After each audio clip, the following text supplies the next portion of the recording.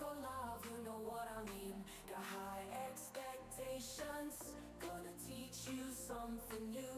Learning and hacking, exploring, there's so much we can do. Feel the excitement as we dive into uncharted lands. New discoveries await in this digital wonderland. Together we'll unravel the secrets, unlock the code. No limits, no boundaries, no knowledge we'll explore.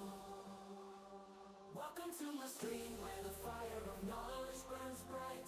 Chat with me, let's embark on this journey of delight. From the basics to superpowers, we'll learn and grow.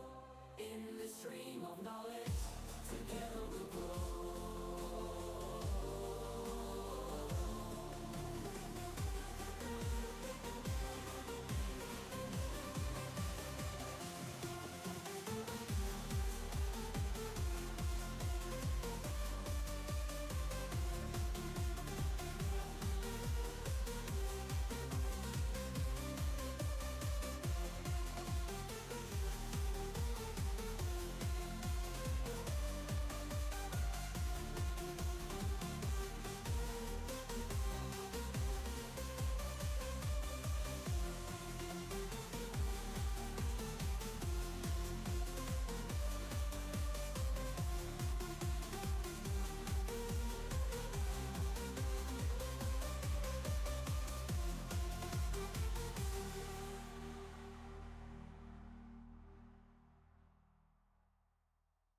Welcome to my stream, where knowledge reigns supreme. Calm and collected, I'm about to go live, you know what I mean. Got high expectations, gonna teach you something new. Learning and hacking, exploring, there's so much we can do. Feel the excitement as we dive into uncharted lands. New discoveries await in this digital wonderland. Together we'll unravel the secrets, unlock the code. No limits, no boundaries, no knowledge we'll explore. Welcome to my stream where the fire of knowledge burns bright. Chat with me, let's embark on this journey of delight. From the basics to superpowers, we'll learn and grow.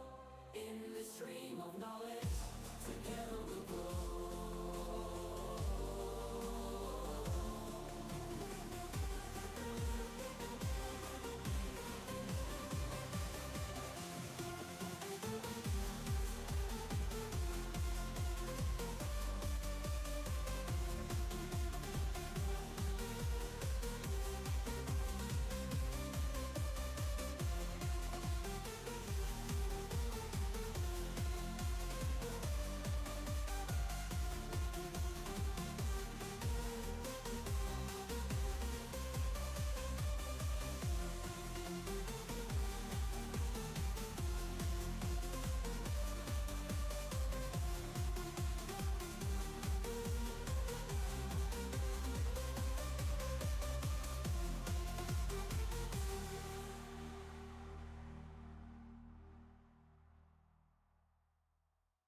Welcome to my stream, where knowledge reigns supreme. Calm and collected, I'm about to go live, you know what I mean. Got high expectations, gonna teach you something new. Learning and hacking, exploring, there's so much we can do. Feel the excitement as we dive into uncharted lands. New discoveries await in this digital wonderland. Together we'll unravel the secrets, unlock the code. No limits, no boundaries, no knowledge we'll explore. Welcome to my stream where the fire of knowledge burns bright.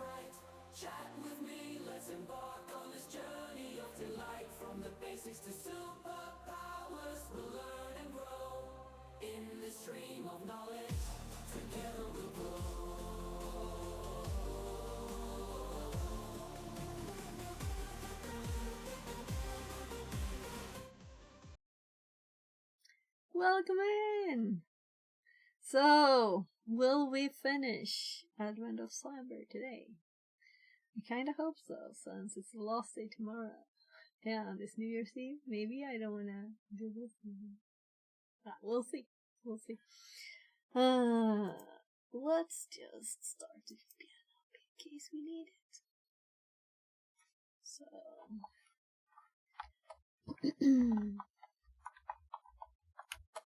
there. So the color machine is up and running. What is not up and running is the TTS, I just noticed. So let's fix that. So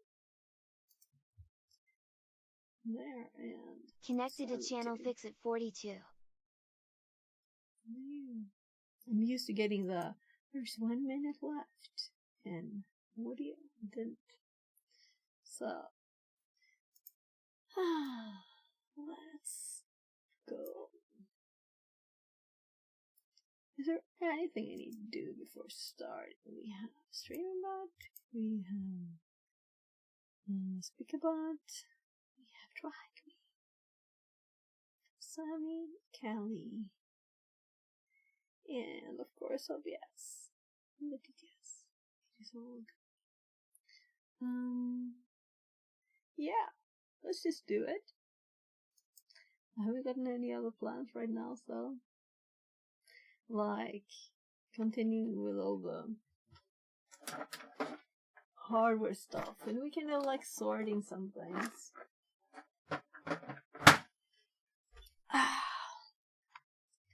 We'll see how quick we are today, as we did some unboxing yesterday. Oh, was this on yesterday's?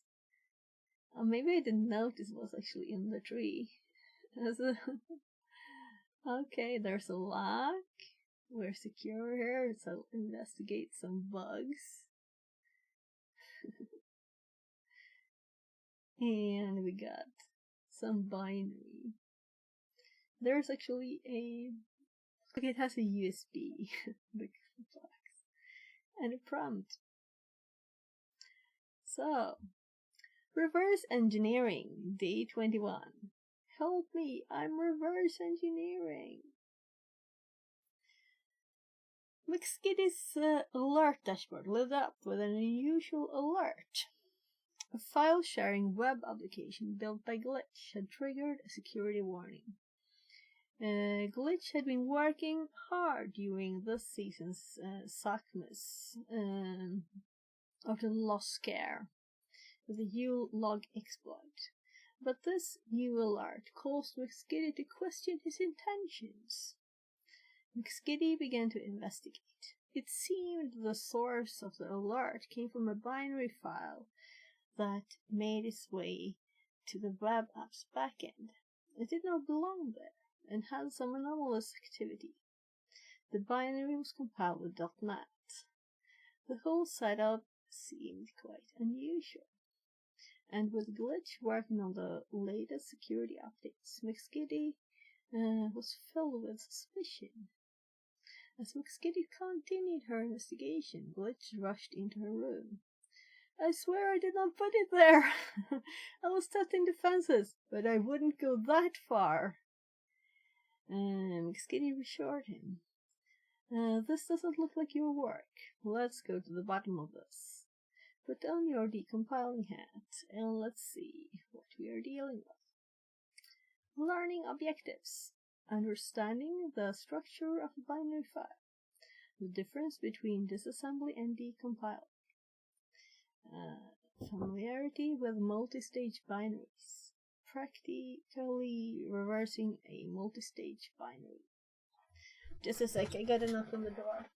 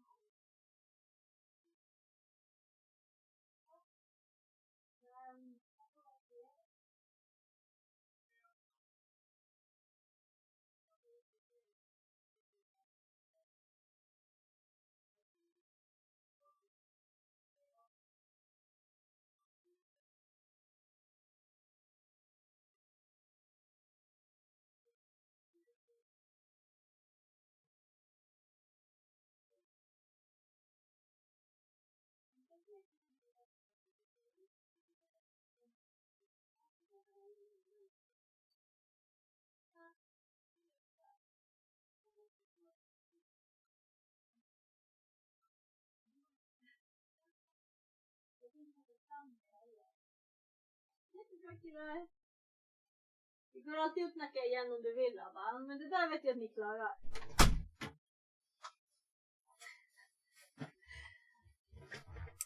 So my autistic soon-to-be 17-year-old and we baked gingerbread cookies before. So now he wanted to eat some, and he touched the dough and everything and made the cookies. But now he don't want to move them from the plate. I'm saying you can do it yourself. I'm sure he can do it himself. So, cleanness is like a touchy subject. He doesn't feel clean on his hand. I'm saying you can just wash your hands. It was quick last time. So, let's continue. So, connecting to the machine. Before moving forward, review the questions and the connection card. So we have a text box. Hopefully we can do Kali. Yeah, we have RDP / SSH. Yeah, I'm guessing RDP today because it's probably a Windows machine that we are just gonna run stuff on, right? But we will also use another machine. Split screen available, assets, and I don't know, Cyberroom. And you're supposed to be able to run it without VPN. So, yeah. I still wonder why it has to scroll to the top of the page every time it does that. Anyone has any replies? Click on the green Start Machine button to start the machine. So it will start it in 95.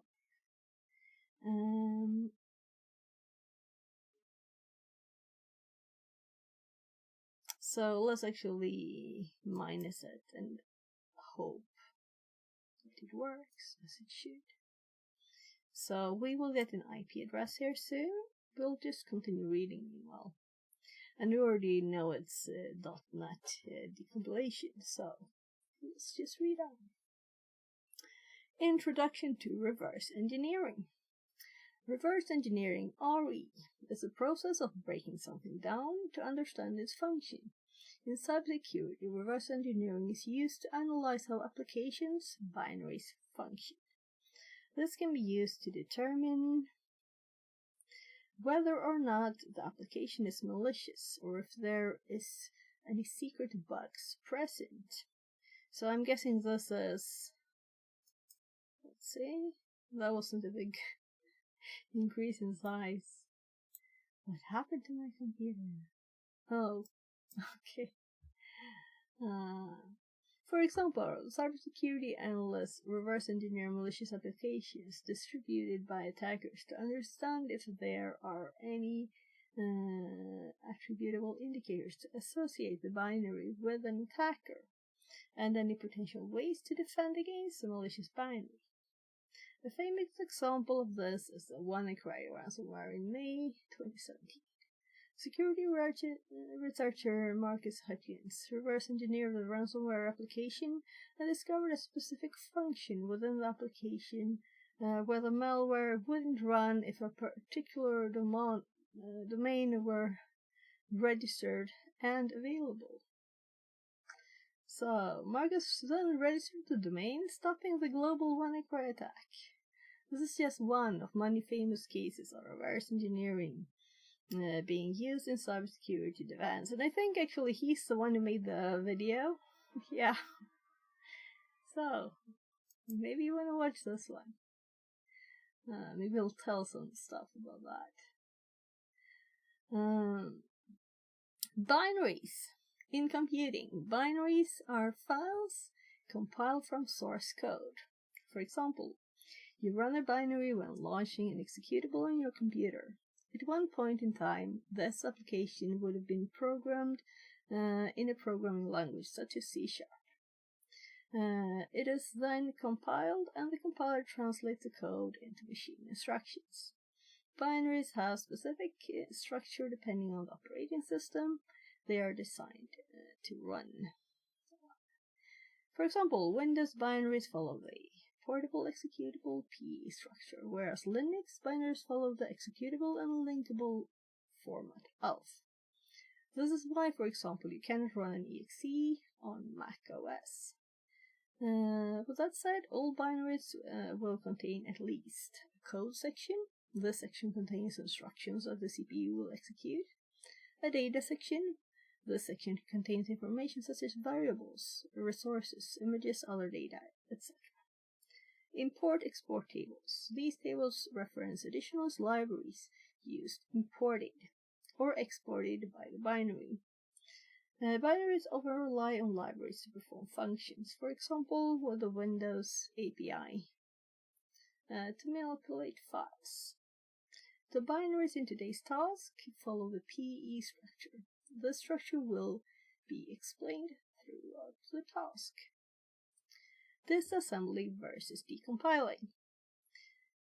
When reverse engineering binaries, you will employ two primary techniques. This task section will introduce you to disassembly and decompiling, explaining the key differences and their pros and cons. Disassembling a binary shows the low-level machine instructions the binary will perform. You may know this as assembly. Because the output is translated machine instructions, you can see a detailed flow of how the binary will interact with the system at that stage. Tools such as IDA, Ghidra, GDB can do this. So, we've done this quite a lot recently, right? On stream. Look at all the buffer overflow stuff, right? So, decompiling, however, converts the binary into its high-level code, such as C++, C#, etc., making it easier to read. However, this translation can often lose information, such as variable names. This method of reverse engineering a binary is useful if you want to get a high-level understanding of the application's flow. So,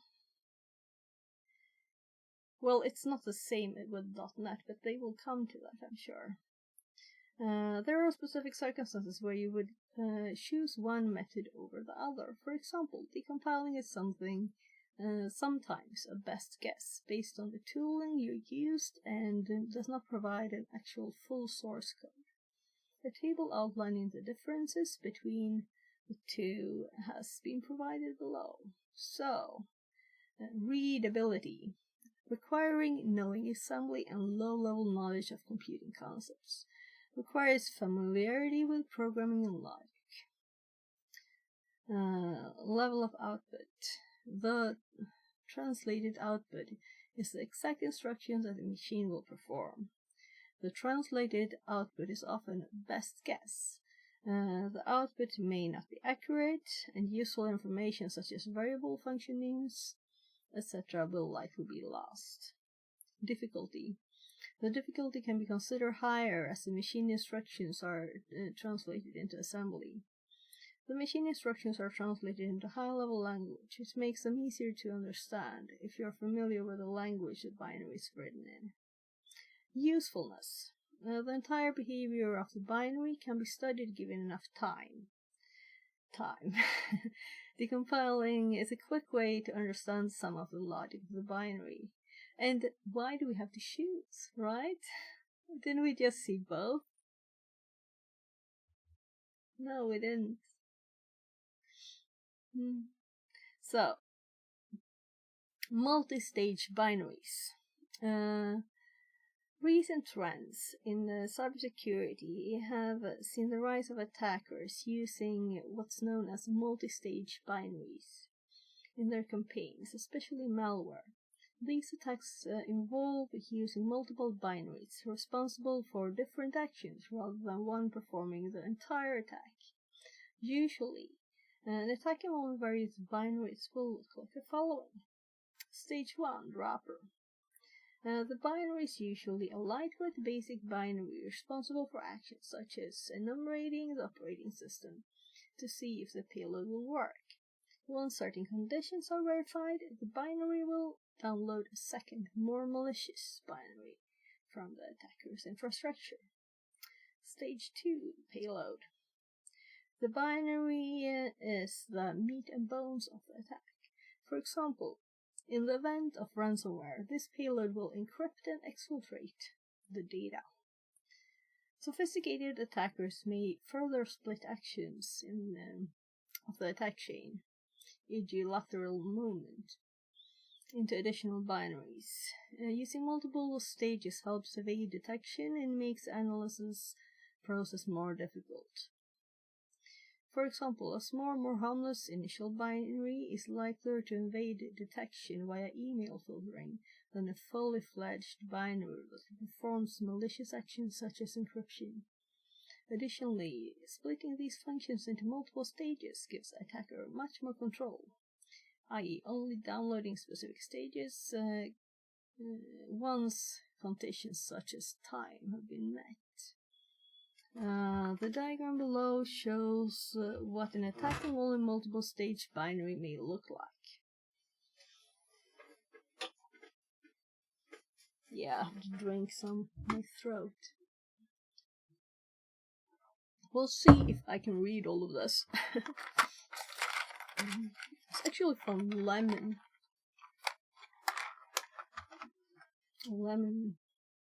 throat stuff. So, phishing email, compromised site, entry point, drops, doc, PDF, RTF. I'm assuming they mean there's a link. Execute, JS, PS, downloader, VVV, and then downloads and executes. So the first thing that's executed is the download, and then the malware itself. So you could really say 3 stages then, right? Or more.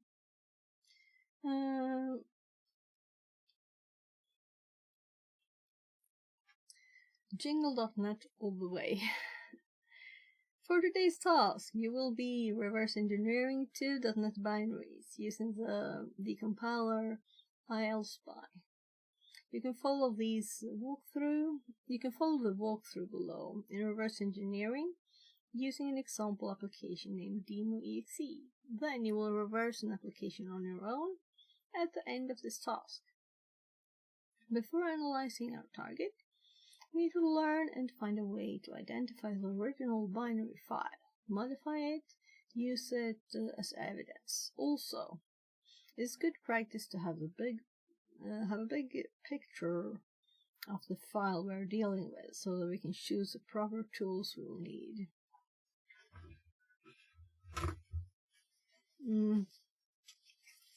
Can't really do that in my mouth. So, let's start by navigating to the file location in the demo folder on the machine's desktop by right-clicking on the file named demo and clicking on properties. So let's start by actually connecting. So we continued reading and didn't actually connect. So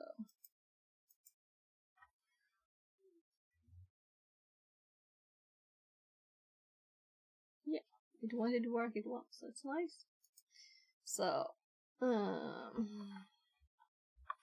let's see what the password is. AOCRE123 exclamation mark.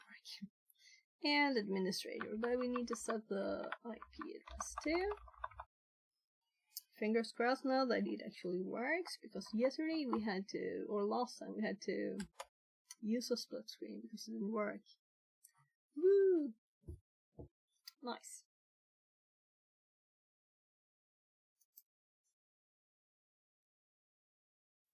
So, I'm just scrolling down to where we were actually. Navigate to the file in the demo folder.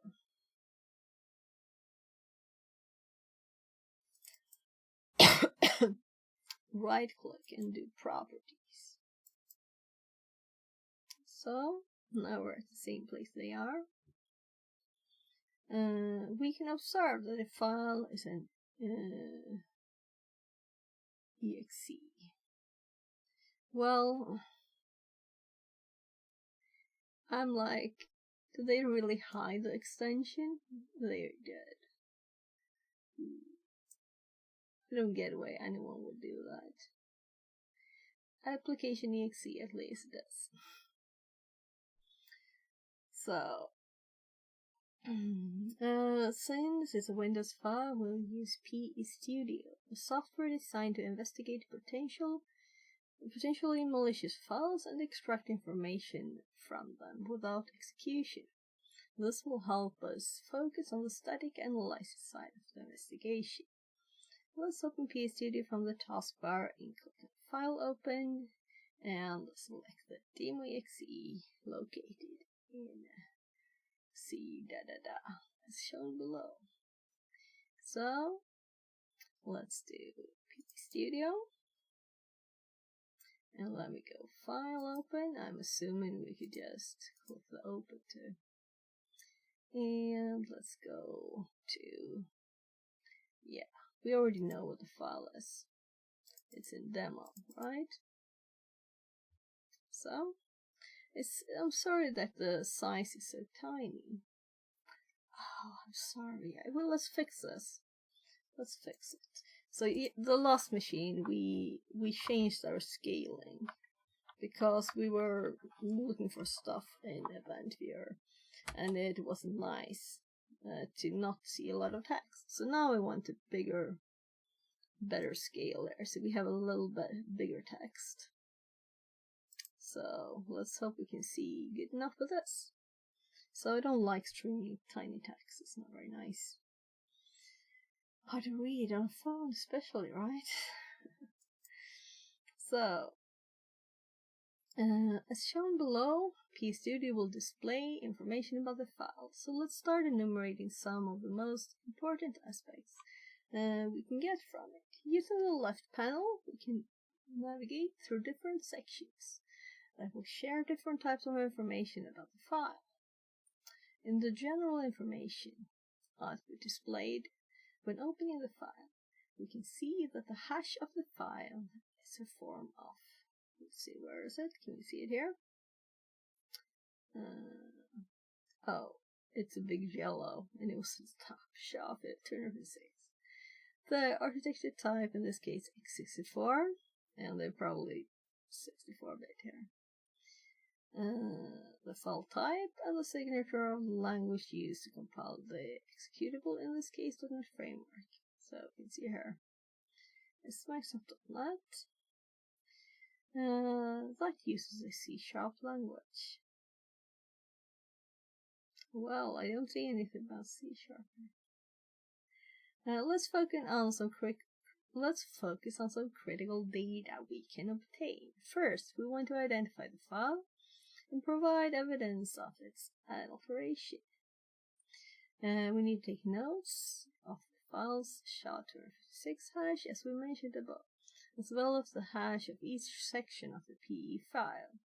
PE stands for Portable Executable, and is a format in which Windows executable are arranged. You can learn more about them here. And we have a link to Microsoft page about PE format. So I think I'm right in there. So also we had a link to PE Studio here. We can also click. Did we miss any other links? So the free or the paid version. So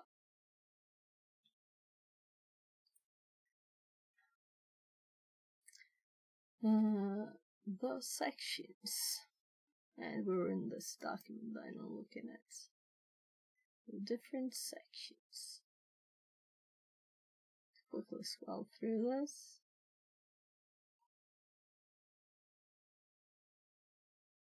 Yeah, let's just click that link too. So we'll hop to the bit where they wanted section table. Yeah, it's kind of early in the file or in the document. So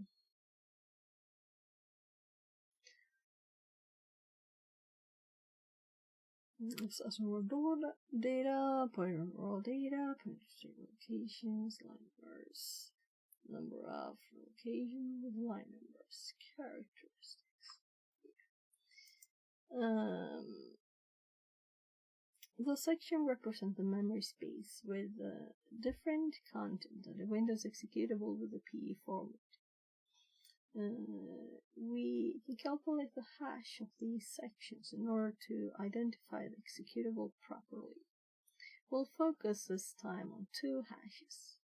The one from the .text section, which is the section of the file containing the executable code. This section is often marked as read and executable, so it should not have any alterations when the file is being copied. You can observe them in the screenshot below. So, section.text MD5. So we have the MD5 there. Let's actually look a bit at what we can see here. So we can see we have the .NET here, 64-bit, console, and demo. And of course the SHA-256, 1, and MD5. And the first bytes of the file. 2. So then we can see this one. System.net URL. Try Hack Me Connect.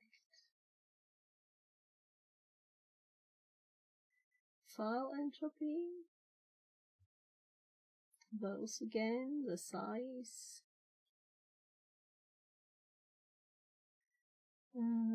Data execution prevention depth on.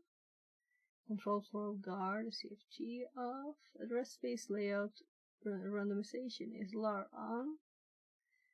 file subsystem. So, if it's name, my application.app version. So then we have the footprints that they went into and looked at the section in the file there. And we get an error on virus stuff. I don't know what the usual is in here, but I'm thinking maybe that's a pay thing. Oh, of course, this is a we don't have network thing. This machine doesn't have internet. So, we'd probably see stuff here if we were on a real machine, right?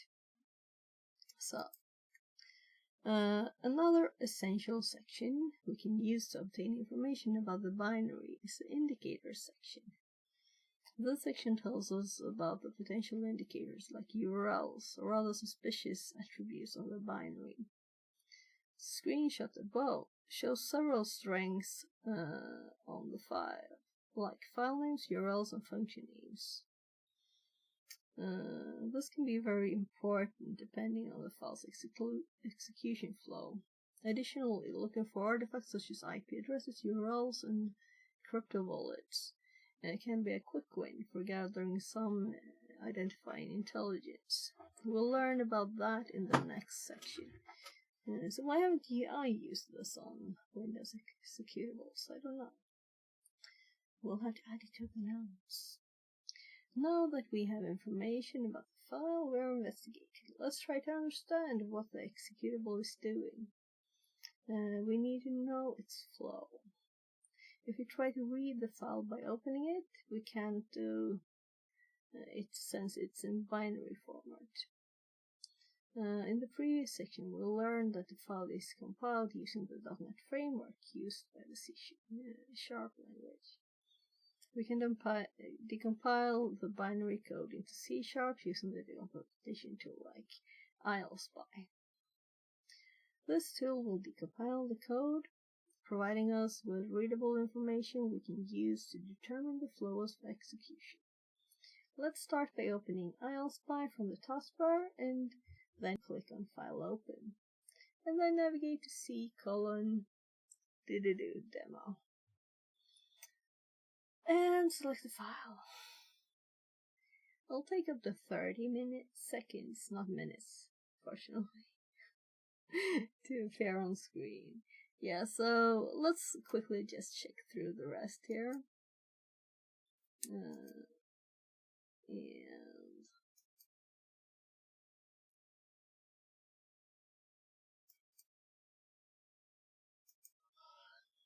So I guess that AMD61, there won't be a lot of information that is interesting here, or they would have told us, right? Maybe there's interesting information here. Libraries NA.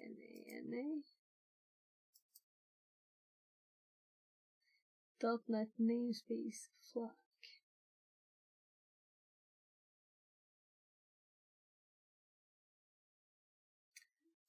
Just a few more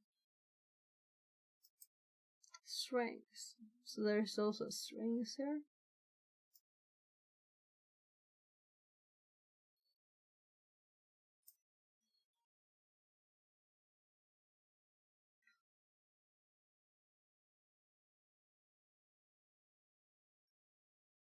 So let's actually read what it says. So download file.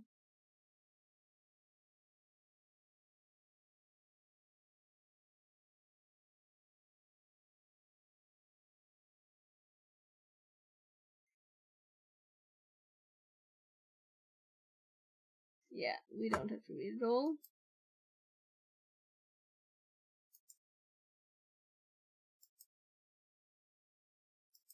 So let's decompile it.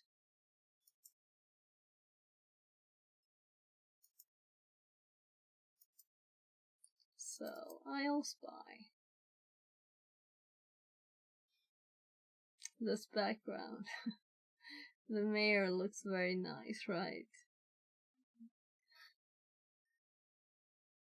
It's like got hoofs too. What is it really?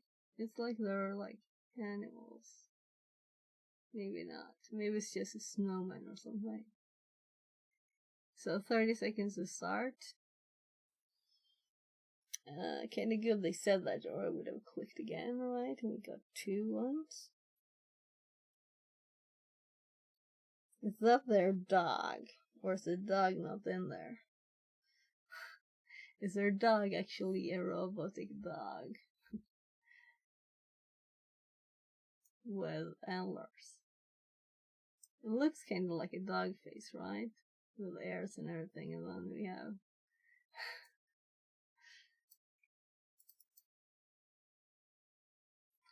so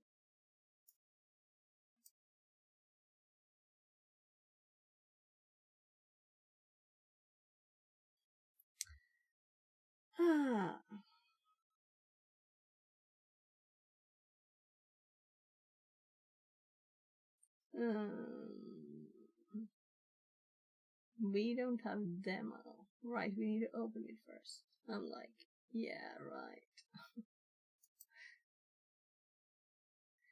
So, let's open. There was probably an open icon, right?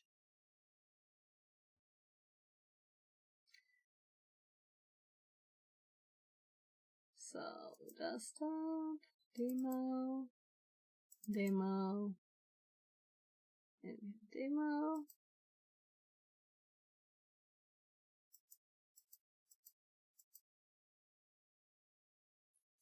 So,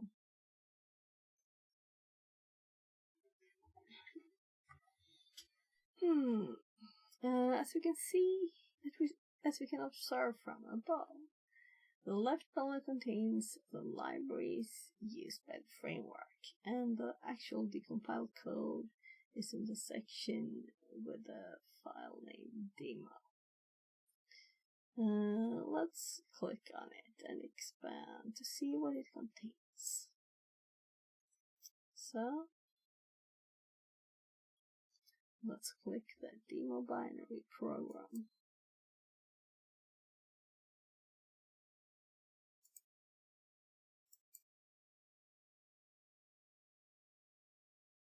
Yeah, I'm a bit tired.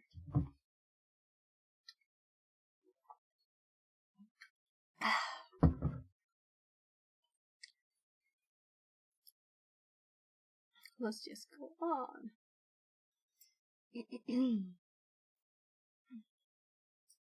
So, yeah, you're already watching the screen, are you? Yeah.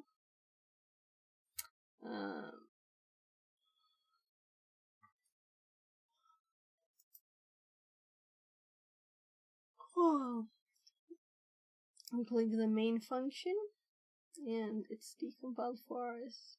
Hello THM demo binary, sleep 5000.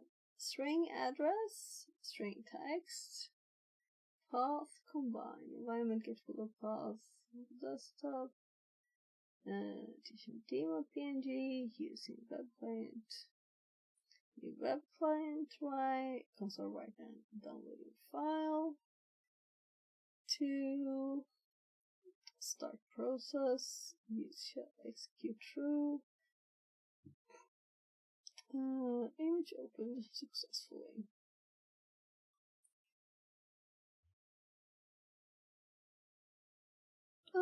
Catch exception never occurred. Like the image didn't exist, right?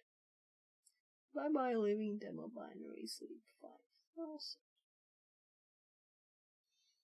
So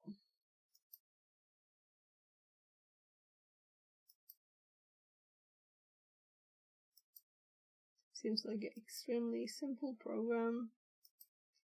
I'm just curious what we see here. Yeah, so here we see the full thing. With just dot. We can expand it, right? So if we click demo binary, we don't see anything. We just see it on the probe.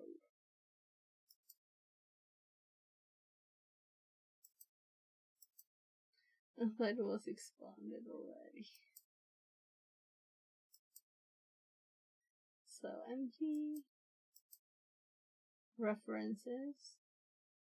So it uses stuff.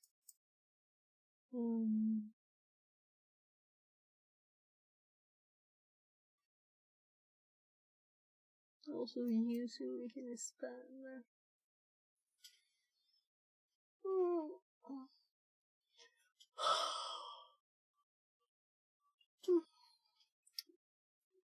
So I'm mixed between how much I wanna dig into everything deep, right? And really not explore it instead of just doing the simple walkthrough things. But also it is the last day and I have 4 ones in time. So we'll see. Rather do them carefully, right, and run through it. As the screenshot above shows, Aspike can provide much information like metadata and references. However, the actual show is displayed on the bracket symbols. In this case, the binary program mine, which is actually the main function of the executable. Now that we have access to the code running on the binary, let's analyze it. Yeah, I already read it, so. The code above displays the main function of this code. We can observe the first, it prints to the screen a message, hello. Uses sleep. Then it assigns a value to string2 variable. Address and text, the first one with the URL accessing PNG file, and the second one with the file name on the user's desktop, called TSHM demo. Then it will try to connect to the URL on the address variable and save the content to the file on the desktop using the web client class. And it will then execute and download the path assigned to the text variable using the process class and start method as just made. Hello. And they give us the code again. So process start. Process started text. Finally, it prints the message. Bye bye. And wait for 5 seconds. Great, we now understand what the binary is doing. It will download a PNG to the user's desktop from the URL. Let's execute the file and see if it is true.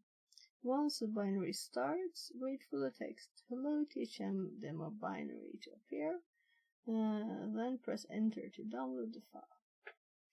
And we're only executing the binary because we're in a sandbox environment. Execution of an unknown binary on a host machine is not recommended. So it's very unknown binary. It's not just a demo one. So let's open it. And of course we could just run it with the command prompt or something too. But let's just double click it. So demo. And it will open the command window. Hello, TSHM demo binary.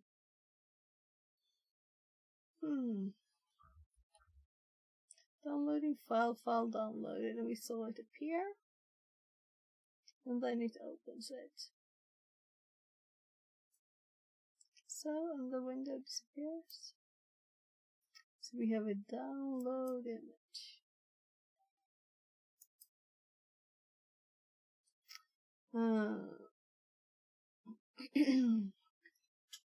After executing the file, we can observe that it was downloaded to the desktop and the message print to the screen as expected.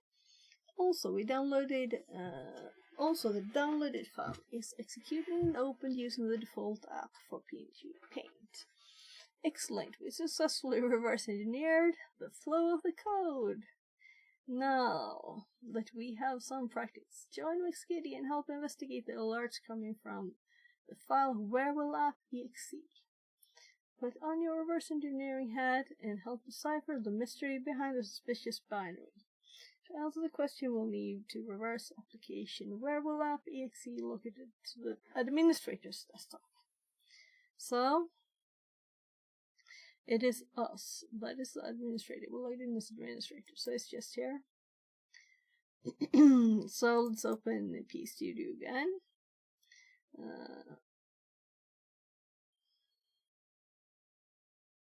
We have questions, of course, too, that we're supposed to fill out. So let's actually look at these first. What function name? What is a function name that downloads and executes files in the werewolf.exe? Once you execute the werewolf.exe, it downloads another binary to the downloads folder. What domain name is the one from the file is downloaded after running werewolf? And then the stage 2 binary executed automatically, and it creates a zip file compromising the victim's computer data. What is the name of this? What is the name of the C2 server where the stage 2 binary tries to upload files? If you enjoy the task, yeah, we've already done that long ago, I think. But let's just open it to make sure. So yes, it's done. So let's start with opening here, because let's imagine we don't know what kind of executable it is. Now we already know, but imagine we don't, right? We have this werewolf app we don't know anything about, so we see that it's an executable file, 64 bits.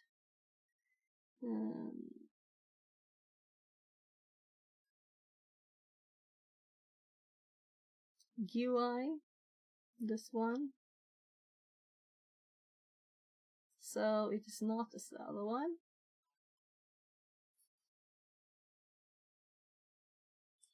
And what else can we see? Actually, let's load this at the same time, because it's slow, right?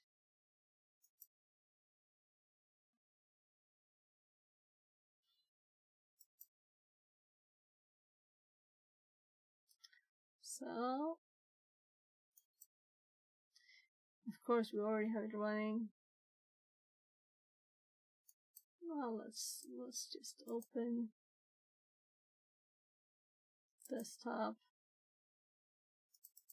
werewolf, and this is still going.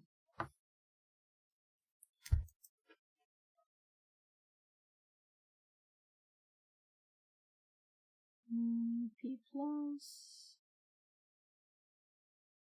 Windows Server 2008. We can also see here 45A and so on. First text bytes.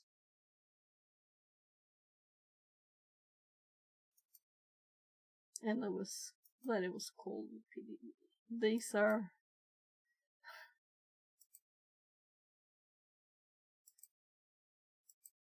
it still says wait and lots of stuff, right?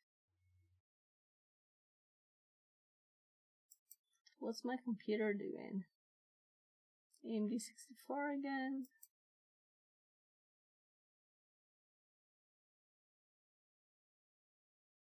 Resources. Yeah, right. What else did we have in here? So maybe it's just that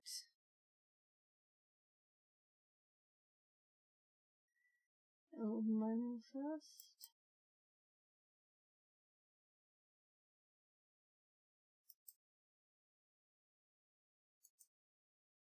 Yeah, let's see if it gets more time, you know, it might find something more. So where will FDLL?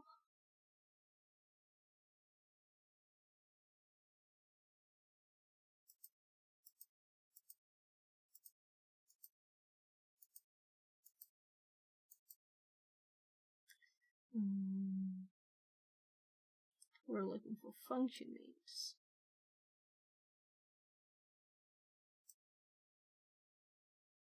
So form 1. Fancy app.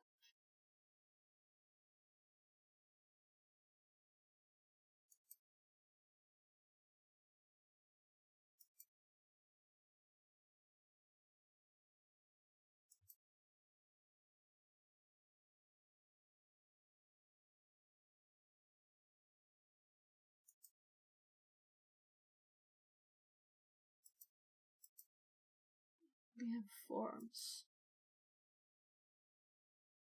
Can we like see the form? I'm curious. Or is it the code? Which it actually is code, of course. So let's look at this.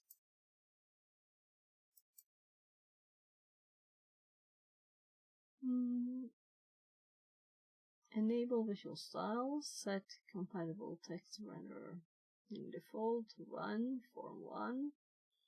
So we have to form 1.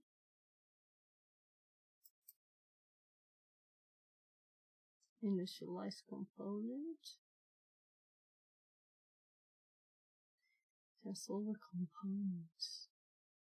I don't like remember even how to.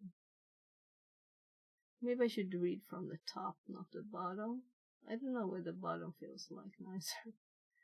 Timer take. Timer stop, hide, download, and execute file. That's probably the answer, because what's a function if it downloads and execute files? Okay.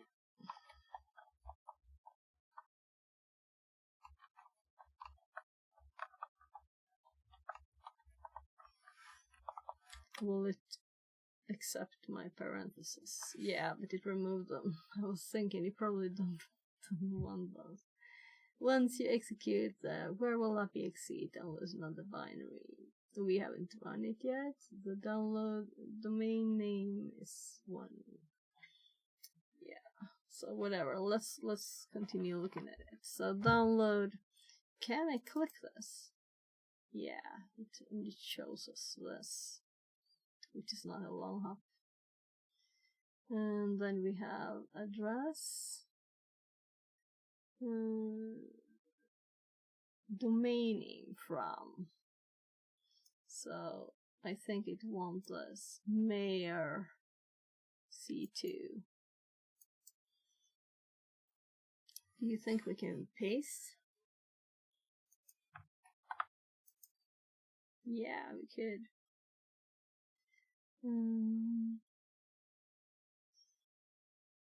So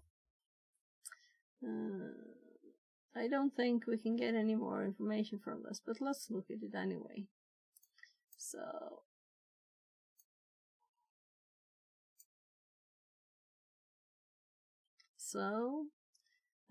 path combine the ExploreXC web client if exists. Text, and text is ExploreXC. What a variable name. Download file. So it deletes the file if it already exists. That's what it does. Then it downloads it to the same name. Okay. So ExploreXC. So this is the answer to the other question, by the way. So there were more answers. We could have seen it happen too, of course, but it's more fun to read from the code, right? The stage 2 binary is executed automatically. So I was like, yeah, Explorer XE. Well, that's a stealthy name, right? If that's running, if that's not running on the computer, web client download file, process start. So it starts it with a nice name of text. But I'm too annoyed at such a tiny thing. That variable naming. Possibly on purpose. I don't know. I think it will get, it got the. This is .NET, so I think it's actually exactly what this was.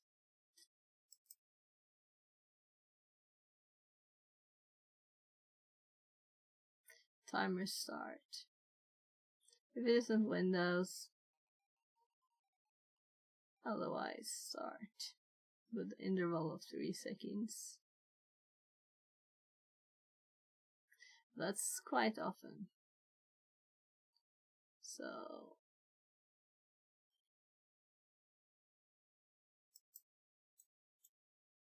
oopsie. Why did I write?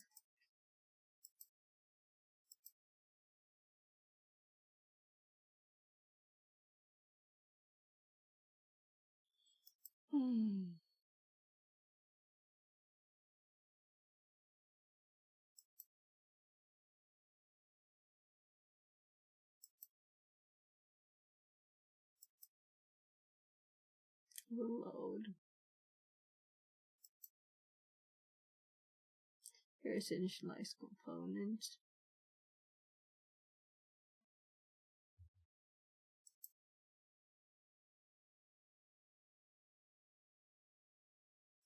Oh, is Windows is also a function.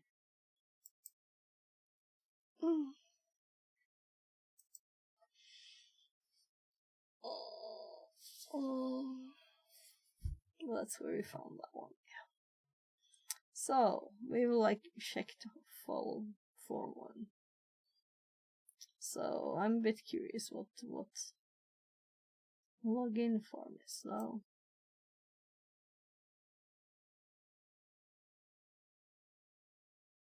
Download and execute file. Login form, new login form. Variable login form show. So they're showing us something, so we think it's a real program kind of thing. But we don't have the password, so we can't do anything. That's tricky. So let's minimize it in case we were to need it again. And we're supposed to run it. As it told us where the file will appear, right? Let's just open the downloads directory and run the program.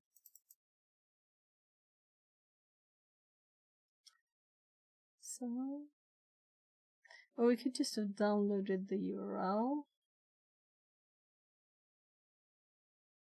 I mean, if we had the internet. So now we have Explorer here, and we get the login. And it's running Explorer XE. So, not very pretty to show that, right? So we kind of know some things already about Explorer XE. It's not a GUI like this.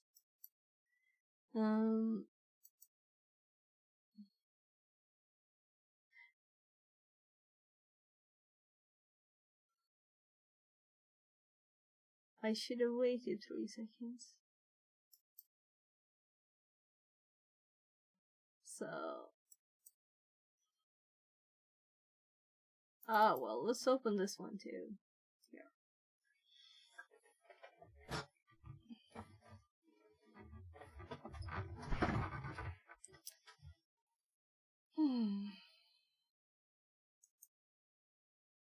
So now we're going to downloads and Explorer.exe. Right, I know I had it up before. We can see console.net, my application app, Explorer.exe.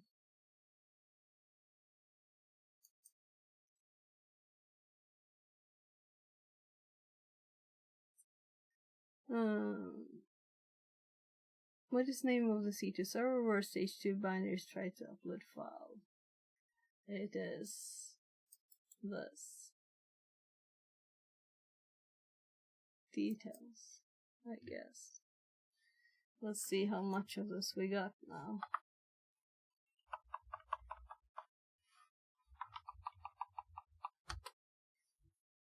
So,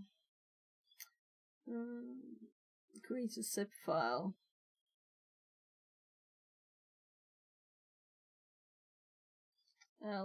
Let's look at the code. I'm assuming we could find a new zip file somewhere on the machine because it should be started and run and got some data, and we should probably see the zip file name here too. Yeah, that's a bit of a challenge, right? Is it in here? Well, that's just random.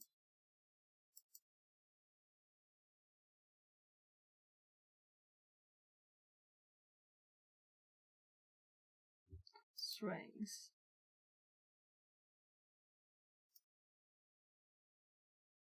There's probably something .zip here, right? Of course, we're going to look at executable anyway. It'll probably be a .zip here. Collected files.zip. So right click, value.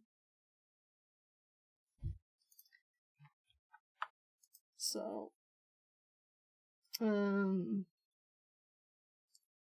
that one is I've already done. So let's look at the executable anyway. I did click minimize. There. So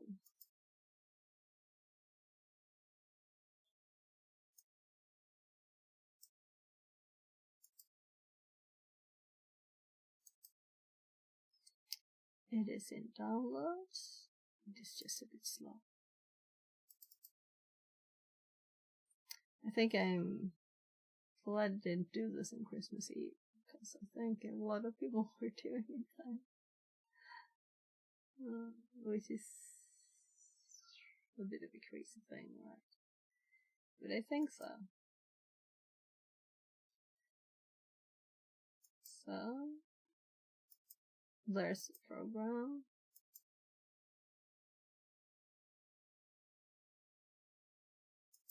Let's just click program 2. And we should see the class and all the functions, so we can see all the code nicely.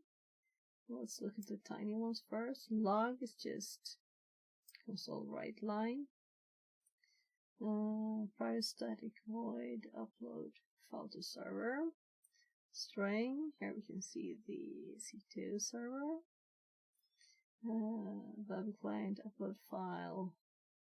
Zip file file uploaded correctly. And I'm looking for the variable name.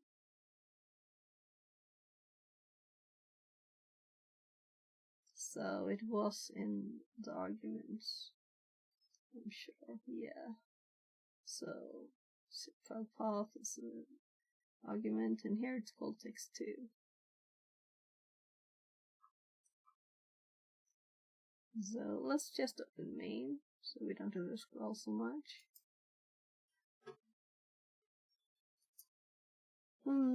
So we have source,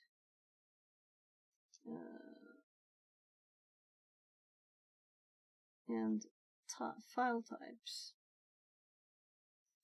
string folder path, my pictures. Okay, searching for files in folder path. Text path combine collected files. Create directory. So it's creating a directory. It's getting files. Directory.get files. Okay, so it's just listing them. Then it copies all the files. It doesn't just zip the directory. It makes a new directory. Because it just wants these types. Okay. So, very secret files. String, text2, path combine. Well, collected files was set. Here we have it was that file, yeah. Not surprised, right? No files were found. Matching. Extensions. Files found in copies. Exiting zip file in the temp folder deleted. So, file exists text2, file deleted text2. Creating zip file dot create from directory. So there's a using up here. Come on. So let's see.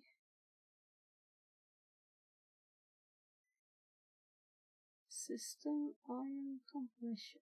So I guess it's in compression there. Oh, it's so slow.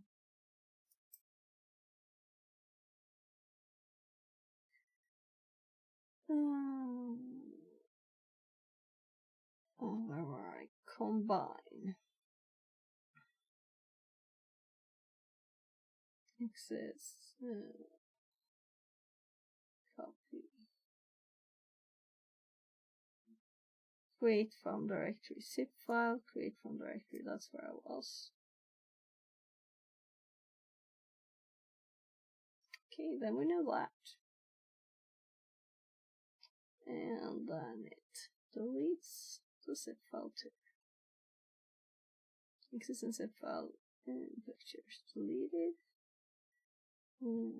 Zip file copied to pictures. Uploading zip file. Upload file to server. Directory delete. Okay, so we can just close this thing down. Let's just make sure I didn't miss any questions before. Yeah, so there. Nice. Let's Kubernetes. Let's actually close this first before we get to the next one. So I didn't feel the need to. Oh my. Now let's do F5 because I will hop to the next task automatically. It'll take some time though. So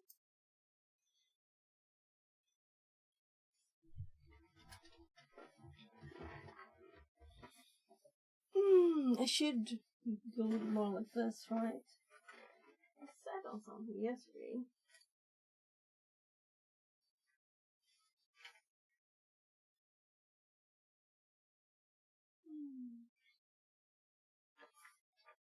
Yeah, let's sit on some folded dresses. That's a normal thing to do to get up higher, so I can show my shirt.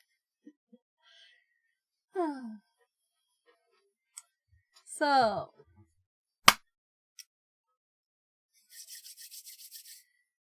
Kubernetes DFIR D22. It's because I'm cubed, isn't it? Mere malware laughed hard at what he had done. Another scheme hatched, another scheme won. Okay, my kid's looking at the door.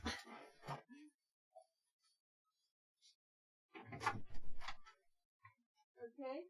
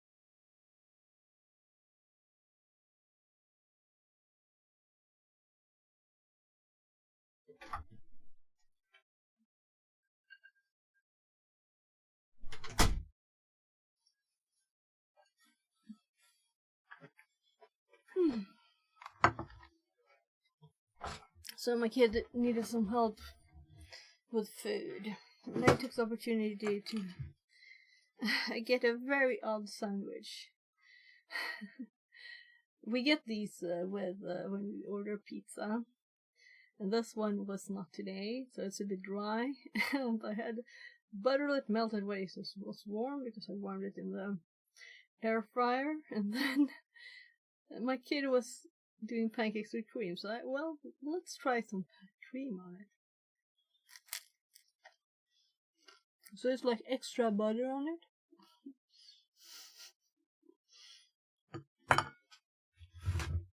Odd. Hmm.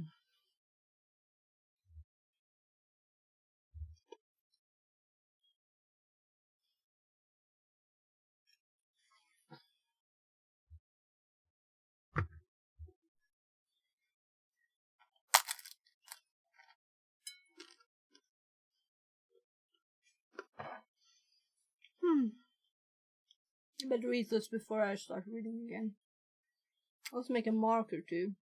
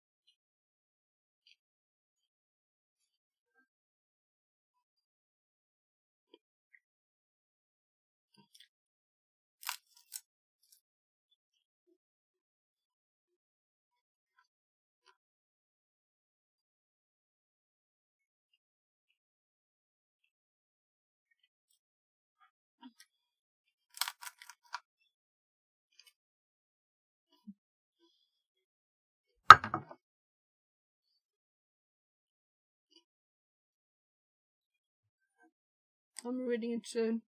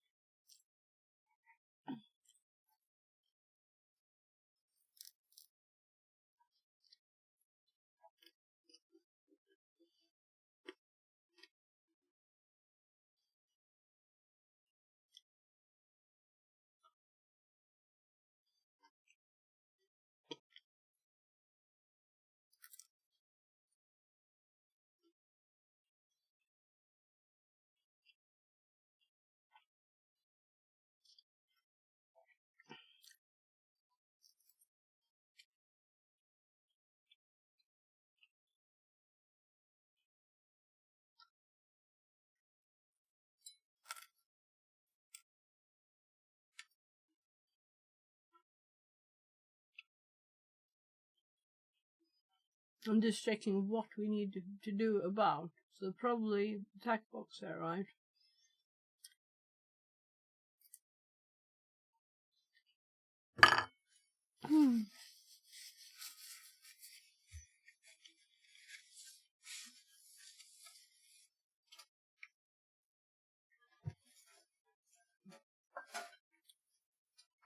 That was enough.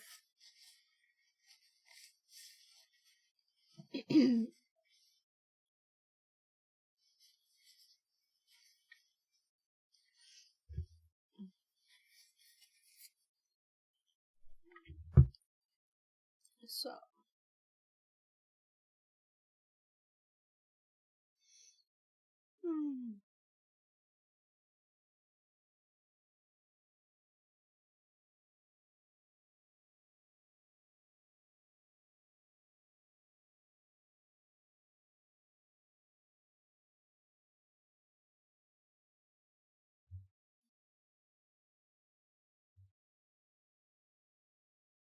just saying good night.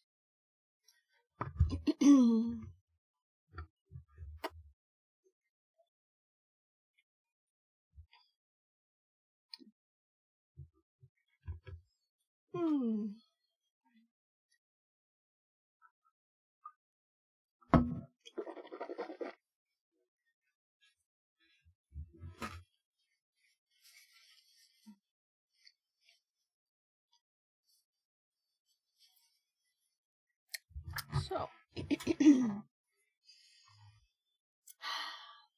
let's get started, or continue, or whatever we want to call it. So, first, let's take a peek on the... So, oh, it's not a textbook, it's split screen machine. So, we will use a split screen for this one.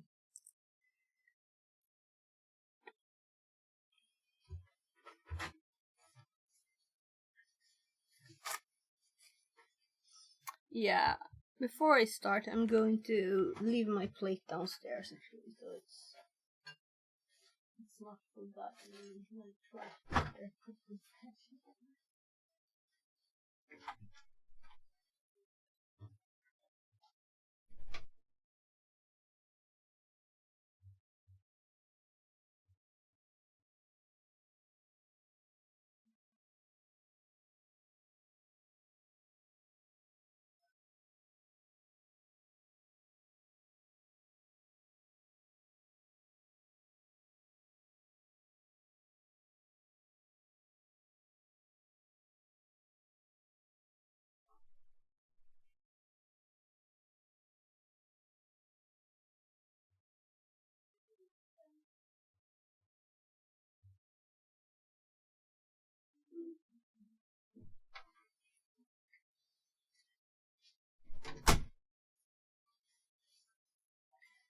"16 raiders from Chef's Almighty have joined.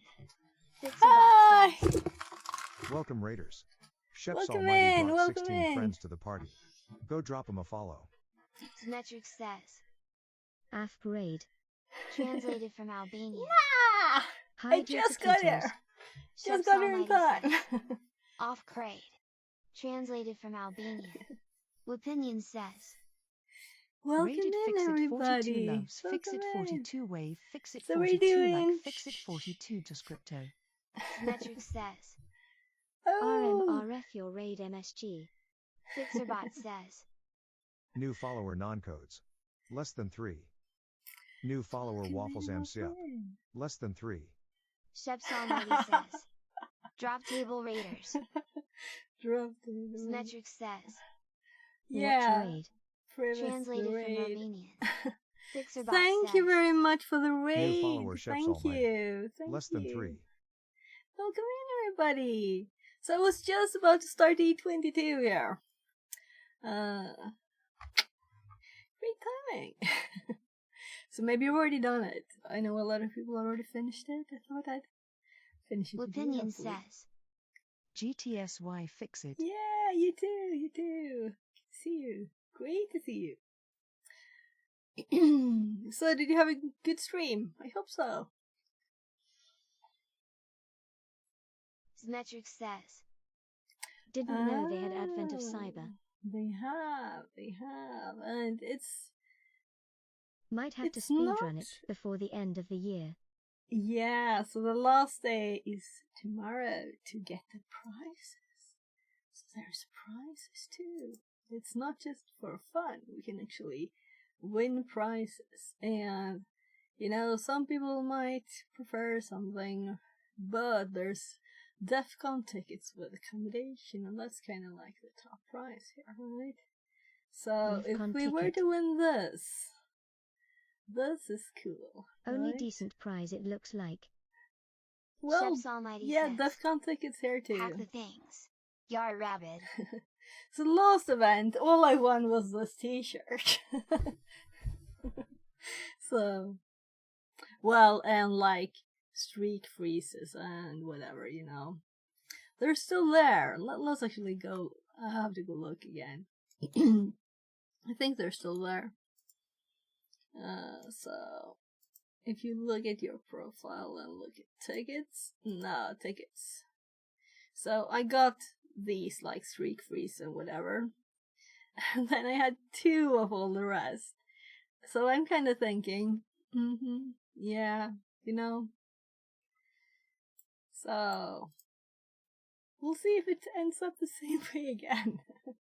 Anyway, it's something, and it's fun to do it. And after I have done the rooms, I cut them up with a Twitch highlighter to get make YouTube videos.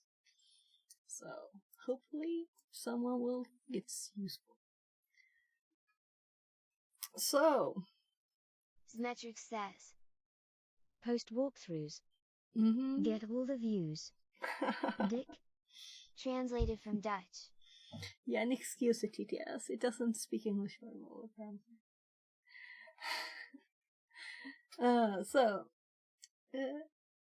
Or actually, that seemed to be the actual Dutch word for the translation into case.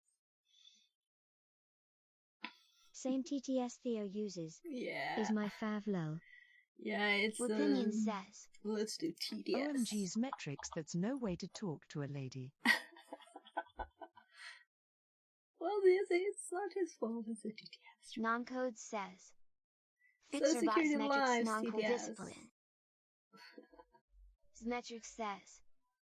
It's not like I said, hey, wanna see my lol. Now you did. Let's see what it translates that to. I don't think it does when there's a lot of a language. Opinion says. Lol. Yeah. I think it'll translate it. We'll see. So how was the stream? Tell me all about it, if you have the time.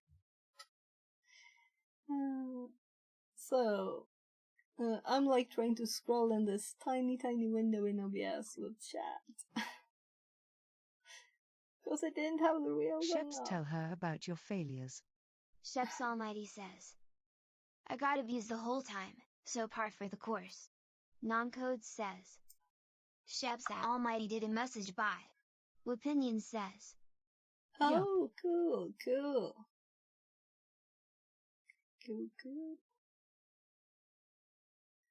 So, should we start this or should we just chat? What do you want to do? We could do something else, but I feel the pressure of time here. I have to do 3 more, right? And tomorrow, maybe my family won't love if I sit by the computer doing this. He managed to get the kettle working, I think. So I have to check the channel out, because I kind of missed my own shout out there. It was so quick. So let's look. So we can the sheet and look into her. So of course, follow. There was a shout out if anyone didn't follow already. So I don't know if this is like the last stream. Oh, lots of music breaks from it, right? Yeah, it hasn't even ended. Right, exactly. And their username, and then they do that, and then the bot says, this person said, thanks to or whatever it might be, so that regulars can continue to talk to each other, even if they're not so always on stream interesting. I'll definitely come to the stream and check that out. Now I've made myself want a cup of tea lol. Going to lurk for a moment, BRB. Yeah, make some tea. Sheps Almighty says. This guy sounds like a mug. Definitely not worth following. Sounds very interesting. Yeah, need to check this out. Do you have like fun clips or something here? We can check out. Symmetric says. Kind of weirdo who messes up tea by adding milk. Oh, well, Shoving it then into I'm big aware of it lists. too. Okay, cool. Shove it into big dicks instead. Depends on Everybody what loves tea big it is. dicks. If it's like green tea, maybe not. But maybe. And maybe they're more even in green performant. tea. So I'm talking at the same time as I'm watching clips. We'll have to do that later. Opinion says. OMG, that clip. I missed it. I can't replay it, can I? Talking to Shoving myself. it Everybody into loves big big. lists. Non-code says. Cool. Shove it into big Sheps dicks the instead. almighty Sheps is Everybody doing loves big reverse dicks. psychology on us. Very clever Now man. I heard it. And they're more performant. Okay. Sheps almighty Yeah. says. You've seen me read chat, I am not a clever man at all. Yeah, so at least it's a TTS for me doing the reading, right? It's kind of nice to actually have the TTS reading. Bits are more performant than lists. Find the lie. Person shrugging.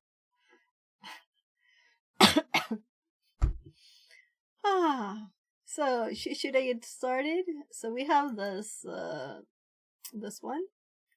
We have Kubernetes something. We have hash cracking. Let's check because this one is. Yak the things. Let's scroll down. Do we have one of those with boxes? So this one will have RDP or SSH on, and Opinion the says. next one. T. Tea. Yeah, give me some. Give me some tea. I want some tea. TRB. Translated from Malay. So, this is possibly the last split screen. And I don't like split screen. Shh. So, let's get started reading. You're welcome to talk. Sometimes if I'm like reading, everybody's like,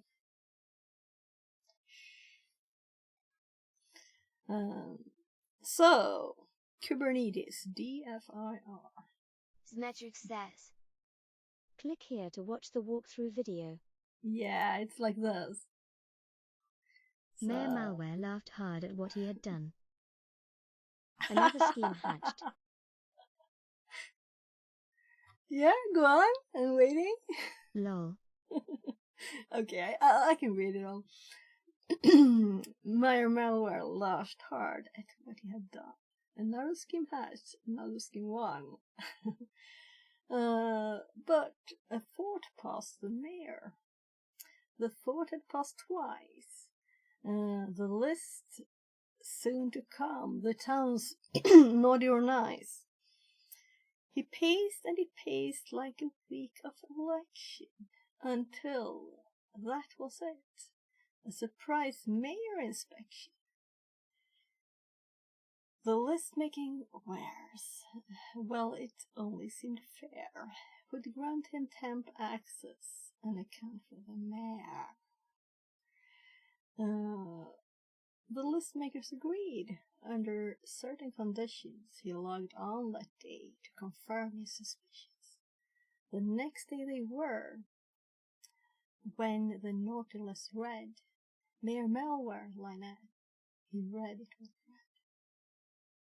The conditions they gave, he looks like a nice guy, right? The conditions they gave, there's something they missed. Somehow and someday he accessed the list. Mayor Malware then smiled, as he'd find no blame. With this, he would find a new home for his name. So he'll just, I'm assuming, we'll see what happens. Learning objectives. Learn about Kubernetes. What Looks it is. like we need to get into and Mayor account why and it need is to head used. in one Mayor Malware. Easy peasy. Translated from Polish. Learn about DFIR and the challenges that come with DFIR in an environment. I can't read. I skipped a word. Ephemeral environment. Learn how DFIR can be done in Kubernetes environment using log analysis. So these things, I don't know that good. It's great to learn them. Even though it's not a thing that I've been thinking like, yeah, let's learn DFIR. So let's start the machine and read on. And we'll get the split screen. And we'll have to survive the split screen. And it always scrolls up to the top for some reason. Kubernetes explained. Back in the day, It was very common for companies' organizations to use a monolithic architecture when building their applications. A monolithic architecture is an application built as a single unit, a single code base, and usually a single executable deployed as a single component. For many companies, this worked and still does to this day.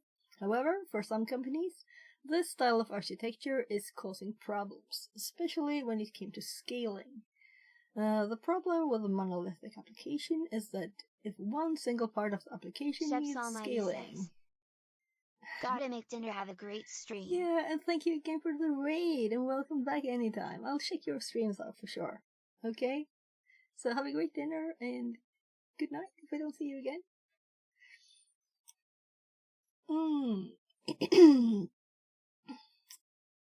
So, the problem with a monolithic application is that if one single part of the application needs scaling, the whole application has to be scaled with it. It would make far more sense for companies with applications that receive fluctuating levels of demand across their parts to break the application down, component by component, and run them as their own microservices. That way, if one microservice starts to receive an increase in demand, it can be scaled up rather than the entire application. Yeah, sounds smart. The great microservice adoption. Microservice architecture was adopted by companies like Netflix, which is a perfect example. Let's just full screen this so we can get our screen back and hop it over to the other screen. And let's just full screen this thing. So we have on our right screen now this thing, right? And then we can get rid of this. Much nicer view. But it'll, again, we need to scroll from the top, so where on earth am I? Let's make it a bit bigger too, right? Maybe not that big. So, Netflix, which was a perfect example of the hypothetical company discussed above. Their need to scale up services dedicated to streaming when a new title is released, while services dedicated to user registration, billing, etc. won't need the same scaling level, made a microservices architecture a no-brainer. As time went by, companies similar to Netflix hopped aboard the Microservices Express, and it became very widely adopted. Now, as for the hosting of these microservices, containers were chosen due to their lightweight nature. Only, as you can imagine, an application of this scale can require hundreds or even thousands of containers. Suddenly, a tool was needed to organize and manage these containers. Introducing Kubernetes. Well, you guessed it, that's exactly what Kubernetes was made for. Kubernetes is a container orchestration system. Imagine one of those microservices mentioned earlier is running in a container, and suddenly there is an increase in traffic, and this one container can no longer handle all requests. The solution to this problem is to have another container spun up for this microservice and balance the traffic between the two. Kubernetes takes care of this solution for you, orchestrating those containers when needed. That makes things a lot easier for everyone involved, and it's because of this, along with the widespread adoption of microservice architecture, that Kubernetes is so ubiquitous in the digital landscape today. This popularity means that it's highly portable, as no matter what technology stack is being used, it's very likely a Kubernetes integration is available. This, along with the fact that it can help make an application highly available and scalable, makes Kubernetes a no-brainer. In Kubernetes, container runs in pods. These pods run on nodes, and a collection of nodes makes up a Kubernetes cluster. This is within a cluster that McSkitty and Code's investigation will occur today. If you're interested in learning more about Kubernetes, we have a range of rooms on the subject. A good place to start is the Intro to Kubernetes room. Then there's plenty more where that came from, with the Kubernetes hardening module. So let's just see, did I do these? I did that one, but not this thing. Oh, that's a whole list of things to do. Okay. So, just for the people who rated, I don't know if you all know that this is not the only thing I do, right? So we have like hardware stuff. Do we have anything? So depending on how long I stream today, we might look at the rotor, for example, to see if we can do some hardware hacking stuff, or maybe this new camera that arrived a few days ago. We have other stuff too to play with. Right here, here's where I put the Raspberry Pi with GPIO. So we connected LEDs and stuff and buttons, and we're gonna do sensors and things and play with that. And probably do serial communication. Though we tried it, but it was turned off from as default. Oh right, and we also have these boards to read these things. Lots of things to play with. So stuff is falling out of their bags. So oh my throat is really not happy. And yesterday in the mail we got these new volt and amp meters to build a power supply to have like on the desk. So we're also have some buck-a-boost converters, and I'm probably gonna order more. So we have the four little meters there. We need, of course, 4 different changeable.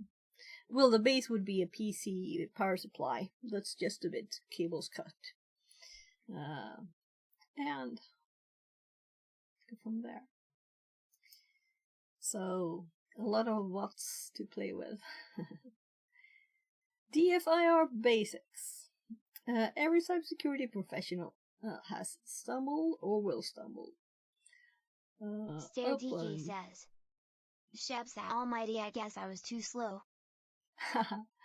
Yeah. You had to make dinner, I think. Something. Yeah, I think so. Yeah, dinner. So, you missed the end of stream there? Welcome back. Doing the last rooms here on the Advent of Cyber, but I haven't finished. So, I guess I'll start reading again. DFIR basics. Every cybersecurity professional has stumbled or will stumble upon DFIR at some point in their career. I was in a stream, but had to run to the store. Was here when I came back. Okay. Yeah, that happened to me lots of times. So, it is an acronym in IT. We all love our acronyms. That stands for Digital Forensics and Incident Response. That's why I didn't recognize it, because I've seen this several times. Why do I keep forgetting it? DFIR is not that hard, is it? Digital Forensic and Incident Response. Should remember that. So, these 2 investigative branches of cybersecurity come into play during the cybersecurity incident. A DFIR expert will likely be called to action as soon as an incident is ascertained, and will be expected to perform actions that fall into one of or both of the 2 disciplines. Digital forensics, like any other forensic discipline, aims to collect and analyze digital evidence of an incident. Artifacts collected from the affected systems are used to trace the chain of attack and uncover all facts and ultimately led to the incident.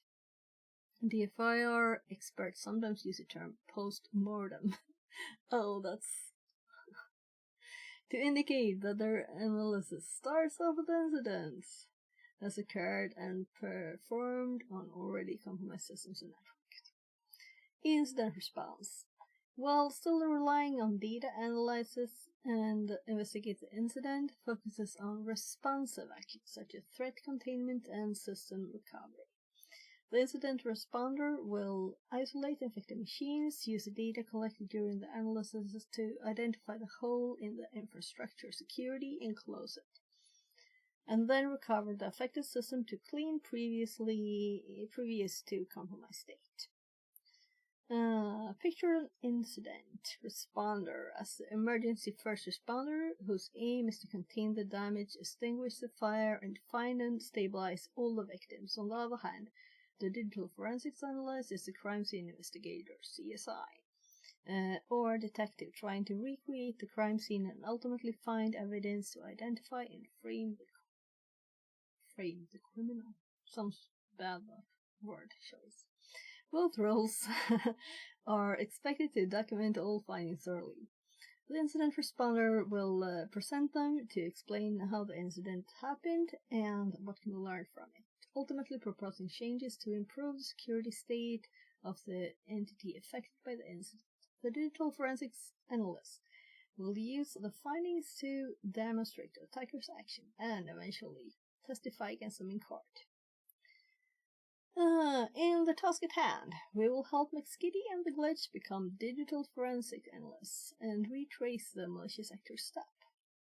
We will especially focus on collecting evidence and artifacts to uncover the perpetrator and present our analysis to Werewolf townspeople, so everybody will know who it is. Trying to ruin Sockmas. Excruciatingly for real. Okay. Excruciatingly for real. DFIR can be a lot of fun. It's easy to feel like a digital detective, analyzing the crime scene and connecting the dots to create a narrative string of events explaining what happened. What if the crime scene vanished into thin air moments after the crime was committed?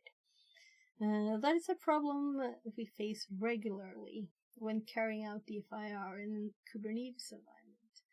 This is because, as mentioned, Kubernetes workloads run in containers.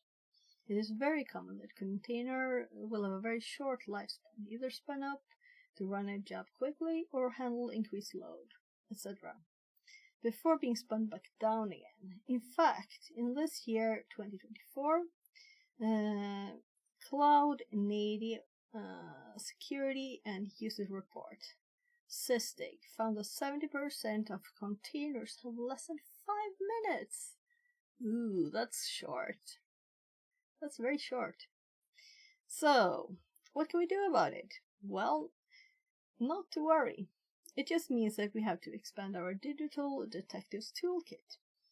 The key to keeping track of ongoings in your often ephemeral workloads within your Kubernetes environment is increasing visibility. There are a few ways you can do this. Haster DK. Yeah.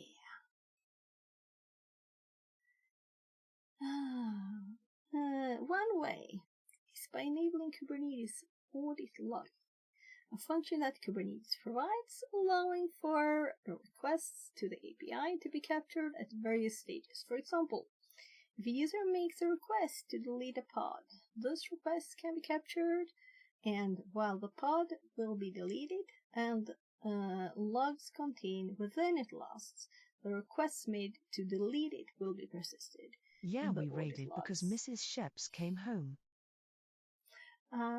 That's the raid reason. So, welcome in our overloaders. What request events are captured can be defined with an audit policy.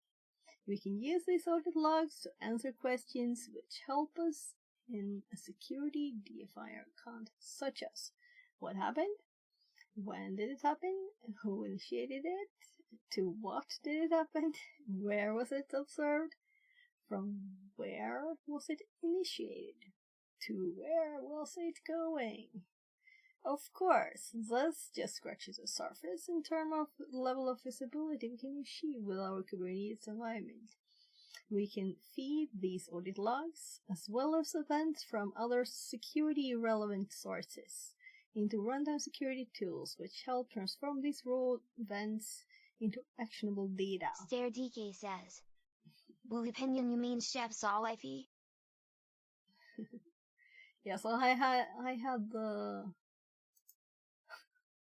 Maybe we shouldn't have that clip up, right? Always on stream together. Would you check those streams out? Would you check that overlay, right?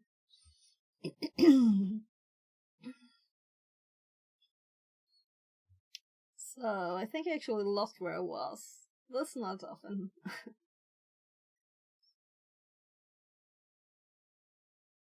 So let's just read again. Of course, this is scratches the surface of terms. Oh my god, that's long ago. Well. We can feed this audit log as well as an event from other security relevant sources into runtime security tools, which help transform these raw events into actionable data, which can then be visualized using yet more tools. A digital detective should definitely invest in an extra large toolkit. If you want to learn more on the subject, check out the Kubernetes Runtime Security Room.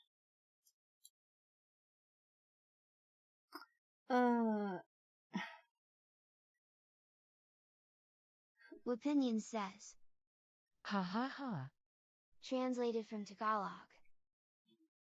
By the way, guys, if you want to chat, I'm in advert land RN. Oh. Okay, sorry for that. Let's see a sec. So I have a setting. I'm in advert land RN.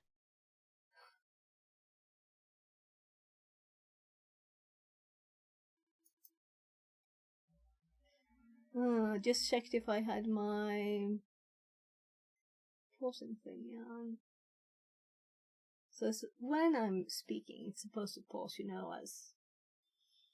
as Theos 2. So if it works or not, I don't know. So it shouldn't really talk at the same time as me. But we'll see.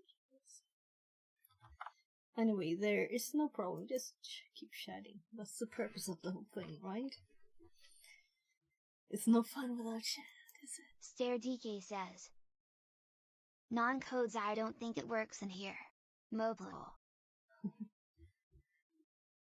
Yeah, so you'll have to make a feature request here and leave a message.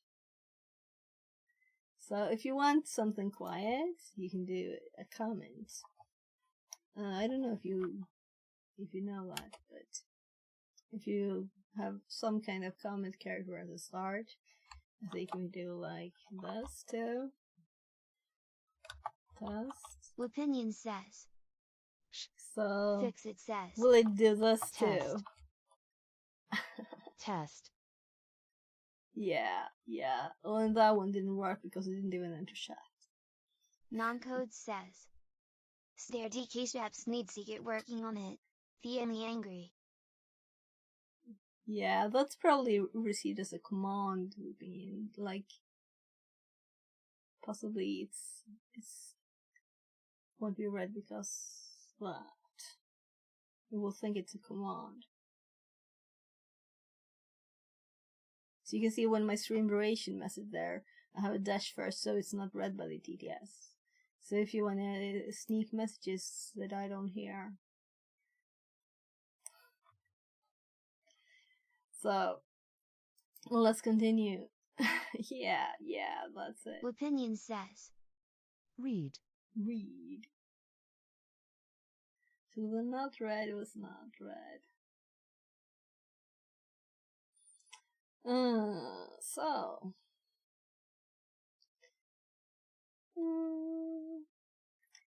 Following the cookie crumbs, I think we're going to go to the practical stuff now. We have this. If my machine works, it should. No, I have to own StareDK my says, stream control phone. non-codes I know, Sometimes but it's as far as I bye-bye. know, Cross-channel message storing is version 3 or 4.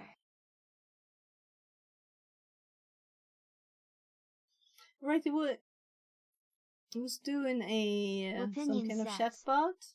Nice.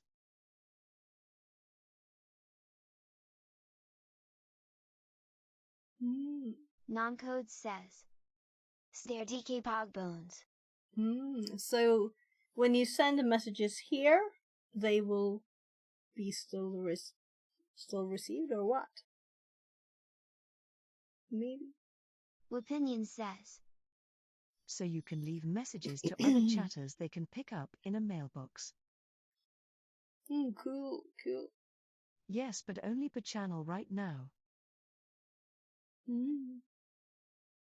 Cool. Yes, I was going to hop over to the other screen. Now we should be able to do it in 4 seconds, maybe? So, actually more. That's odd. It said my phone. Sheps doesn't know I'll about the do a whisper 5-second feature, ad, but and don't then tell it did a him. 10 one. Okay. Stare DK Making says. zone. If his bot is here and you do. Leave Sheps Almighty whatever. Sheps Almighty can pick it up in other channels where his bot is. So how do you know how I read leave message? Not just leave a message or something, but the message you send when you leave somewhere. That's how I read it. A leave message. But leave a message. Yeah. I think it will say leave a message. So now I can switch screens. Come on, phone. I'm clicking the button.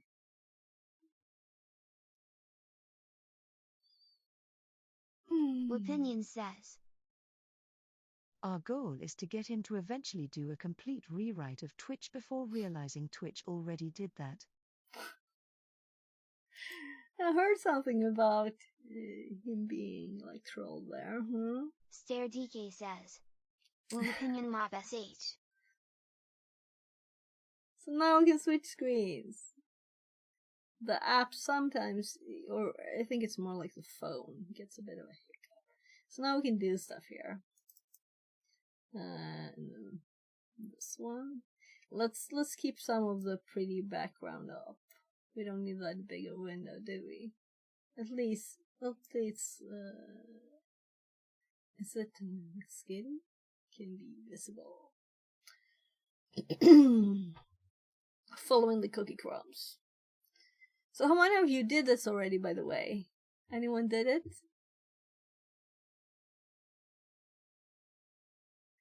Let's start our investigation. As mentioned before, some of the log sources will disappear as their sources. I'm HTTP.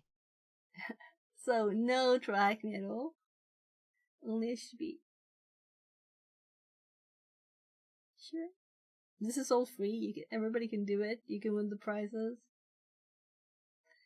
Let's start our investigations. As mentioned before, some of the log sources will disappear as their sources, like Pause or Ephemeral. Let's see this in action first. On the VM, open a terminal.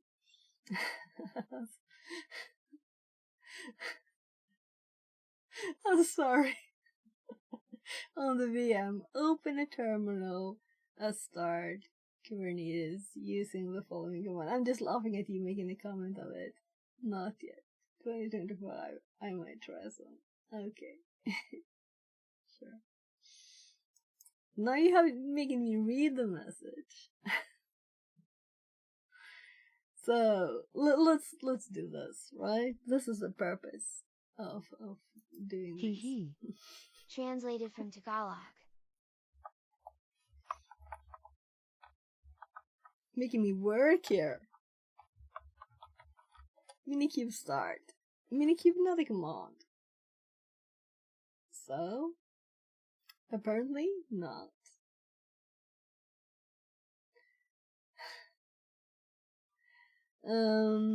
Let's finish this read, I guess. That's kind of funny. As this is the whole purpose for this one, right? On the VM, open the terminal. As start key 8 using the... They mean and. Okay, it's just a typo. And Minikube start. Yeah, I did that before. I misspelled it. This is not my first time misspelling this and going like, what on earth? Cube with a K, didn't you see? Yeah. At least I saw it first, right? So in Swedish, most things are spelled with a K. That sounds like a K. Well, not all of them. Opinion says.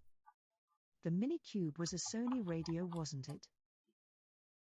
Very good question. I don't have an answer. So, last time I did this, I also spelled it wrong. So it's like obvious why there's a K and not a C, right? But still.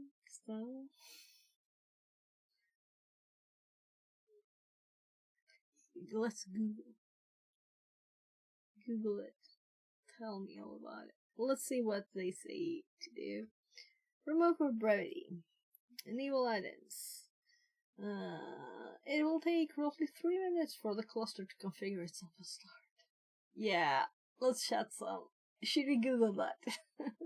You can verify that the cluster is up and running by using the following commands. Let's do this soon. Let's do Minikube, right? Why not? What did I say instead? Images is usually a good way to find. Apparently it's a car.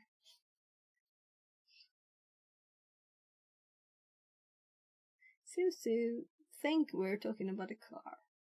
And there's Minikube with a K. A robot arm called Mini Kobo. A mini wireless speaker on TikTok. Yeah, wasn't a lot of hits on this.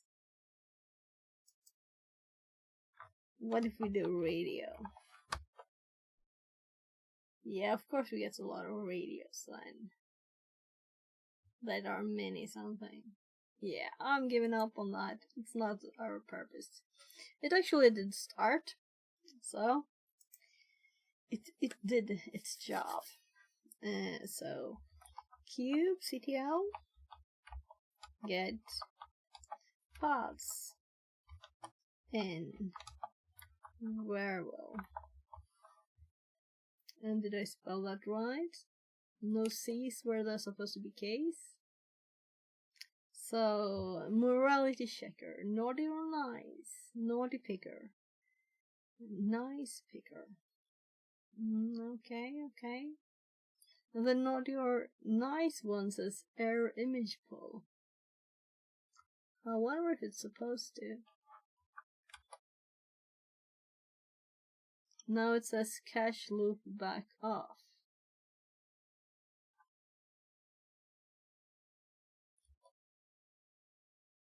Crash loop back off. Yeah. So here it says running.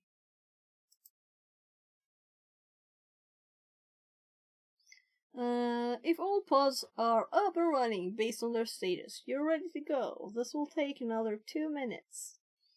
Okay, since we know that the web application was compromised, let's connect to that pod and see if we can recover any logs. And that's the one we're waiting for.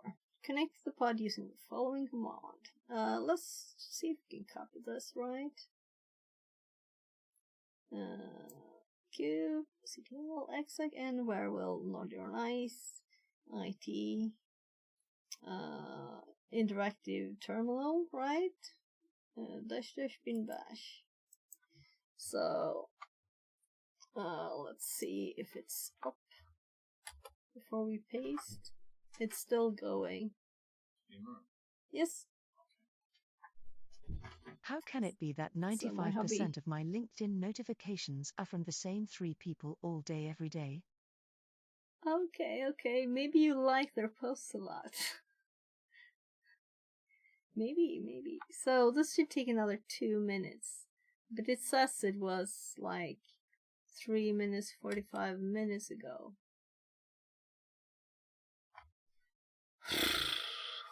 Yeah, so we can't go into that if it's not running, right? It needs to be running first. Let's give it more time, I guess. Crash loop back off sounds like... Better Google it, right?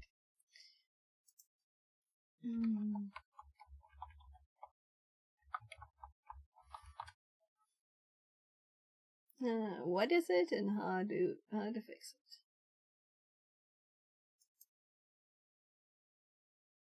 it? Kubernetes state.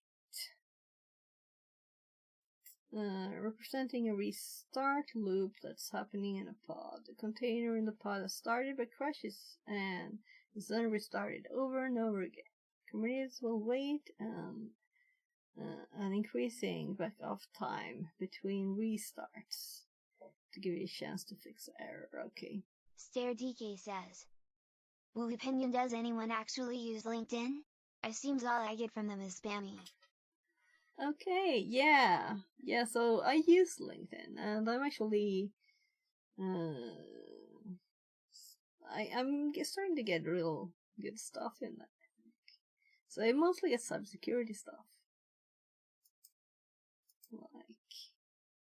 So another reason why it's restarting, because its restart pulse is set to always by default or on failure. The kubelet is then reading the configuration and restarting container, closing the loop. So I don't want to spend all day on that. So let's see if it's still going. Yeah, we have a new message. Image pull back off.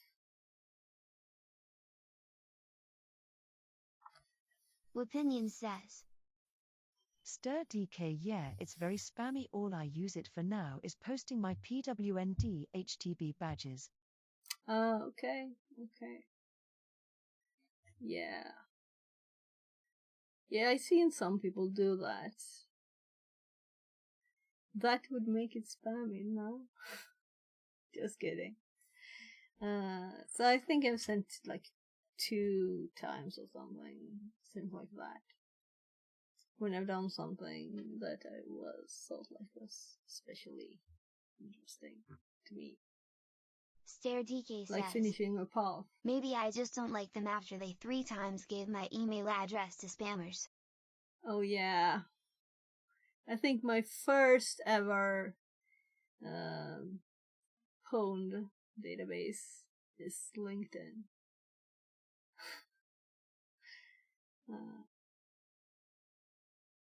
So Opinion says, I remember that hack.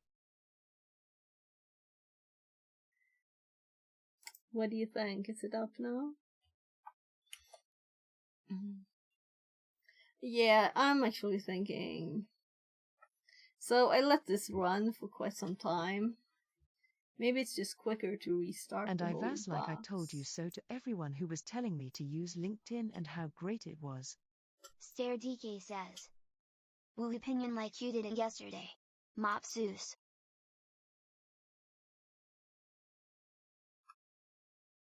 So let's hop back to the start here. I'm actually going to terminate and restart this thing. Even if it takes time, I think it will save us time. Hopefully. Machine to be terminated. And give us some text.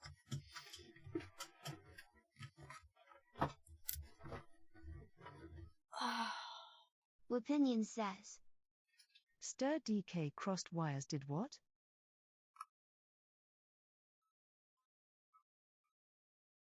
So let's start it again.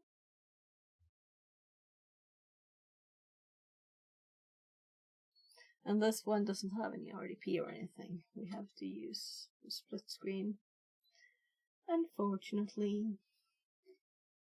Not that that was a problem now. But we have to wait this, and we have to wait 3 minutes. So we can just chat forever about Stare DK says. Woo, opinion, I LinkedIn remember the hack. hacks. Like you did it yesterday. Mop Zeus. So, yeah, but I think that LinkedIn now is kind of good. I don't know when I created the account, Opinion says. but it was a long time ago. Oh, I see.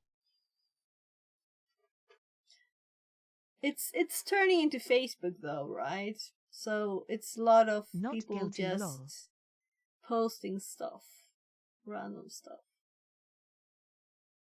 I mean, I wouldn't be surprised to see someone having some cat meme or whatever, right? Cute cats or random stuff on there. Stare DK says. Just what a guilty person would say. Mop top.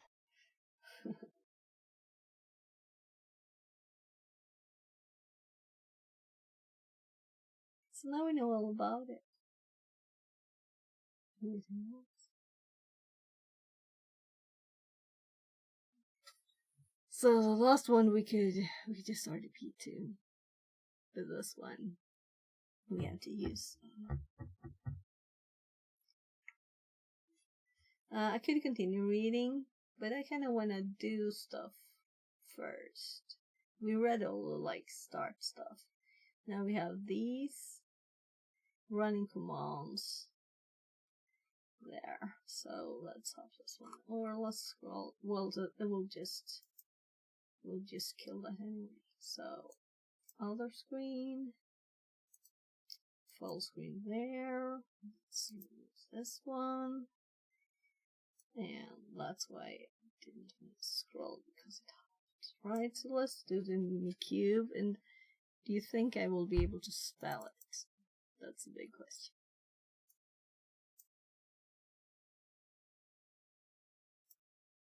Opinion I'm like says. ashamed. Okay, it's a doing fair the same call. problem again. So Minikube start. Let's give it like 3 minutes then, I guess.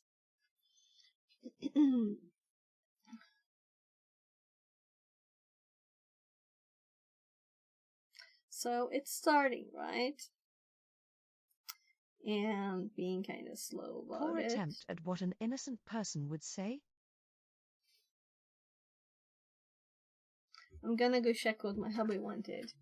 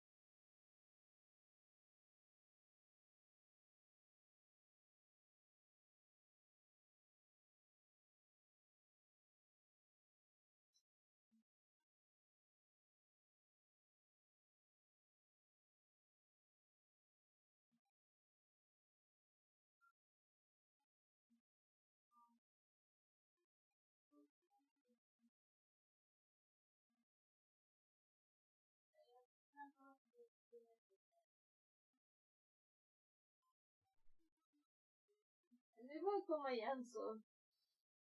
Jag skulle också in dit.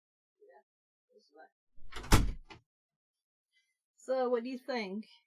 So I'm actually going to remove the stuff that I had on my chair so you can see my shirt better, because it was kind of hard to sit on some folded dresses. It wasn't as soft as my chair.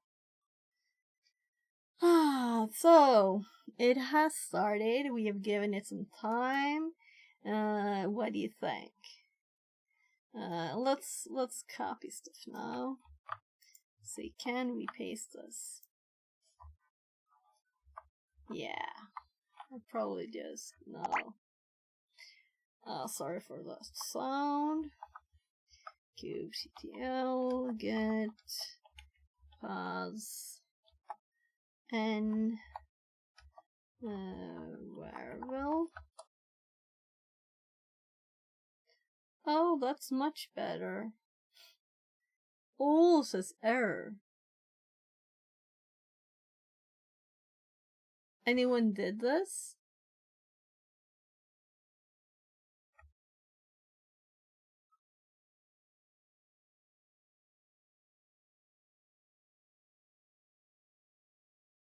So I'm just comparing to what it says over here.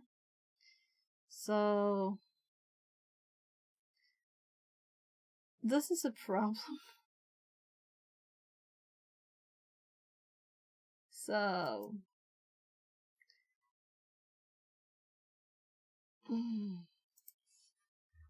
let's try it again. Wasn't that enough time? I haven't started talking about the game it's playing. Yeah, it's running. It was just time.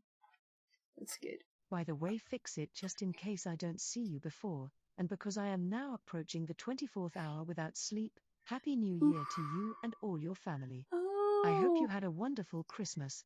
Yeah, the same to you. Merry Christmas and Happy New Year and to everybody. Everybody is dreaming. Happy New Year. So soon, right? It's like not that long. For me, it is, well, 25 hours and 39 minutes until New Year's. You know, we just got some nice food to eat for tomorrow. So,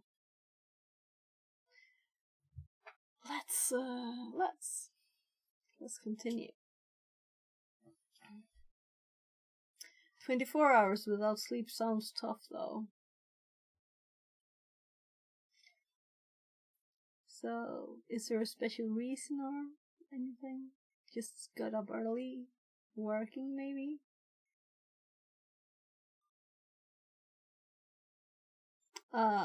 Yeah, so we've Max already Kim read says this. hello, hugging face. Hi, welcome in. Stare Welcome back. DK says. Only around 12.5 hours to the first one. Yeah, 12.5 hours. Which New Year's is first? Do you know?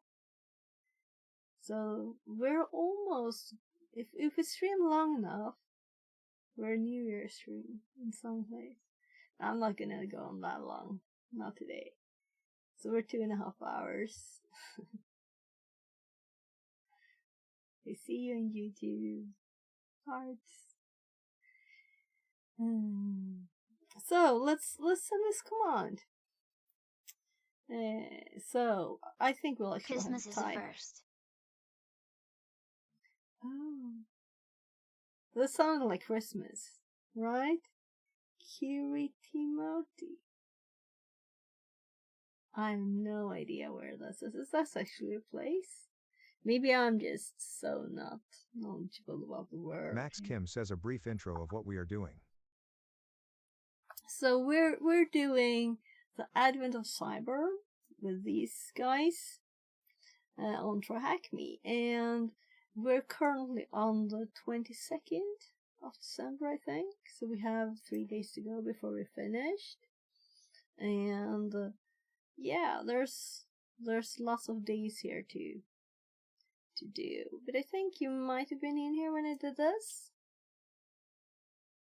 So let's see here. Cube CTL. I'm typing the command they're telling me from the, let's say, experimentation part or guided part of it.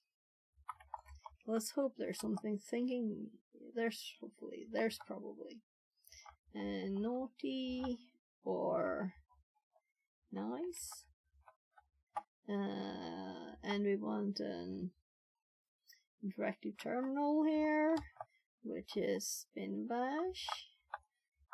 There. So, did I spell everything right? And have dashes and spaces in the right places? We'll see. Yeah, so now we're in in the Kubernetes Opinion says, machine. YouTube chat wishes it had TTs like Twitch does. Yeah, and YouTube chat is welcome to hop over to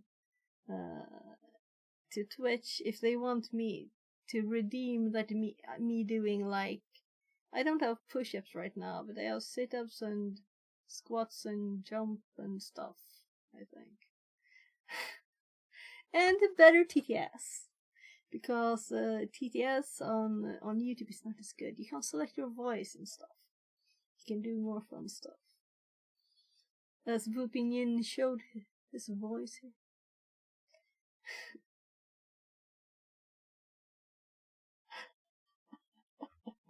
So I'm gonna reveal your message for YouTube. And YouTube chat wishes it had cool emojis like this. Oh, we're getting ads, though. I don't know how it is with ads on YouTube. They're probably not there. AD break. Yeah, so now we got a YouTube Plus. One thing that's good on YouTube. So Twitch people could skip the ad break by hopping to YouTube. So, which is the best. There's also like 20-second delay or something on YouTube. I think it's them filtering stuff. That's why they have the delay. So it's not like they're worse. Max Kim says YouTube is boring men, smiley face. You're very welcome in YouTube too. I have had some trolls in YouTube, but I think I might have converted some of them to not be trolls. I don't know. I mention YouTube and adverts appear on another platform. Damn, Google are getting sneaky. Yeah. So let's, once connected, let's review the Apache 2 log. So we're going to check the log also. And I'm gonna have to type because copying and pasting this fake web browser old thing is like not fun. Back. So yeah, welcome back, Vivian. So we haven't done anything really for a bit, right? For log Apache 2 access.log. So, and I'm like not even thinking about what I'm doing, but of course we have the log there, and there's probably some cool info in there. But I'm guessing they'll ask us to do something. Sadly, we only see logs on the 28th of October, when our attack occurred later on. Looking at the last log, however, we can see something interesting in the request being made. Let's actually look at the log then. So, CMD, who am I? Yeah, that looks kinda interesting. So what's Shelly PHP? Like Shelly? That's not what I call my web shells, but why not? So we'll see if I can read forums when we're on the check-in now. Looking at the last log, however, we see something interesting with a request being made to Shelly PHP file. So, this tells us we are on the right track. Terminate your session to the pod using exit. Fortunately, McSkitty knew that the log source was imperial and decided to ensure that remote backups of the log source were made. Navigate to our backup directory using. So we're gonna hop over here. So I'm assuming we exit. We're back at the box. We go to so where are we? We're already on Ubuntu. Why would I CD to it? So CDD F tab, yeah. And here we have pod Apache 2 access. We will find the access log stored and review these logs to see what Mayor was up to on the website and answer the first 3 questions at the bottom of this task. So, it's the pod. So, let's cat pod tab. And let's hop and check what questions we're about to look at. So, questions. What is the name of the web shell? Shelly.php. What file did malware read from the pod? Now we have to check. So we can see the Shelly ones here. And we can see db.php was catted. So let's answer db.php. What tool did malware search for that could be used to create a remote connection from the pod? Which NC? So we kinda could have guessed.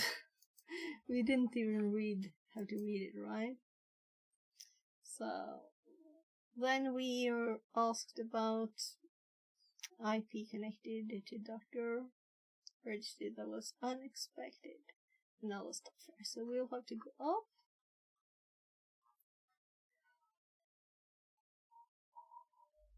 Oh. So it's quite a lot of stuff we have left to do. Let's see.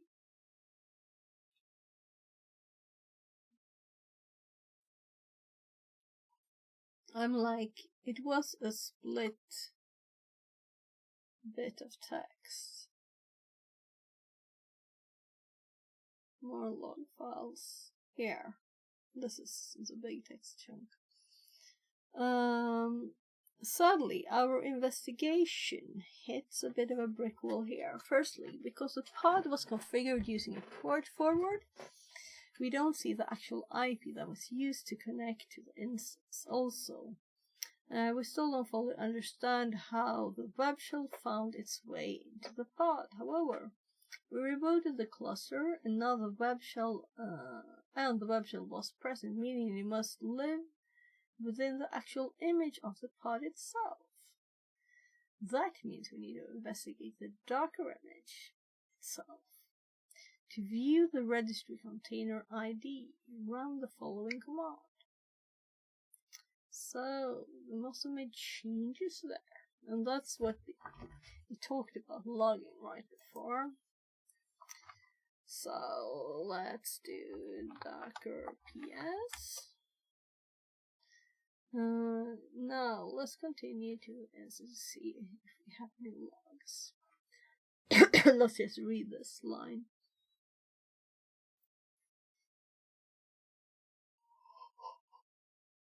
Oh my god. My throat is really not very happy with me reading this much. So, exit container name. Okay.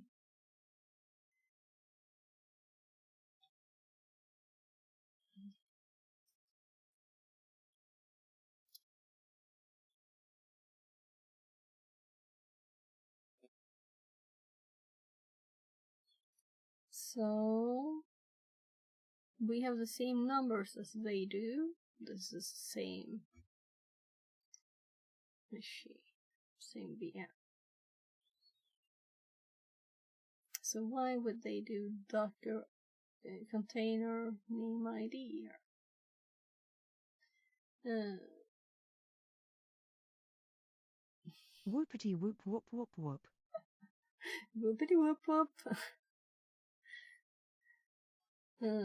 Let's run this even if it's not supposed to lead anywhere. So Docker exec, and then container name or ID, and we have names or IDs. I'm saying names when I mean IDs. So let's do 77 FDD F1 FF 1 B8 and ls. Well, they do AL, I do LA, whatever.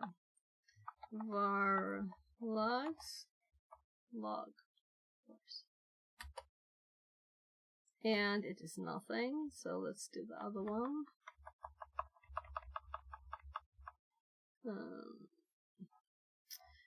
CT9E77 B8 885. And there's stuff here. Then they only meant the other one. Why? Let's see what they say. Again, we have walls, but we don't have any registry logs. Okay, so they're not the right kind of logs. Luckily, Docker itself would keep logs for us. Let's pull these logs using the following.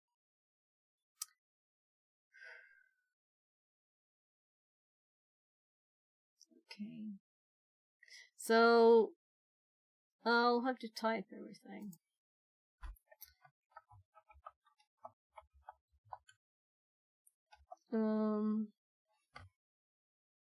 We can easily copy and paste within this, right?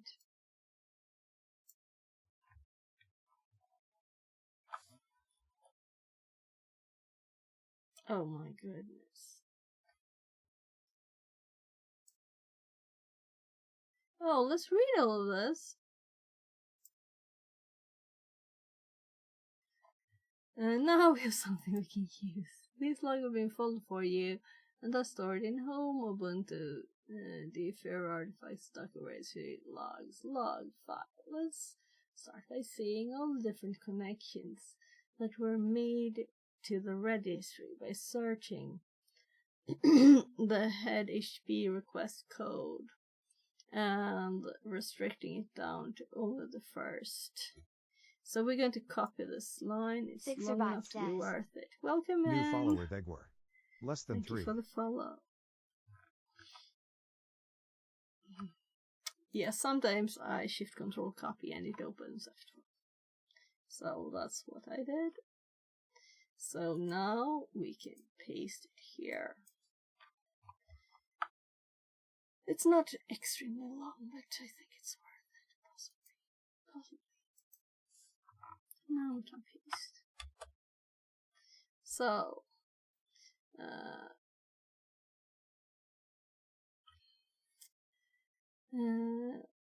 all the different connections that were made to the registry were searching read question. So, IP addresses.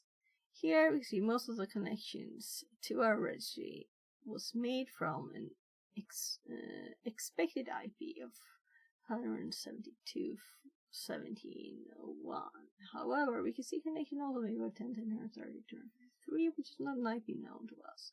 Let's find all the requests made by this IP. So now instead we grep for the IP there. So need to click to. So we see a lot of those IPs.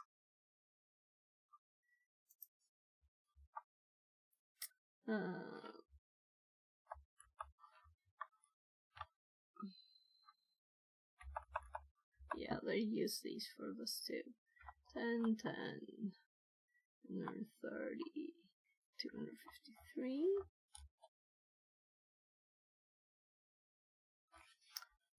Okay. So now you see the full lines. It was cut before. And now we're getting somewhere. If we review the first few requests, we can see that there are several authentication attempts made here. But we can also see that the request to read the manifest for the wishlist web image succeeded. As HTTP Cisco 200 is returned by this log entry. Wishlist web manifest latest.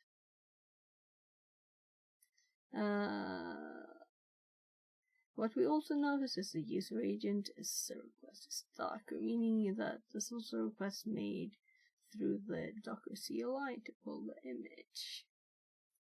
This is confirmed, and we have several requests then to download the image from this. We learned several things. The Docker CLI application was used to connect to the registry. Connections came from Didit, which was unexpected. Since we only upload images from her72 Didit. The client was authenticated, which allowed the image to be pulled. Means whoever made the request had access to credentials. If they had access to credentials to pull an image, the credentials might have allowed them to also push a new image. We can verify this by narrowing our search by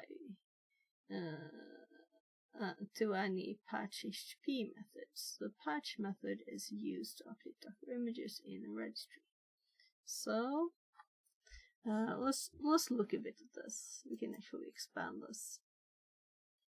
So it's not like I also have a toothbrush in the way of the screen.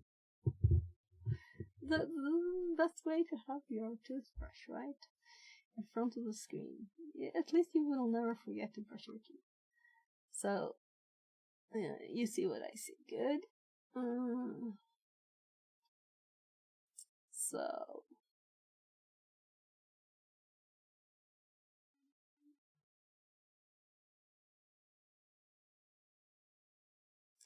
yeah, this is why I didn't start with this, because it would have taken time to read all of this.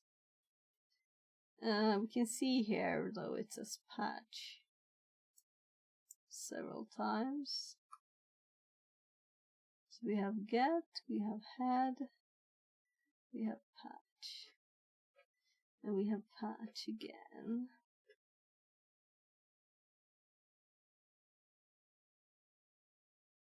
State.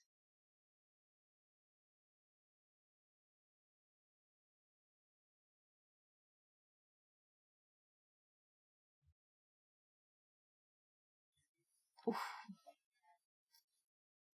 Git commits. Kernel. And the other one says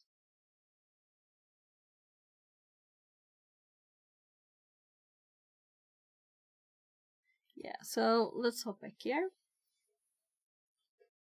We don't have to grab this because I saw the lines easily, so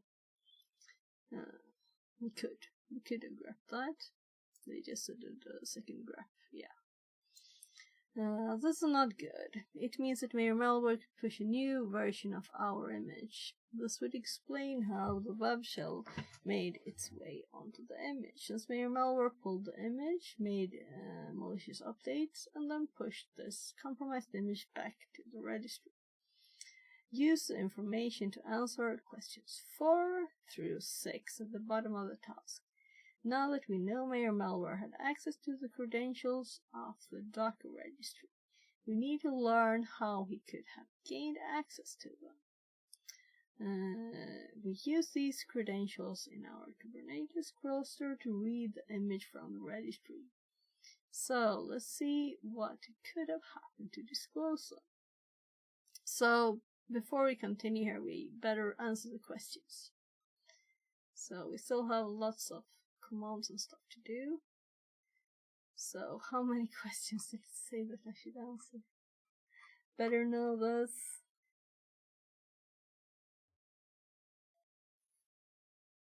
Four to 6, so 3 more.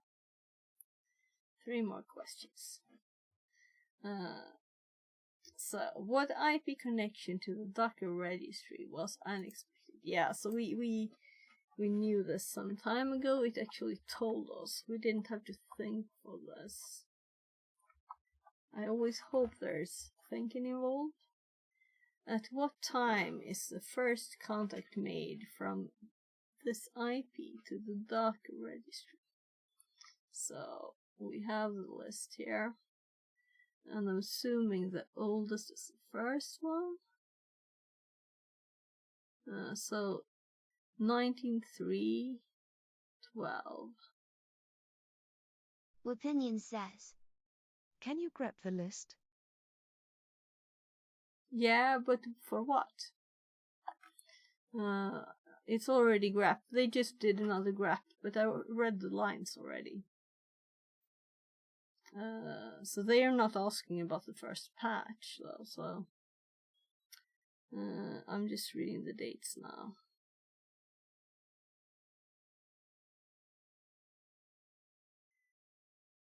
Oh, they want the full thing. I see, sorry, I was distracted on another screen. Okay. So I think this is what they want.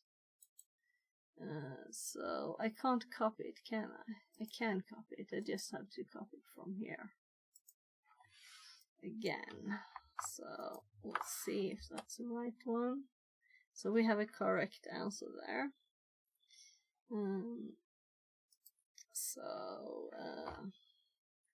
At what time is the updated malicious image pushed to the registry? Which of them? They probably have the same time, do they?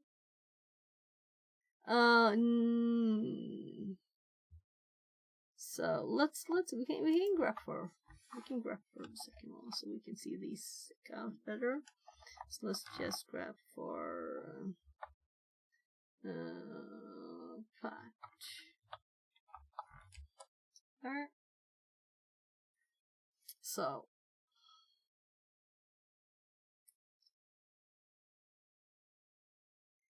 they don't have the same time, but they both patch.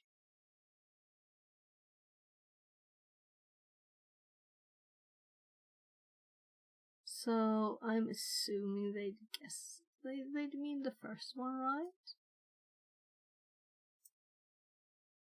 It's not a big difference. It's a 28 and a 31. So Fix it. Yeah, I better fix it, right? Yeah, so the first one was right. Then it's the last question is from the last bit. So we have to scroll up to a lot of text again. That was not enough, was it? Here. 46. Okay.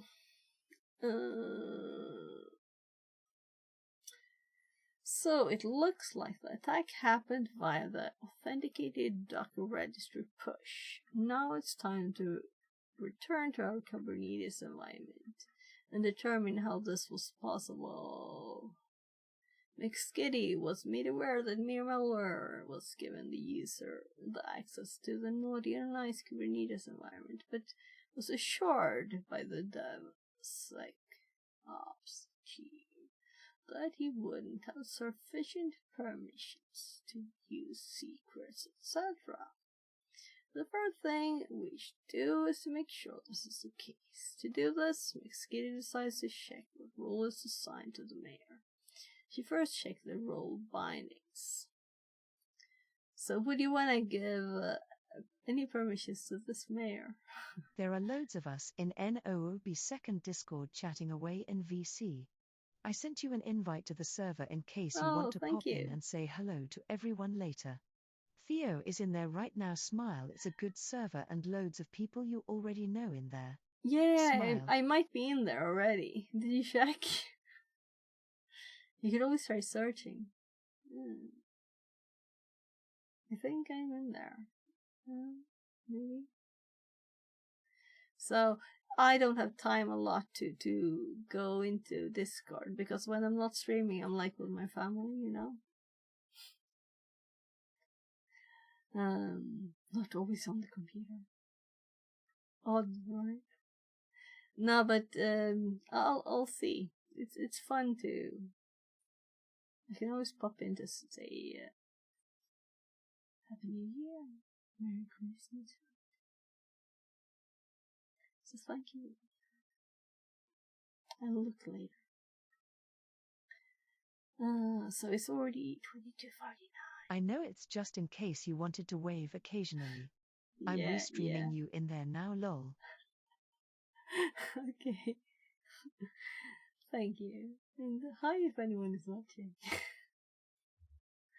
So, let's see. The first thing we should do is make sure this is the keys. Do this once he decides to check the rules on the mayor. First checks the role bindings. So, do you think we'll be able to copy this? I don't think we'll be able to copy this without messing it up, but we can try. So, we can't. I'll have to type. Oh, sorry for the noise. Cube with a K, CTL. Get role bindings.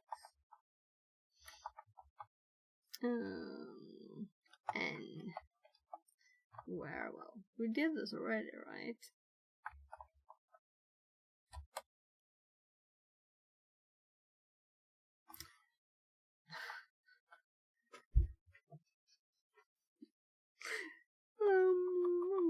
I can't spell QV. No, we didn't do this. We didn't do role bindings. Mayor user binding.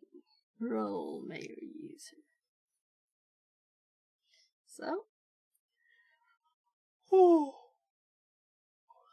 Mixkit then sees a role binding name of a mayor malware and decides to take a closer look.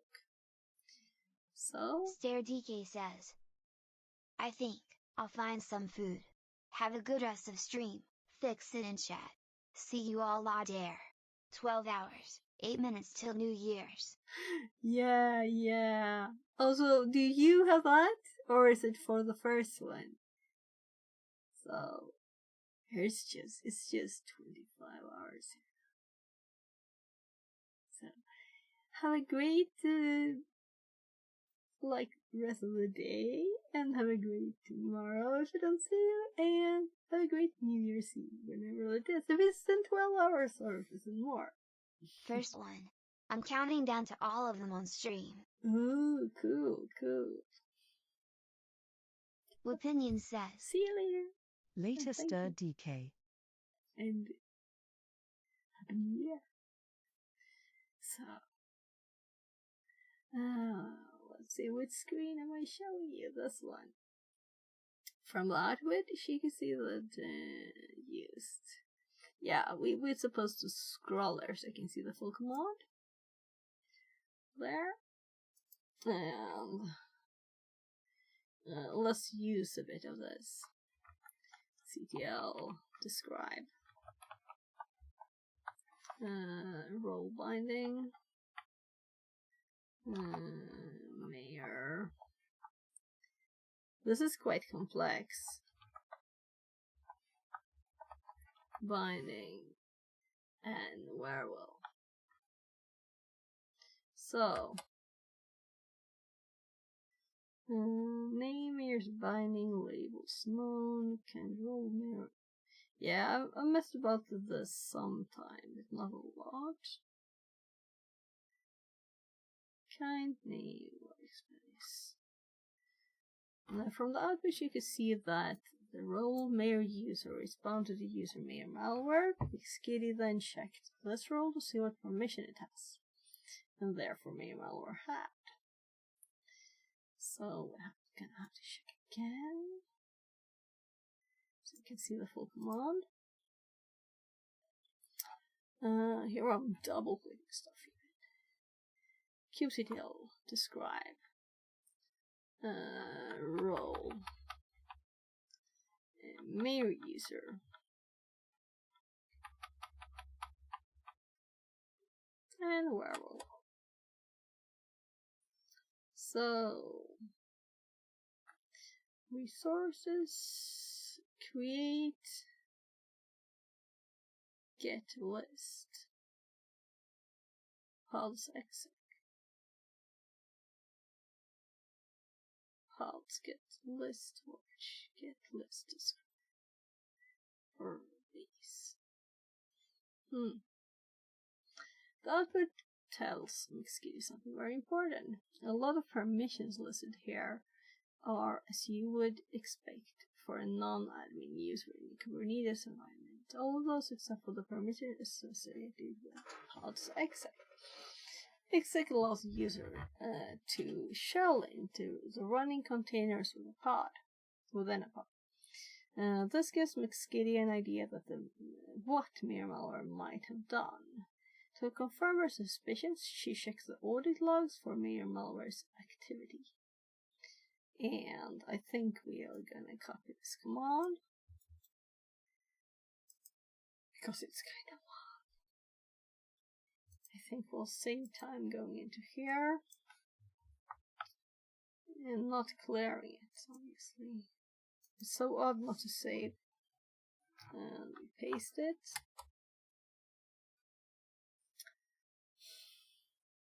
So to read the command, we're getting the audit log, grepping for this.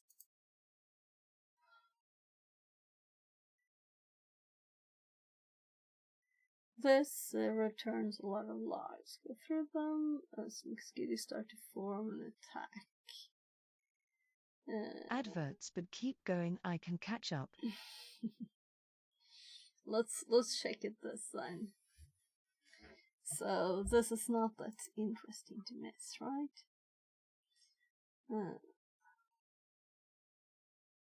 So to look at just one of these logs, the user Mir authenticated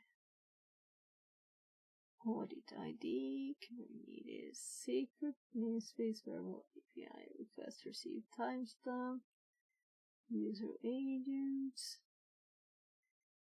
So resource secrets.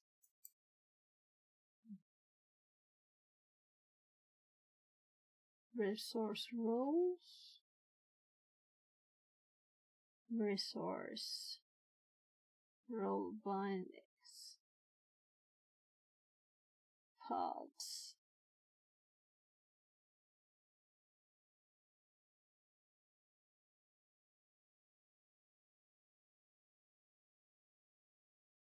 Resource pods. So it's like not telling me a lot. Yeah, I was just checking the logs while you were going there. It didn't tell me a lot. So, this log snippet tells us that Mir malware attempted to get the secrets stored on the cluster, but received a 403 response as it didn't have sufficient permissions to do so. So where on earth is the 403? This is so much text. So it's funny how they tell us. This tells us, right? Can you read this? So we'd want some more human readable format like tables.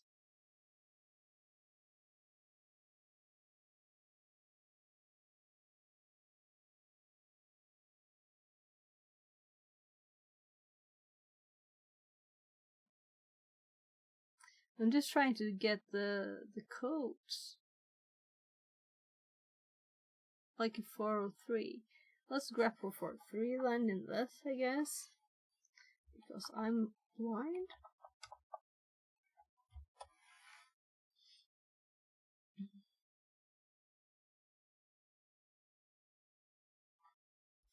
So here's the 403.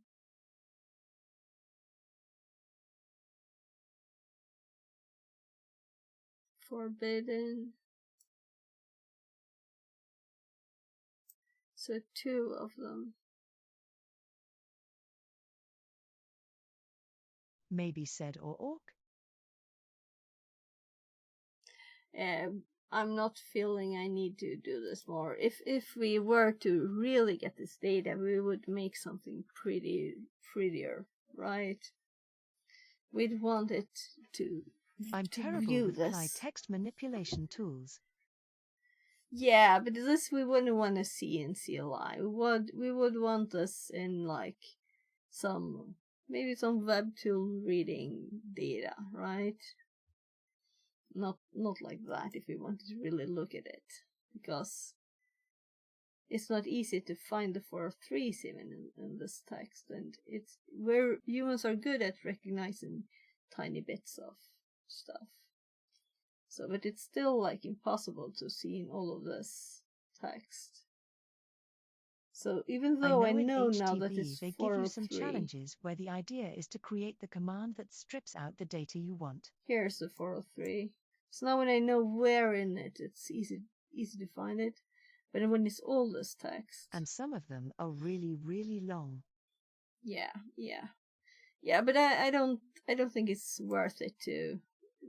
Though I wouldn't know what to look for in this, right? That's the problem. It's not like just get some nice way to. It looks just like JSON data. We could make Regex. prettier looks easy with Translated from Python Spanish. or something. Like an HTML page with Python, and we're much prettier, right? Degler So says, there's already tools. JQ can make this easier to read. Yeah.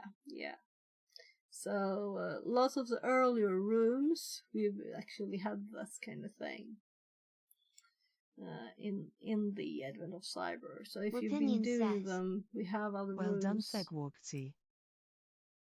Yeah, you're welcome in. This is the first time shot. So if we look here, we have quite a few log analysis here. AWS log analysis. So a lot of these use JQ. It's all probably mentioned in some of them.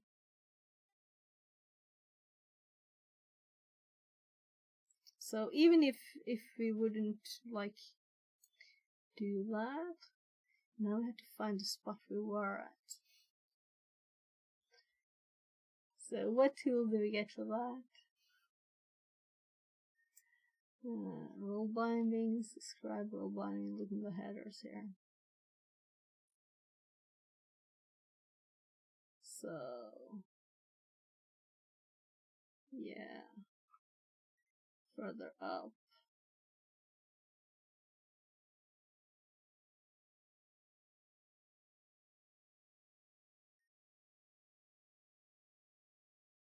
Gosh, why did I scroll?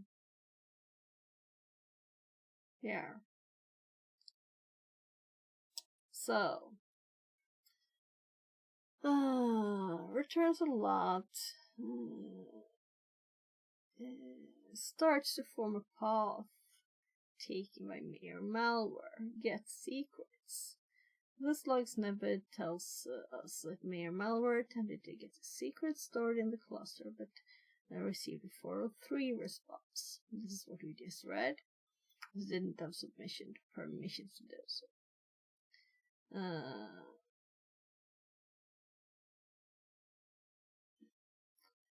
A plural get command runs a list on the backend and is why it appears as so in the logs. Okay. After being denied access, mere malware started to see what rules were present. Yeah, so when I just scrolled, I was looking for the text after the resource, and then we could see like how it was going. This line is not readable in any way, so this is actually more readable here. So here we see the pods, and here we have role bindings, right? And then we had roles, and then we had secrets. This is what I saw from here. That's all I could see from this. So it's like somehow it got some secret. And probably the one with more data here, right? So this is the one. I'm kind of thinking this is something from here. Or let's actually read it all. Forbidden details, kind secrets, kind status version, status failure, secrets forbidden, cannot list resource secrets in API group. Names is spiral, forbidden details. So the graphing here is making it unreadable.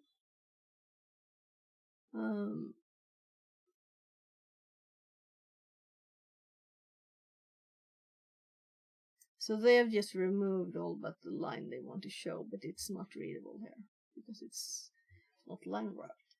After being denied secret access, Mayor Malware then started snooping to see what roles were present on the cluster.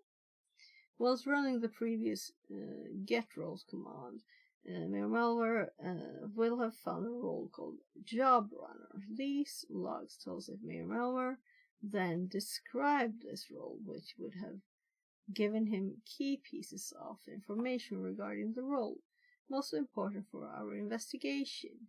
It would have told him this role has secret read access. So, now, knowing this role can read secret, I'll try to find a role binding.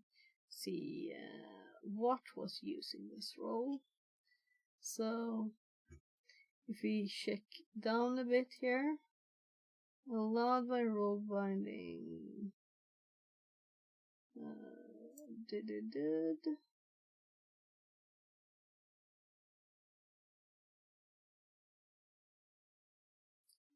Roles, a lot of roles there.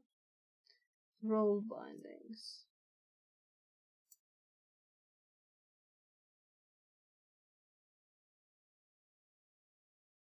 And we see the code 200 here. So the secrets ones, if I'm looking for code 403. Yeah, so this can help us. The code 403 and the code. Yeah, we could actually make code red too, right? And they also have the verb marked out. List, get, list, get. So get role bindings, something, right? And if we made code red, I could find that easier every time. It is not worth it, is it? Let's read on. But yeah, we'll get a question at the end. Now, knowing this role, view secrets, mirror, try to find its role binding, describe role binding. After seeing a role binding named Job Running binding mirror, describe it to find out this role is bound to the service account named Job Runner SA. Make it the service account has permission to view secrets. Here we can see that Mayor Malware, now armed with the knowledge that the service account has the permissions he needs, lists all the pods running the wearable namespace with the kubectl get pods command. Mayor Malware describes the pod as morality checker.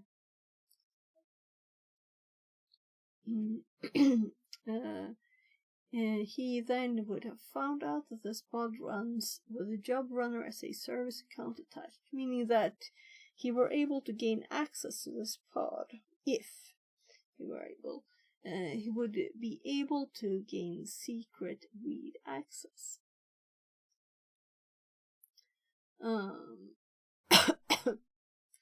As mentioned in the role discussion, exec is permission usually not included in a non-admin role. It is for this exact reason that this is the case. Mixkitty feels confident that the dev SpecOps team had overly permissive role-based access control. My ear is telling me that it's running out of battery. So, if we don't want the chat echo, I better switch. So, yeah, role-based access control are back in place in the Kubernetes environment, and that it was that allowed Mayor malware to run an exit command. Was captured by the logs above. Gain access to Morality Sugar to confirm her suspicious. Further, execute around the following command: retrieve all the logs captured from the job runner SAR service account. So, cat audit log user.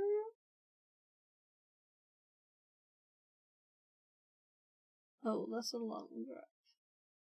Resource verb.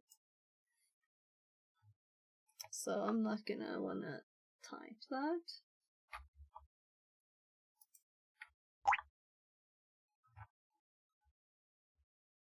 Will it paste? No.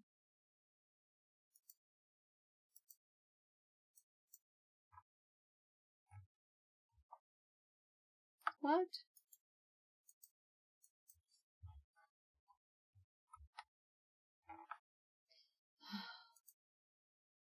I'm so annoyed at this. Clear. Copy. Paste.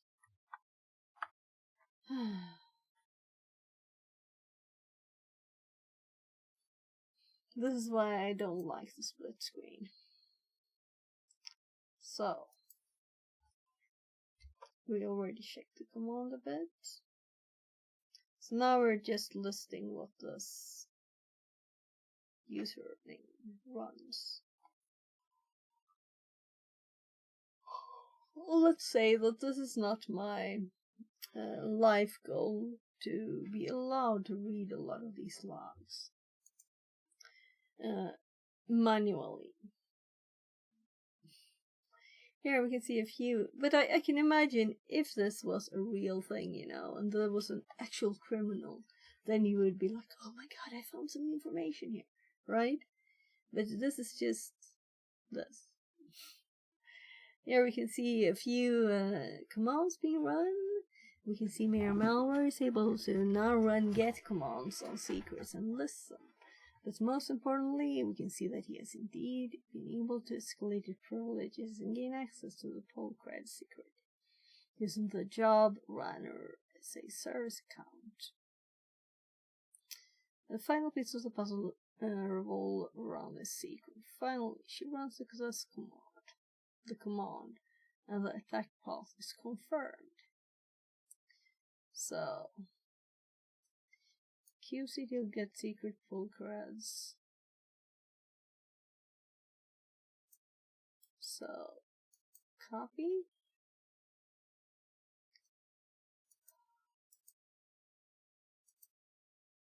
Let's clear it. Let's paste. It worked this time, no problems. And then we paste it here.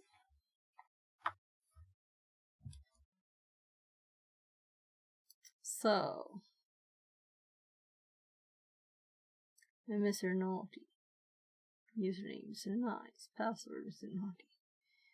And we have an O thingy there. Let's see. Shaken Head. Muscidi then confirms that the Docker registry pull password is the same as the push password. This means that after retrieving these credentials, Mayor Malware could have been able to make the Docker registry push we saw earlier, and ensure its malicious web shell was deployed into the Kubernetes environment and gained persistence. It is for this reason that push and pull credentials should always be different. With that, the investigation is all tied up. The conclusion being that Mayor Malware most certainly belongs on the naughty list this year. So we have a question. What is the value stored in the Polkred secret? So they want the full thing? No? So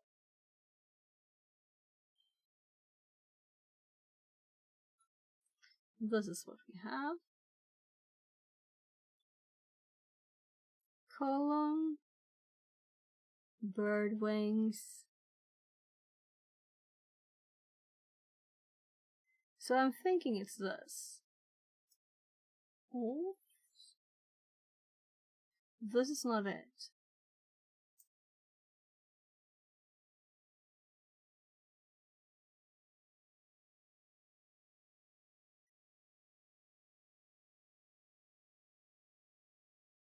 Is it? Yeah, it's just this first bit.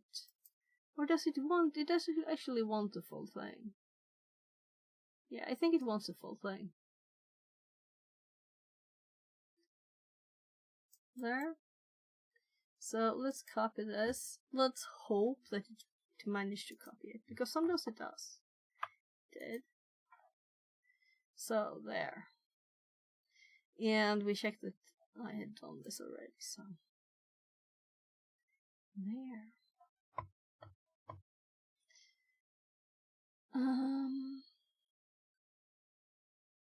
I want to play with Kubernetes and more with Docker, but looking at text logs is not like, I'm sure, the best way to read logs. I mean, this is not, if someone is doing this as their job, they're not gonna read this, right?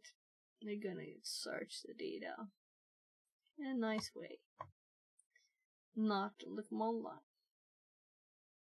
Though I did take note of the command color always for grep. So let's copy color always into my grep notes. I don't even know if I have grep notes, but I think I have like basic command notes. So if I were to ever think, what was that thing to keep the color over the several greps, right? Then this is one of the things we want to play with. Then I would want this, and I think it's probably in like Linux basic commands. Linux commands, yeah, here, grep. So,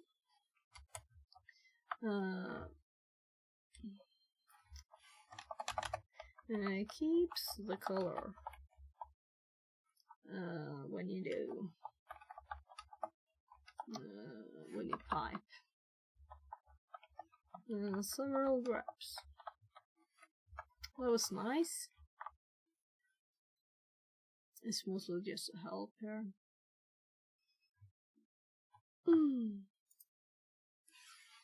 So, that was the most notable thing in this. That if we were to want to continue here, we would have also put color on code, so we could see the response code here for everything easier, instead of having to look for it every time. Then we could see this is a list, it was secrets, and it failed. And then maybe some other information too, to make it more readable. So it was a good trick to use. But I still don't think that's a good way to look at logs. So, then we have 2 days left.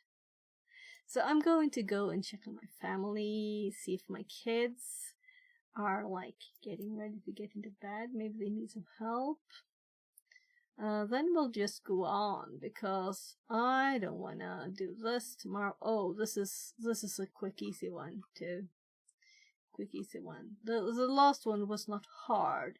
It was just lots of text, right? So that takes time, and my throat hurts a bit. So I'm actually going to take one of this and go check on my kids. And let's prepare a marker here for when I get back. I'll be right back.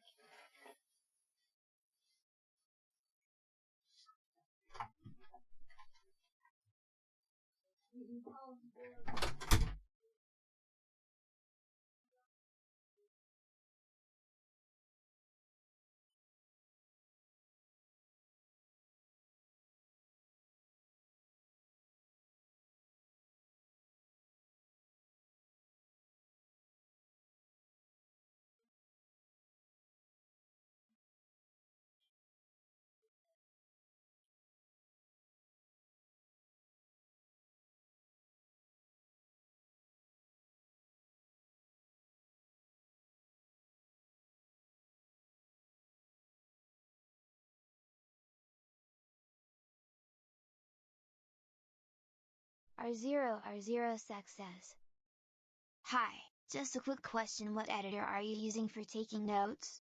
I assume some Markdown editor, can you recommend one?"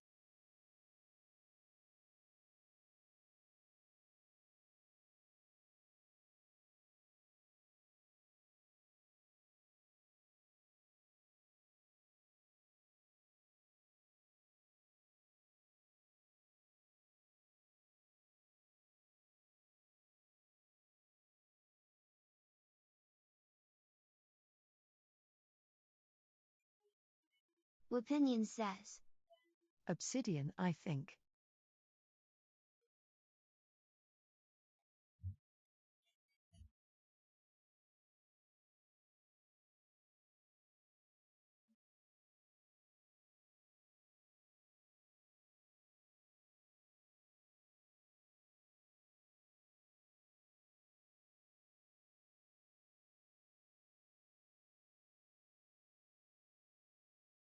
Gongolfa Vert says, Obsidian is great high BTW.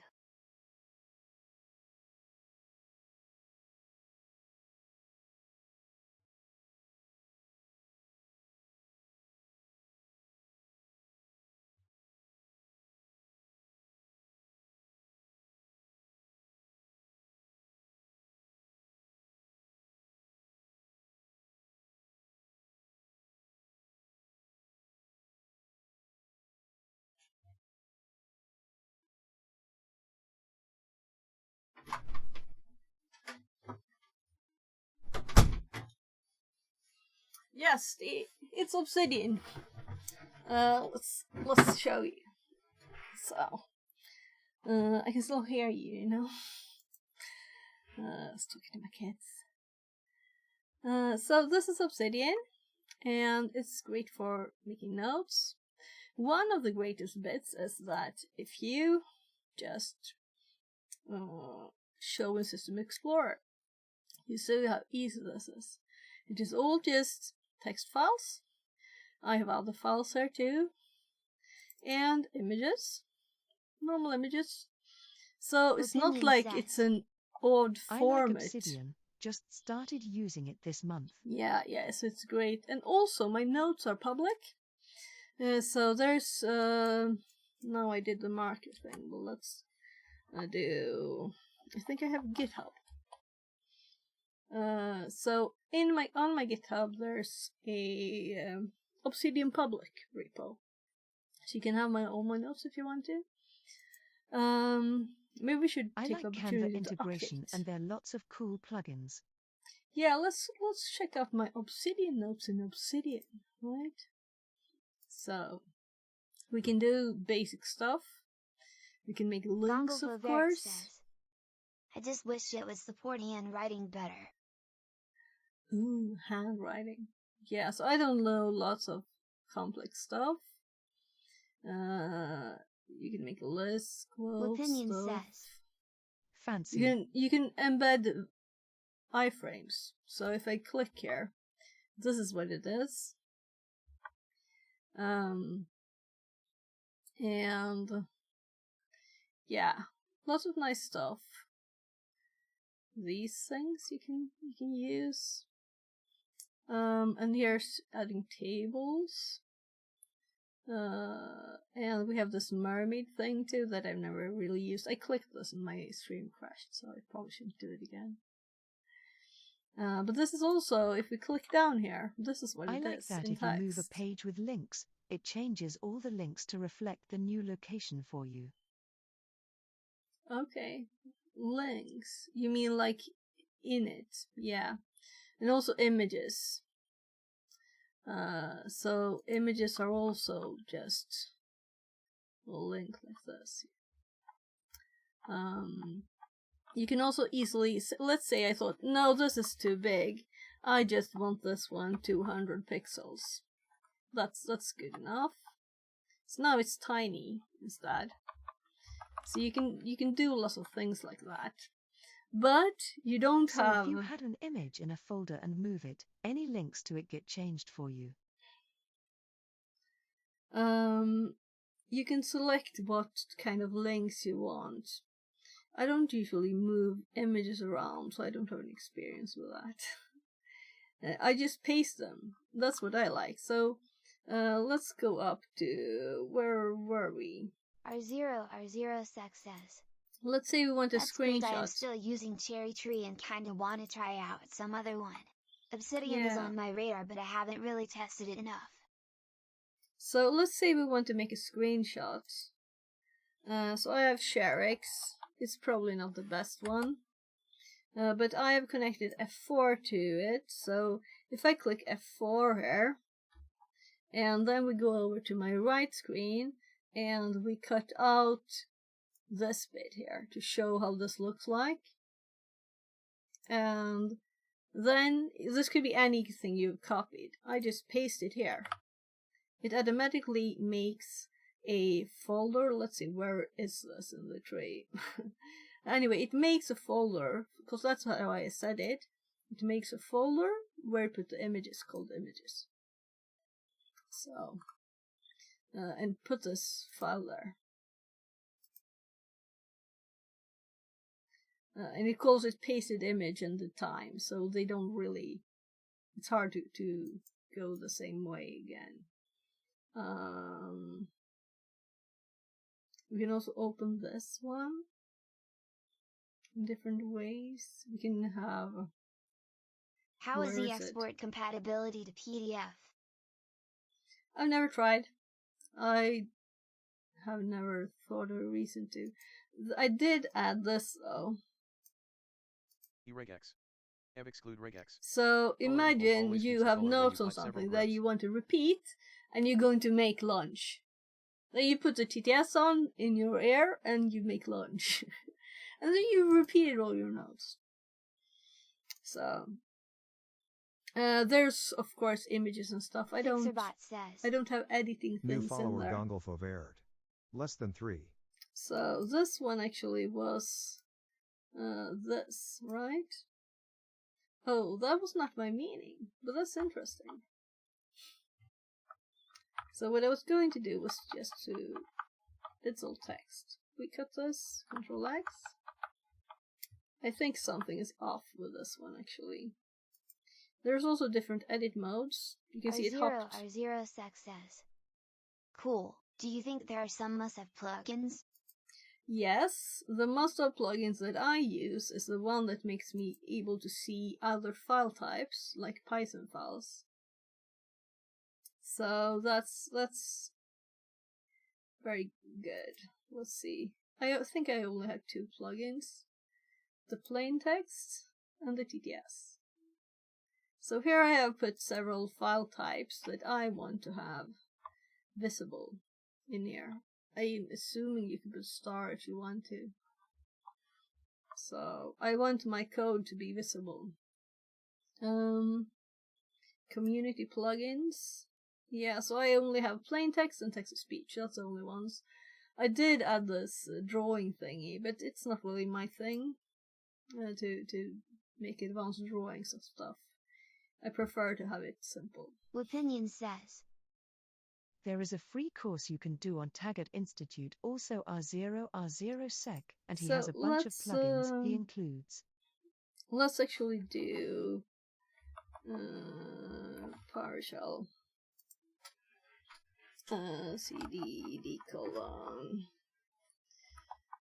Obsidian. CD public. No LSLA, just LS. I'm here, not on the other machine, right? So let's just check gig status. Let's just update it. We have quite a lot, right? So let's do.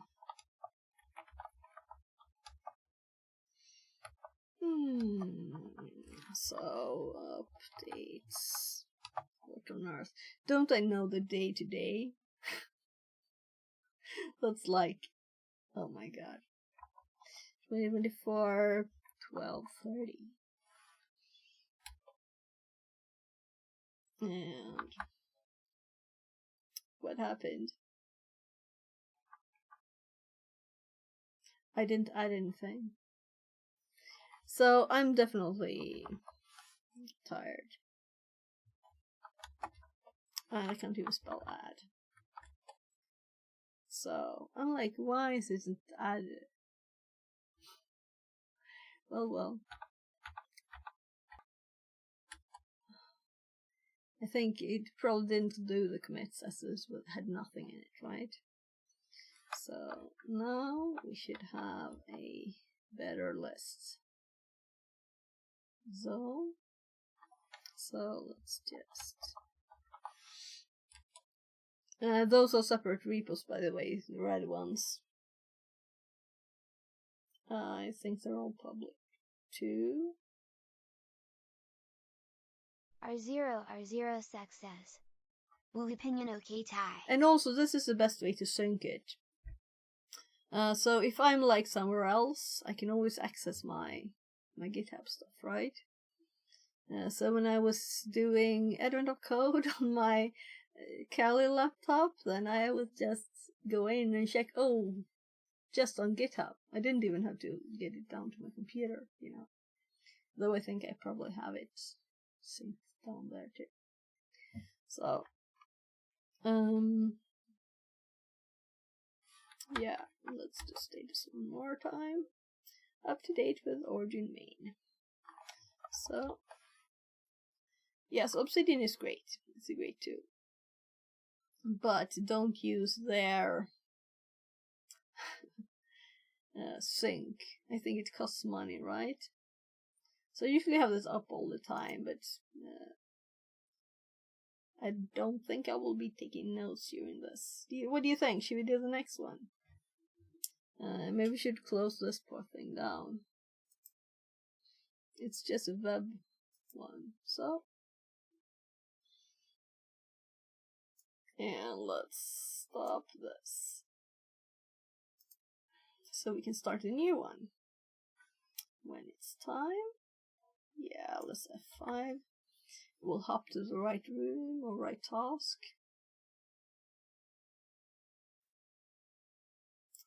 So I wonder how many people are doing this at the same time, as it's the last day. Thanks for showing Fixit. Yeah, you're welcome.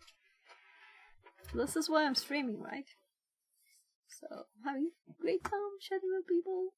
We can help each other with stuff. The 23rd. We're closing out to the 24th. Hash cracking. Day 23. Do you wanna know what happens to your hashes? As time went on by, something seemed funny. New malware and the source of his money. Sakmas grew closer, so the glitch better move it.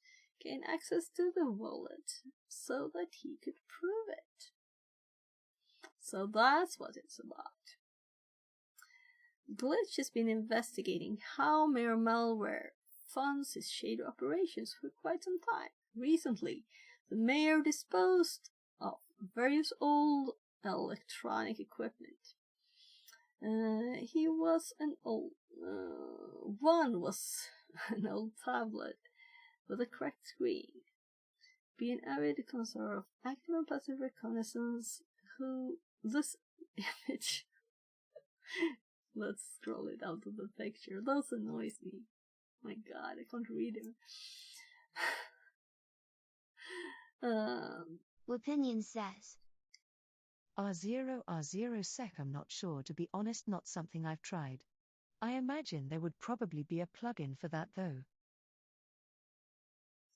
For what?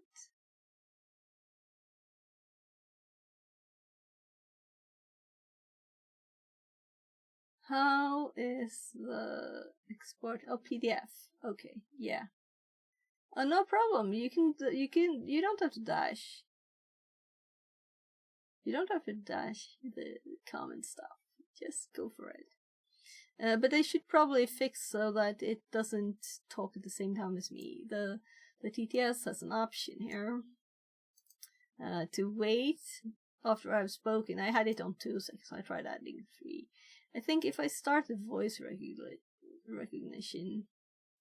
It might work better, because otherwise it won't know if I'm talking. So now it probably, if you sent a message and I'm constantly talking like I never do, it should wait until I pause, not talk over me in the middle of a sentence. We'll see. We will notice, right? So it doesn't matter much. I don't mind being bored in the middle of a sentence either, so I could just do this without streaming, right? So I guess I'll reread this section. So, Glitch has been investigating how Mayor Malware funds its shader operations for quite some time. Recently, the mayor disposed of various old electronic equipment. One was an old tablet with a cracked screen. Being an avid connoisseur of active and passive reconnaissance, who does not mind dumpster diving for a greater good, Glitch quickly picked it up before the garbage truck. Surprisingly, despite being in a terrible condition with a cracked and hazy screen, the tablet still turns on. Browsing through the various files, one PDF file that caught his attention was password protected.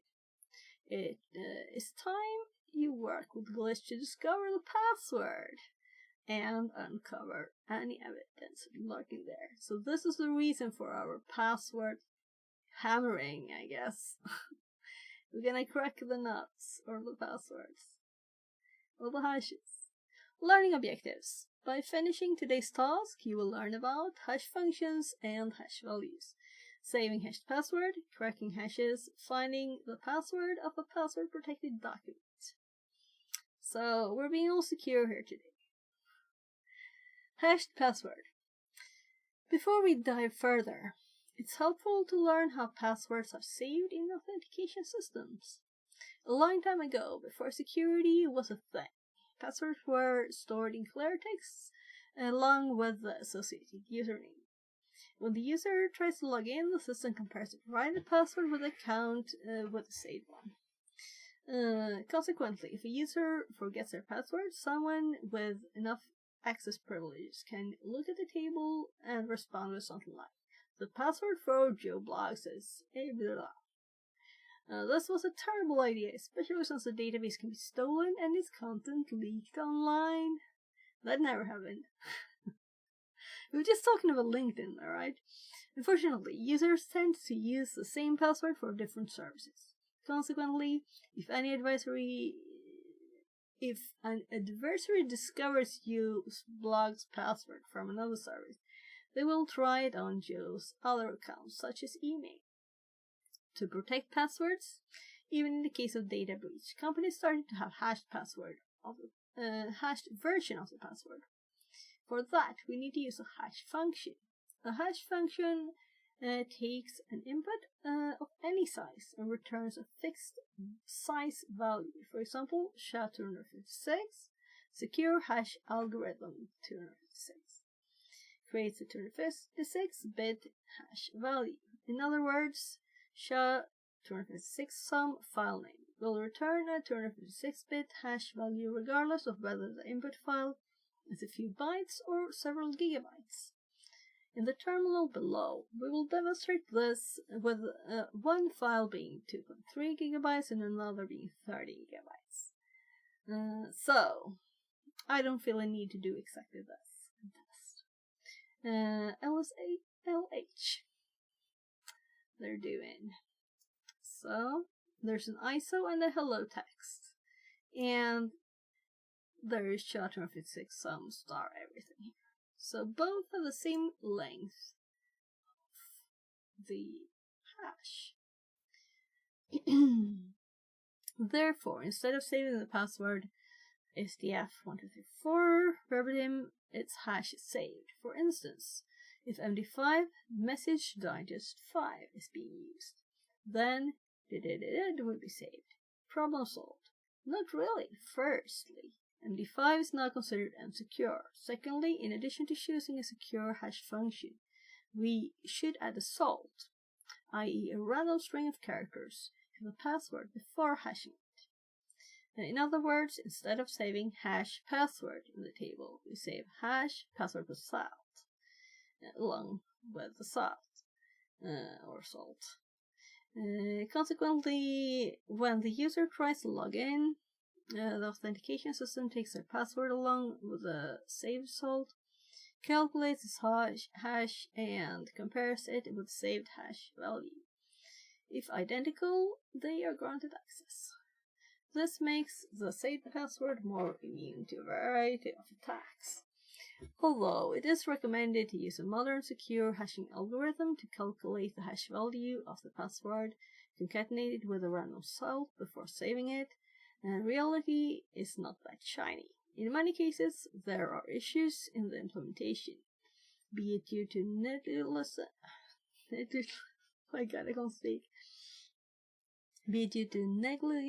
or ignorance. In a recent story, a social media platform was discovered to have saved 600 million passwords in plain text for 7 years, despite all security guidelines warning against it. In other words, password cracking is not over yet. So, plain text. Still. Password protected files. On day 14, we saw how Mayor Malware intercepted network data to eavesdrop on the village. Technically speaking, he was attacking the confidentiality and integrity of data in transit. Today, we will explore how to view his password-protected document.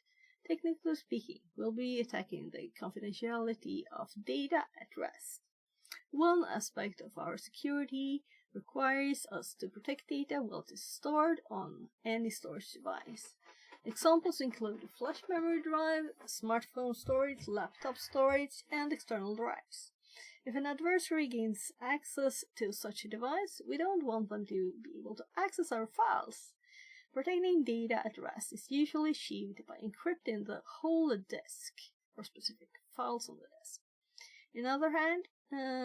On the other hand, encrypted storage and files can pose an obstacle for good guys who are investigating a criminal case. Digital forensic investigators need to find a way to access the plaintext files to provide or prove or disprove any wrongdoing. In this case, for its private investigation to succeed, Glitch must figure out how to access the encrypted PDF file on the disposed of tablet. Glitch needs to play an offensive security role to break the security of the protected document. Passwords. Opening a password-protected document is impossible unless you know or can find the password. The problem is that many users prefer to pick relatively easy passwords that they can remember easily and then use the same password across multiple places. Have you ever wondered which passwords are most commonly used? According to one source, the table below shows the top 15 most commonly used passwords. Interestingly, many users have opted for QWERTY, the first 6 consecutive letters on the QWERTY keyboard. So, 1, 2, 3, 4, 5, 6, QWERTY, 1, 1, 1, dragon, baseball, football, monkey, yeah. So don't do those. Of course, users might get a little bit creative and might replace a character with a symbol. They might append the current year, a memorable date, or a few random characters or numbers to the original word. Following that, Mayor Malware has a cat called Fluffy. Some passwords we expect from him to come up with are F1 Uffy, Ford, and Fluffy 2024, unless he uses his name or title and creates a password such as, Mayor 2024. So, connecting to the machine. Before moving forward, review the questions on the connection card shown below. So today we have VM, we have split screen, and we have RDP SSH. How to convenience that? Click the Start Machine button. Yeah, it's SSH today. Nice.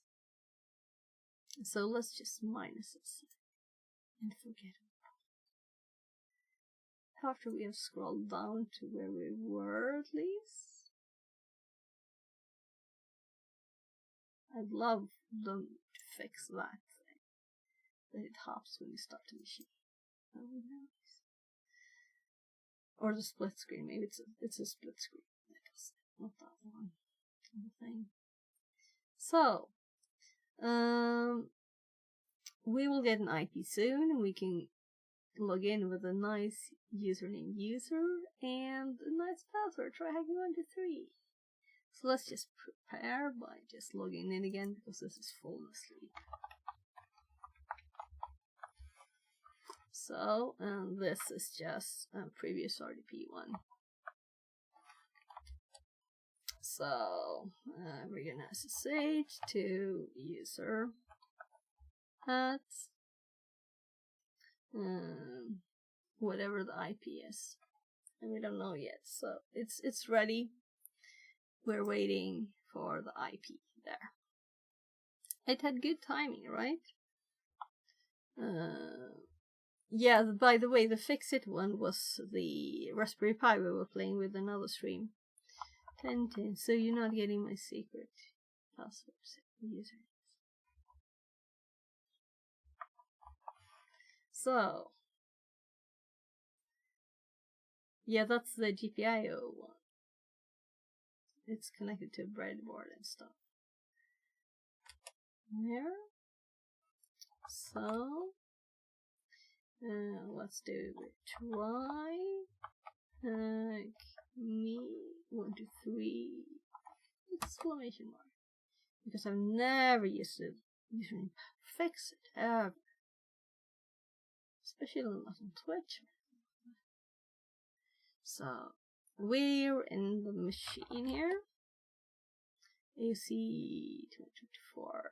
We'll see what we need to do. Demonstration. Enough learning about password storage and password choices. It's time to crack some passwords. We will cover the following. Cracking a password found in a breached database. Finding the password of an encrypted PDF. Data breach and hash values. Malware had an online account in a now defunct forum that was breached, and all its user data was leaked. After checking online, we were able to retrieve the mayor's password in hashed format. It is listed below. So mayor at email.tsha and the hash. So we're gonna need this. We want to discover the original password. The first step in our approach is to figure out what type of hash function. Then we will try to hash different passwords from a password list until we find a match. We have saved the above hash value. Okay, this is already saved for your convenience. Okay, so it was actually the directory there. So cd tab. So we have hash 1 there.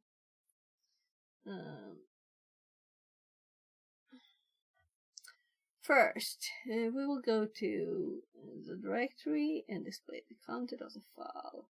Copy the displayed hash. Selecting the text in the split view will copy it for you. Yes, I have already had it copied here, you know. So, next, we will start one tool that helps to identify hashes by issuing the command -hash-id. Okay, just let's do this at once, right? So let's just first, I have to click it. Cat hash 1 there, and confirming it's the same one. This is starts and ends the same. And then we do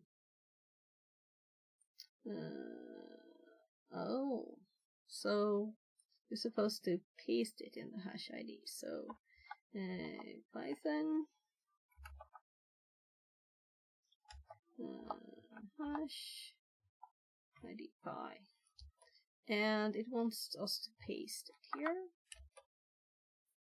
and possible hashes: SHA-256, HAL-256, least possible. So these are the most probable one.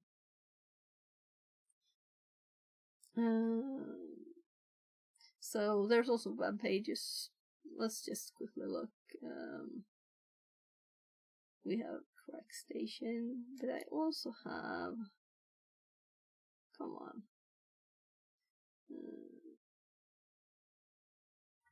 Let's just paste it here and see first if it can do it. I'm not a robot, so it didn't find it. It's probably some very special thing, or maybe that cat, you know, or salted or something. We'll see. And then we have the identify thing. Is it this far away now?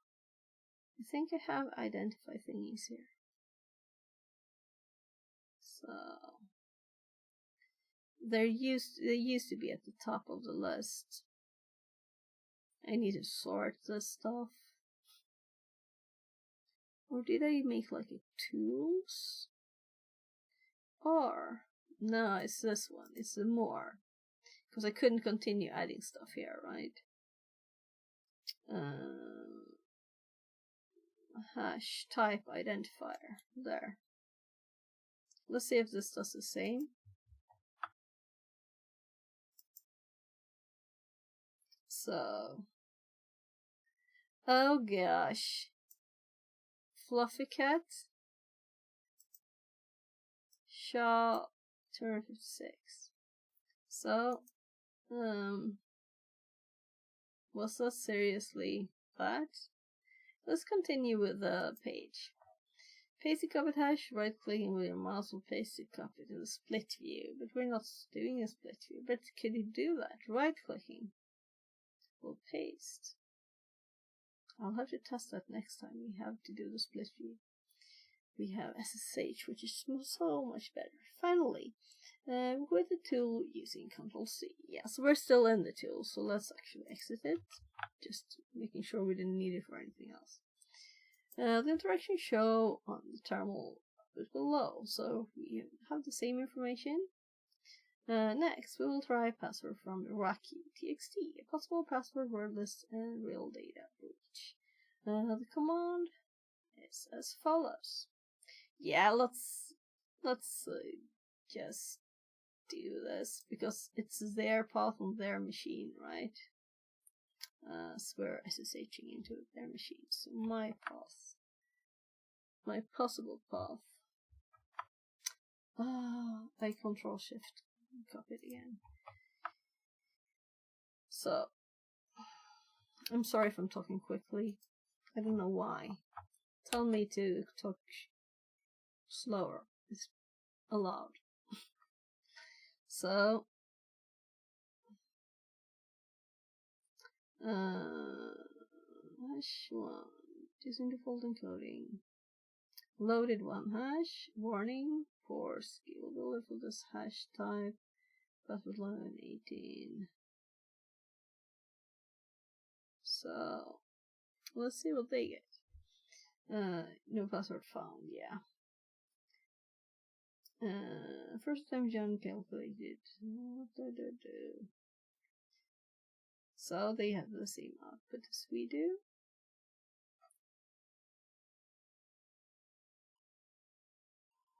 Well, there's a high chance that malware has made some transformation to his password. For example, he might have replaced A with 4 and added multiple digits in his password.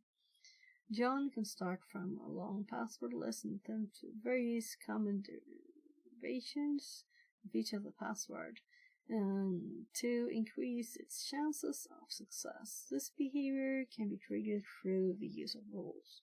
Various rules come bundled with John the Ripper configuration files. One is suited for lengthy word lists. Rules word list. Adding the option rules word list to your John command line generates multiple passwords from each one. For instance, it I'll depends be and lurking for a prepends bit. single 25 digits. hours with no sleep so far. Going Oh to my run a bath and try God. and get my head down soon. So Yeah, tired that I can't sleep. Oh, you have to go to sleep, of course. Relax, take it easy. A bath. Don't fall asleep in the bath, though. Listen to some music, maybe. Or some podcasts. Good night, and Happy New Year if I don't see you. So... Can't wait for my ADHD diagnosis. I think that's what it is. So my 14-year-old has ADHD diagnosis. But I think my 17-year-old probably has it too, because he never stands still. He always walks around. He can't stand still. I don't know. Am I happy? Maybe we all have it. Well, normal people have it, right? Maybe. So, hope you can relax. Get a good night's sleep. Oh, adverts, lol. I will lip read and go lurk. Have a great stream, fix it, and Happy New Year if I don't speak to you beforehand. Yeah, Happy New Year. So,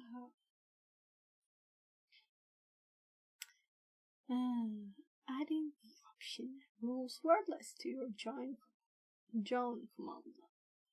Generates multiple passwords from each one. For instance, it depends and prepends single digits. It has various common substitutions. For example, A can be replaced with @ I with exclamation mark, S with $. Many more mutations and transformations are part of these rules. You can check all the underlying rules by checking the list rules wordless section in John configuration file. Unlike the first attempt, using John with this option should crack the hash. John format raw. So let's copy this to save some typing. No, when we can. So paste.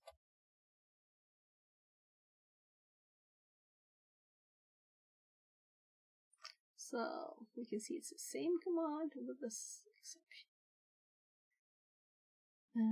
And while it runs, I will continue reading.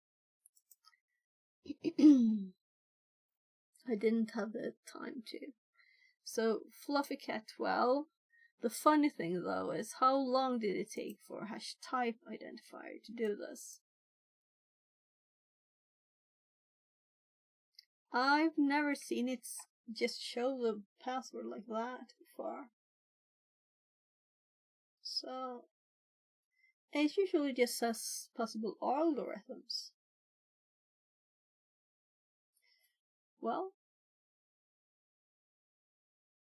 it was there. And the correct station didn't do it. Almost have to do it again with correct station. So let's paste this now. Let's paste the hash.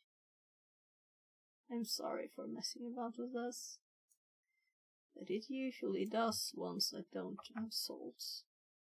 So I'm a little surprised that the wrong tool won. Not found. So they don't like fluffy cats.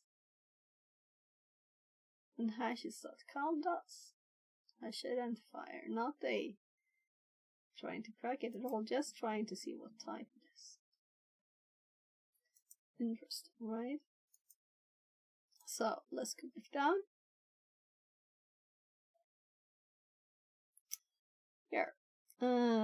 We should know that John will not spend computing resources to crack an already cracked password hash. Consequently, if you repeat the command that has successfully found a password earlier, You will get a message, no password hashes left to crack. Let's say that you execute the command listed above and you recovered the password. Then, the next time you want to see the password, you would use John with the show option. For example, John format. Let's do this in practice, right? I have seen this before, right? So we do this, and it says loaded one password hash, cracked one password hash, no password left to crack. So then we do instead this command,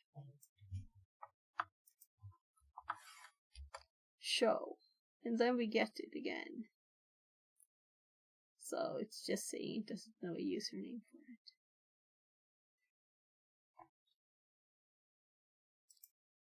Data breach and hash values. Glitch has discovered Mayor Malware's password used on the breached online forum. Although there is a high chance that this password will be used to access other online accounts created by the mayor, Glitch does not want to go that route, as it would violate the local laws and regulations. Instead of attempting anything illegal, he focused on the data he discovered in the mayor's trash. There is one interesting looking PDF file that happens to be password protected. You can help Glitch break it. The first thing you need to do is to convert the password protected file into the format that John can attack. Luckily, John the Ripper Jumbo Edition comes with the necessary tools. The different tools following the naming style format to John. The terminology below shows a few examples, and I've used a few of these, like zip to John. Have I done maybe PDF to John before? So, you're interested in the password protected PDF here. Therefore, the PDF to John PL should do the job perfectly for you. In the terminal below, you can see how to create a hash challenge from a PDF file. This hash value can later be fed to John to crack it. Yeah, right, we have to arrow it. So now we'll see if I used this recently, because it wasn't long ago I added my longer history. It was kind of short. So PDF, no, we haven't used it. Oh, we're on the other machine. Sorry.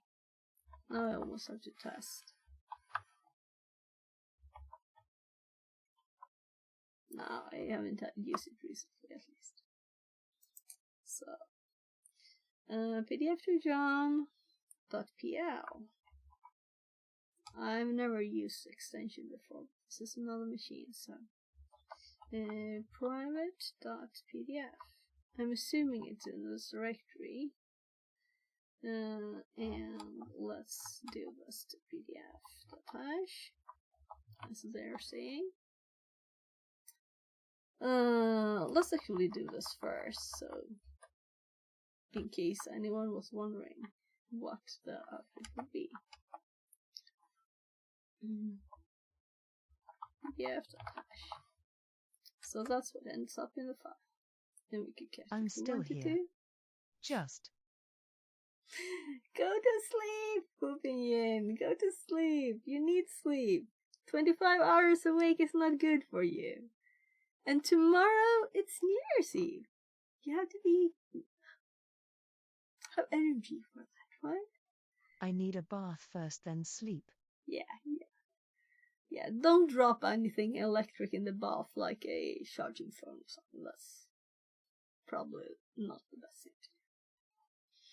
So, take it easy. No watching stream in the bath if it's not safe. That's what I'm saying. So,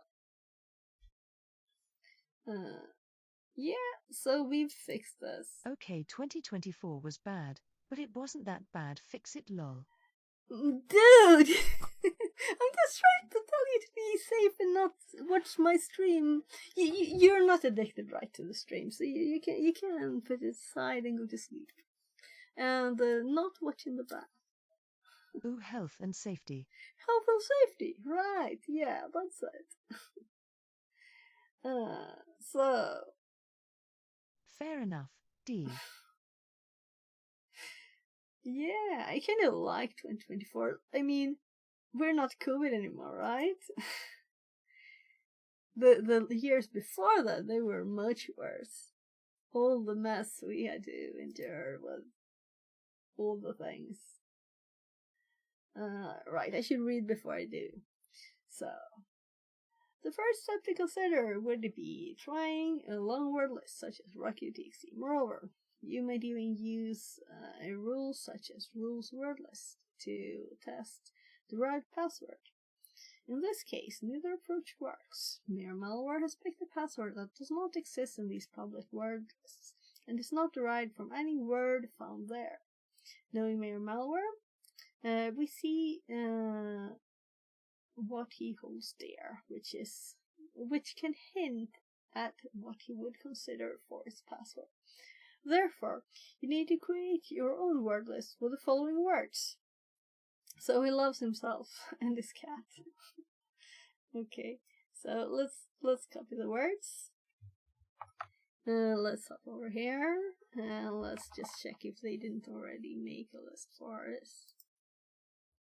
I was typing on the wrong screen. So there's already word list. So is cat the word list. Yeah, it's already there, of course. And save it as wordlist.txt. We have saved it already. Yeah. For your convenience, consequently, our command would be John rules single wordlist.txt PDF hash. Okay, rule single covers more modification rules and transformations on the word list. Custom and personalized word list we created. The hash file. Now, you have gained all the necessary knowledge to tackle the questions below and uncover what mere malware has been hiding in its password-protected document. So we just copy the command because it has all the things.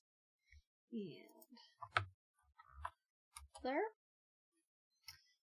So, mere malware was the password. So I'm kind of assuming we're supposed to paste this somewhere. What do you think? Crack the hash. What is the flag at the top? Oh, it's okay, great. What is crack the hash or restore hash 1? What is the password? Oh, that's the cat. Okay, so we're not supposed to paste this one. Fluffy cat 12, was that it? Yeah, Fluffy cat 12. So now let's paste that password. So, and now we have the PDF here. So I just don't know how to start this. Now, if someone wants to teach me how to open a PDF on this machine, do we have to copy it to our machine? Or can we open it here? As we're SSH'd in. We can copy it, but we can't get it, can we? I'm assuming we have to copy it out. And we have the password here, so I'm thinking, do I remember the password? No.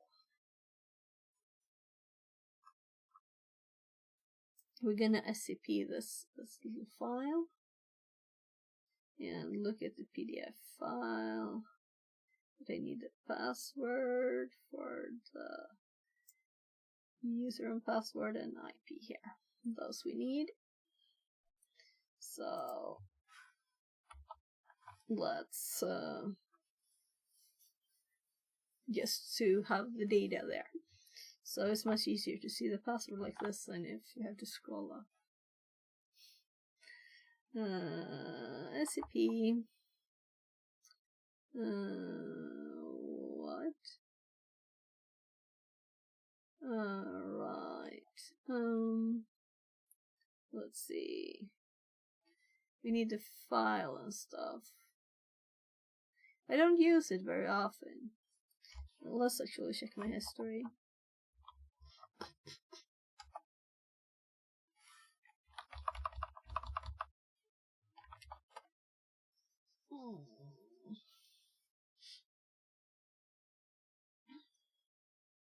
Yeah, so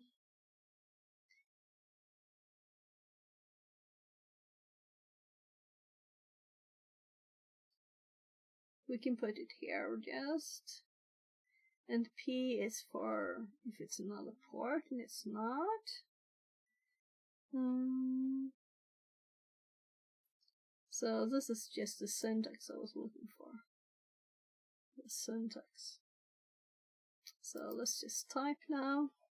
So SCP user at 10, 229 colon, and then we have the path kind of nicely here for us, right? If we PVD this, we'll have the nice path for us, or the thing to copy. There. And let's paste that. Let's add another one. And what was the file name? Private PDF. So well, let's put it here. It's okay. And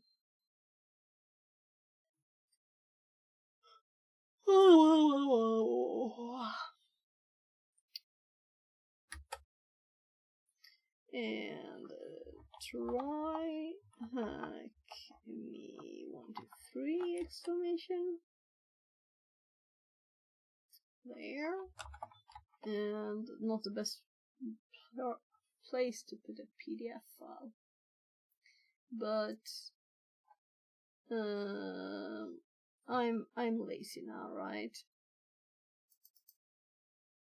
So here's a private PDF. There it wants the password. So let's check that password and copy it and paste it. Forget password immediately. Remember password until you log out. Remember forever. That's kind of nice. So, TSM, do not get caught. Oh my gosh, he's got a lot of money here, right? He's got a lot of money. The little mayor. So, we can even copy it, which is nice. And to learn more about cryptography, we can recommend the cryptography module. If you want to practice more, consider. I'm sure I've done both of these.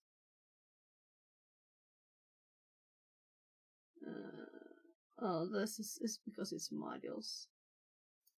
Yeah, and then we have this one.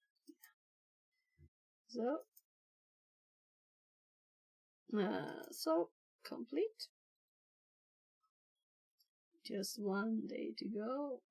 But first, we have to check his data. Transaction graph. Amount. Balance. So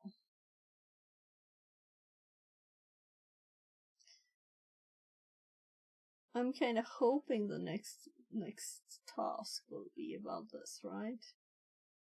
But it will probably not be. We will see. But it should be. So, day 24. We're on Christmas Eve.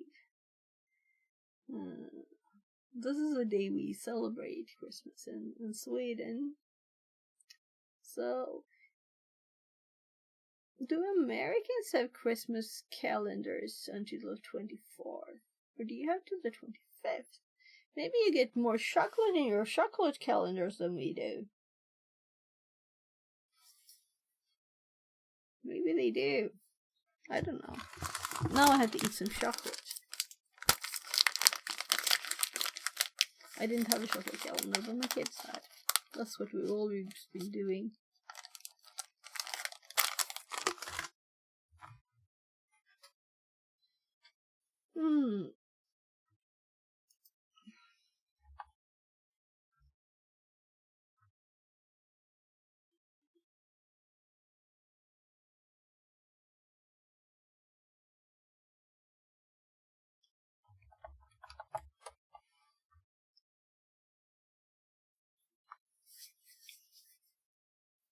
I'm going to go check on my family again.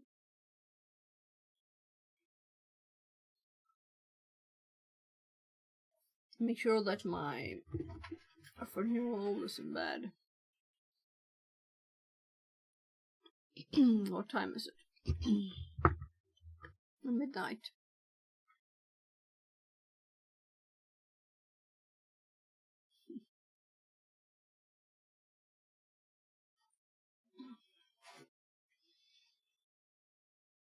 There. I'll be right back.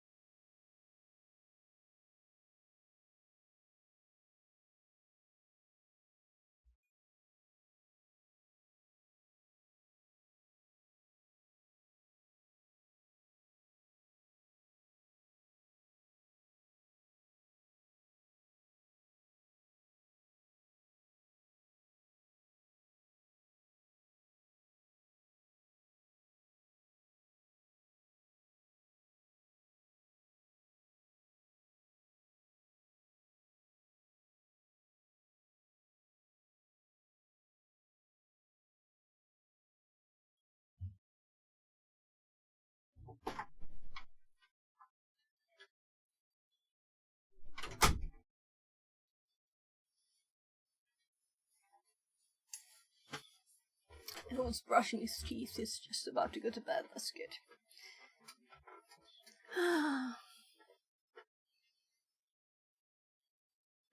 So, last one. I almost feel I have to get started with the 2023 one that I have not done after, but not today. My throat is so let's fix my throat with some chocolate. It's another sort, another one I have. That one we actually used for cake. This is orange in it.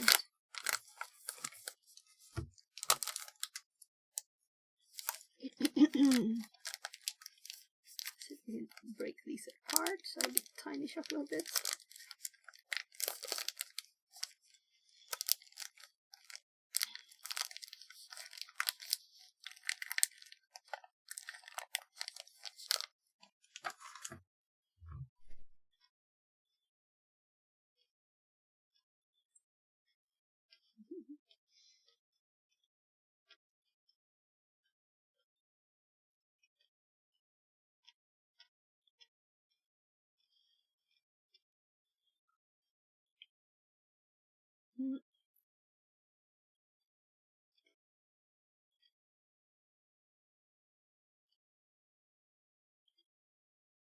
There's actually one more thing I should do before New Year's. And that is, like, looking at buying computer parts. Because I have a company. And it might be good to get some parts back. Instead of just wasting it. Well, wasting it, but things I'm going to buy soon. If I can buy them tomorrow or today. And today is gone, right? It's past midnight. It's 00:20. So it's New Year's Eve.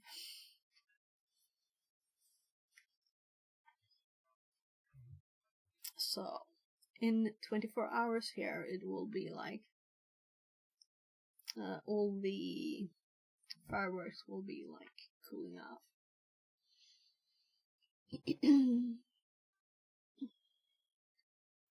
My throat is really bad. I'll just ignore it and read the rest. We'll see how much it is. Good, it's not a lot of reading.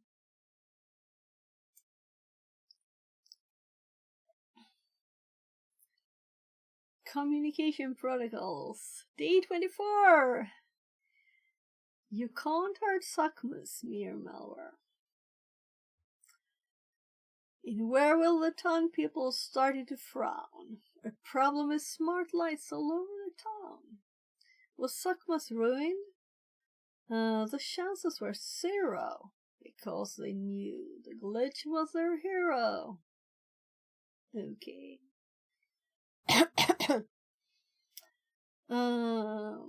The city of Werewolf has investigated. So, that was not what it said.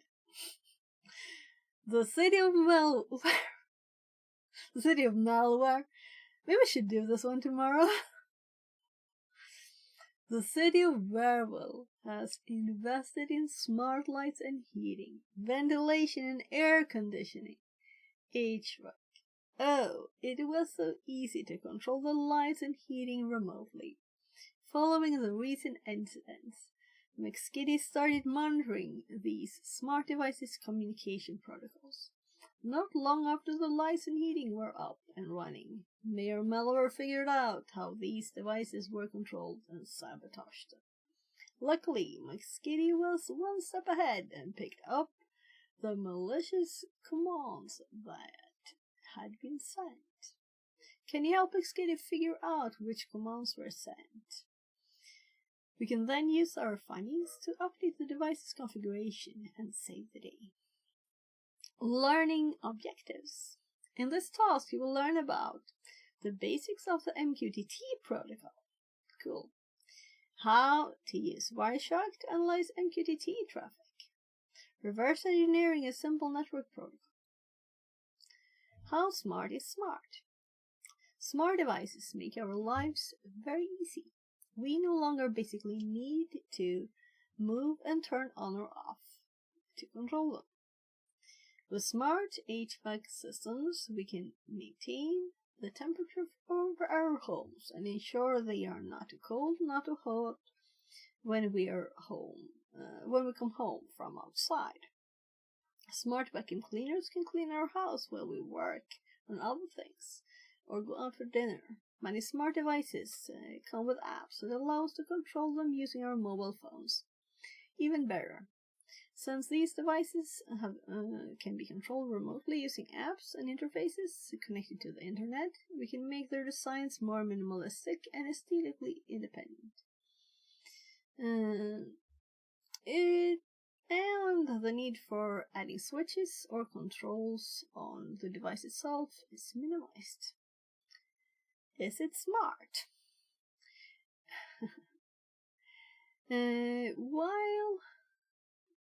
While I'm scrolling to get rid of the image,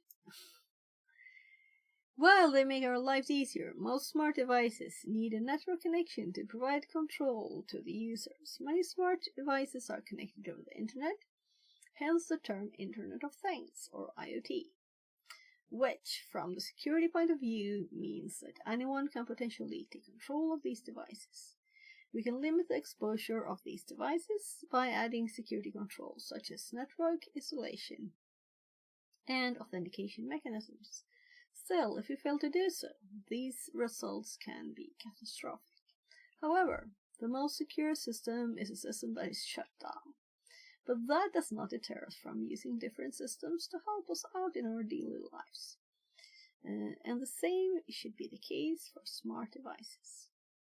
Instead, we can ensure that we understand how our smart devices work and have adequate security set up for them.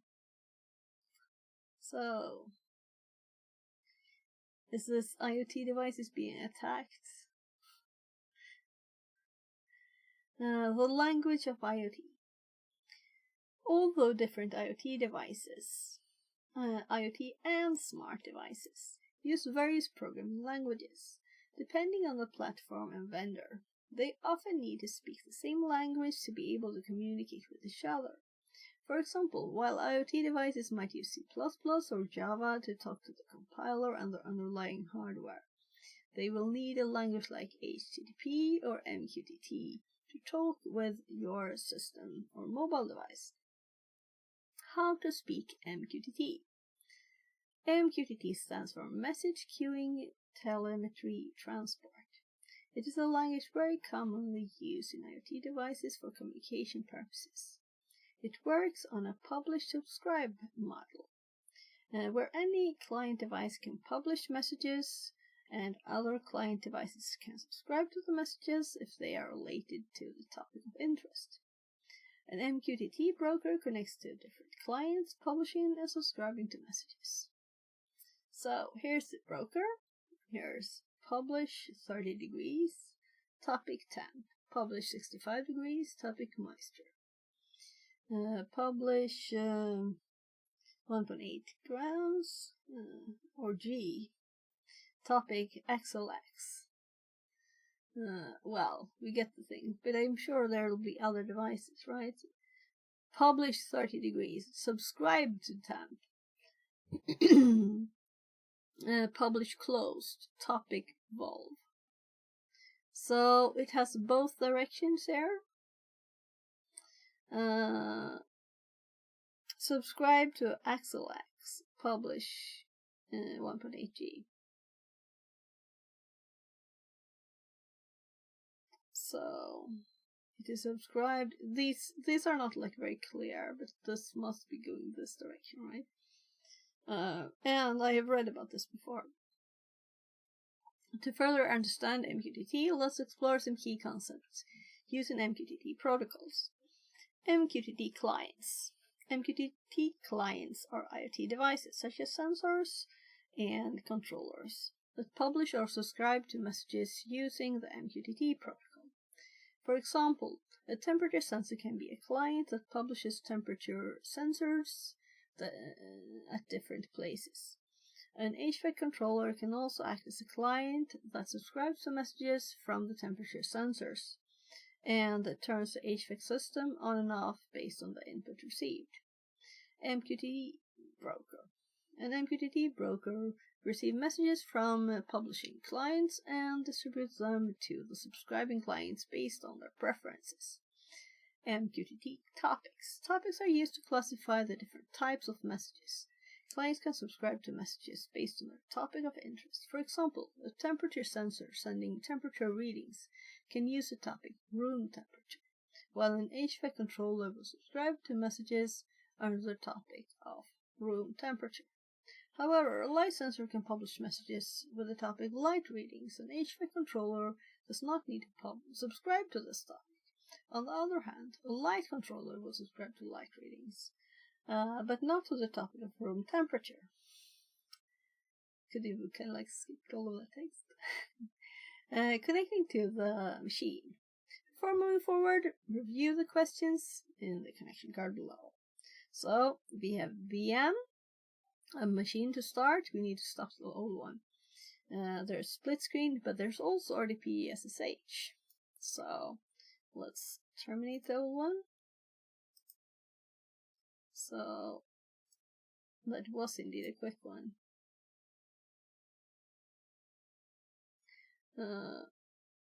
this one disconnected, of course.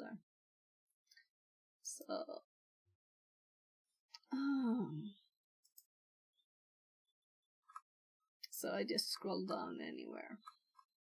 There. Start machine. VNC. Minus. Scroll down again. So you can connect to the machine via VNC using the credentials below, but we don't have an IP yet, so let's just keep on reading. Demonstration. Learning about the protocol theoretically can be confusing. Let's see how it works in practice.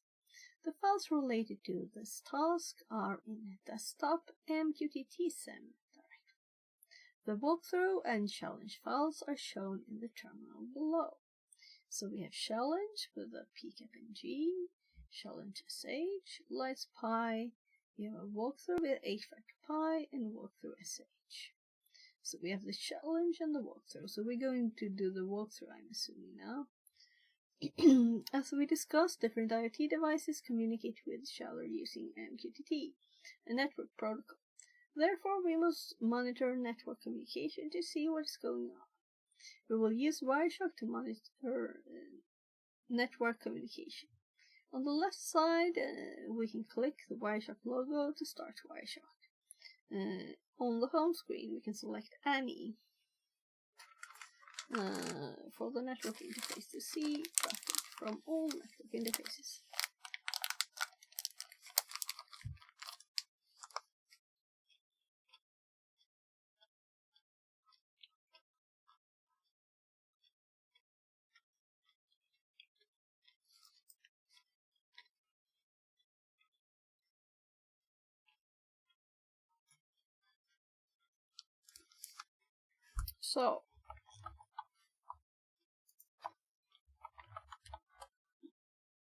So let's connect.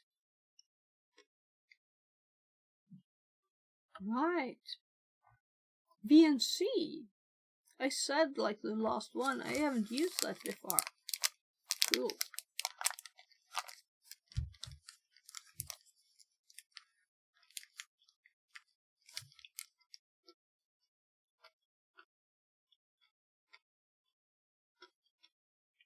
Connects free RDP to VNC too, or do we have to use another one?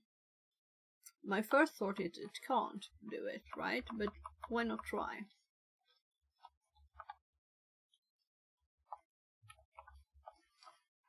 Why not try? If it works and I were not to try, it would be kind of stupid.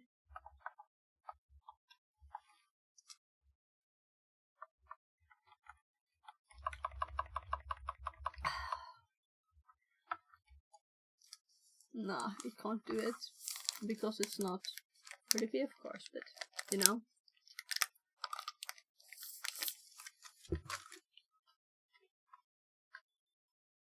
No, my column menu is here.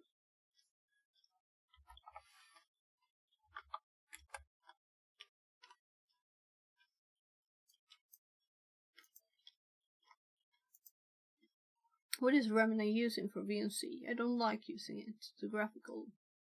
It uses X-Ray RDP for RDP.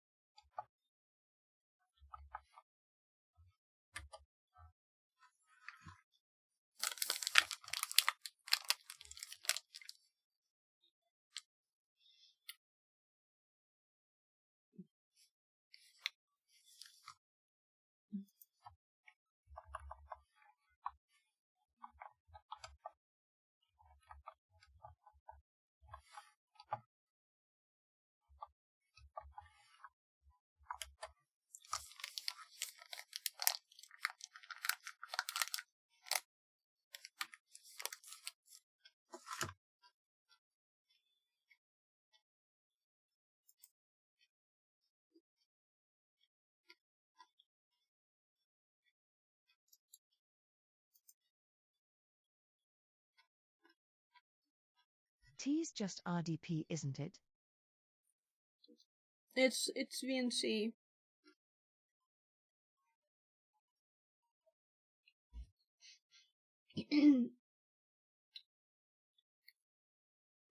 Is it different? I mean. No. I just switched here. You see? You can do SSH, VNC, and RDP. So we just switched to VNC, but I want to know what it uses in the background. Because I prefer, I don't like having to click in the information here. And then when I just try to change one number, you know, the IP address, then I have to redo everything. Instead of just having a nice line that I can have in my history. And it's just start to, like the first letter and it's all there. Right, all the options and everything. Medically. So it's not always quicker with the graphical stuff. It is a graphical remote control protocol, but it's, you know,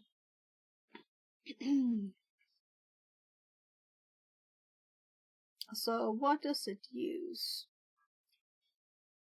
You can call it from the CLI, but it's a graphical tool, yeah. Yeah, but Remina uses X3RDP for RDP. Pretty sure what you can does launch it it use? from the CLI. You can launch it from the CLI. Let's see. If we launch it from the CLI, and do an RDP, we will see the same thing, which is kind of funny. So if we just launch it normally,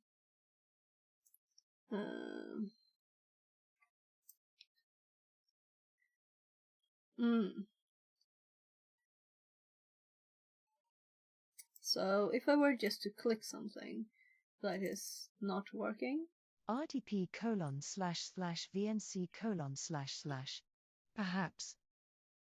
Yeah, I don't have a clue. I was just thinking, do we get error messages here now? Yeah, I want to close that. And let's do and instead. But we can do like help, right? So VNC:. But I'm curious. I don't want to use this, you know. I want to use the actual tool. So this is a research now. Research thing.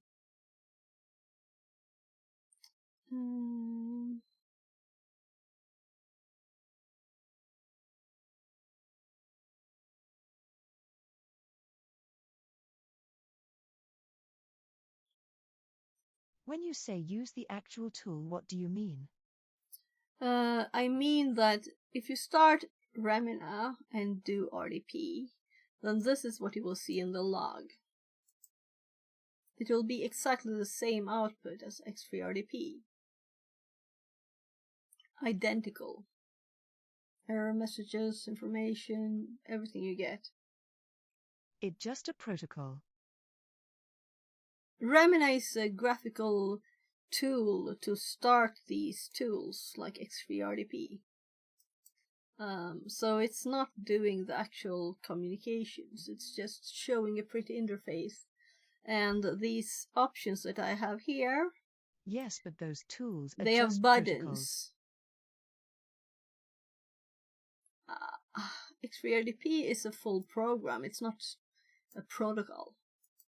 RDP is a protocol. X3RDP is a tool that uses the protocol RDP. RDP is a protocol VNC protocol. Yeah, both those are protocols. So now I want to know what tool Remina uses to talk VNC. Do you understand? So I was thinking ChatGPT, right? So Remina uses. It right, uses I'm in the wrong protocol, logged I think. in. Yeah, but let's see what it answers here, okay? Same as a web browser uses HTTP. No, it's not. Let's say that you're using a browser that has Chrome in the background to do the actual thing, but it has like a graphical look that's different. That's how this works. So Remina is just a graphical look for something. At least it is for RDP, right? So Remina uses x3 RDP for RDP. RDP. What does it use for VNC? The P stands for protocol. Yeah, it's quite funny when you do P's. When you pronounce a part of the acronym after SLUT that is an acronym. open protocol, pretty sure. X3RDP is a tool that you use to connect via the RDP protocol. Remina uses libVNC client from libVNC server project for its VNC protocol implementation. This library provides the functionality necessary for Remina to connect and interact with VNC servers. So let's see if we can run this. Oh wow, I didn't know that. So this is nothing that's installed here. So let's just go with Remina, but I'll look into this more. So let's see. Now I noticed at first that it had the same errors when I was testing and not managing to connect to something. That just a library though, right?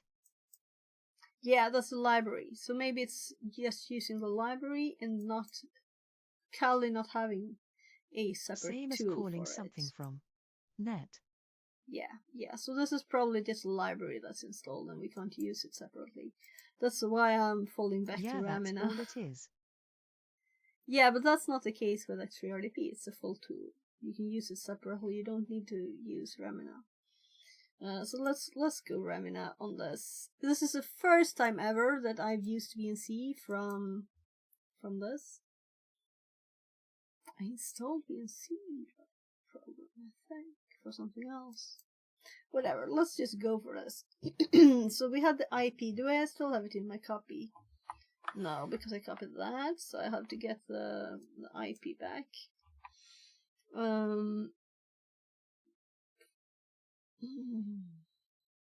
I'm just gonna scroll a million miles up here. Copy the IP. Let's paste IP.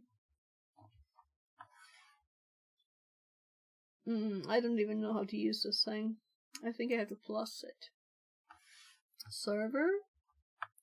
And then username. I have to scroll down again.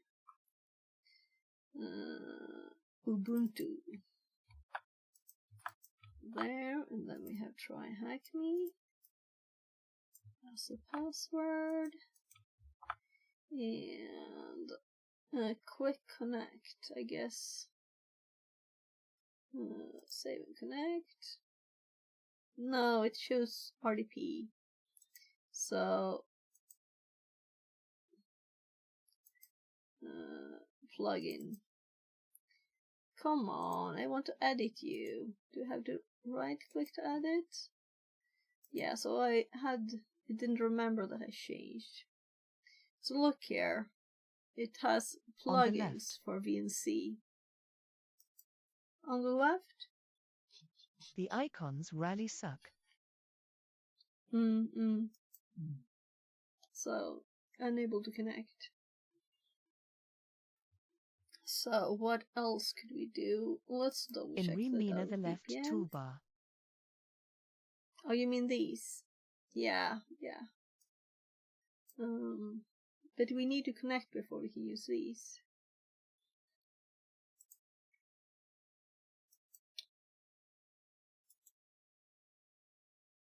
Yeah, they suck, but there might be a setting in there. Oh, no. The settings are here. We have advanced. It's a drop down. Top bar. Okay. Yeah, let's do this. It's easier. We have text to read. Go back. Override preset.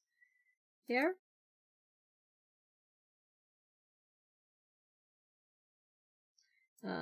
Let's do AOC Protocol 2024. You can change. Yes, I changed it.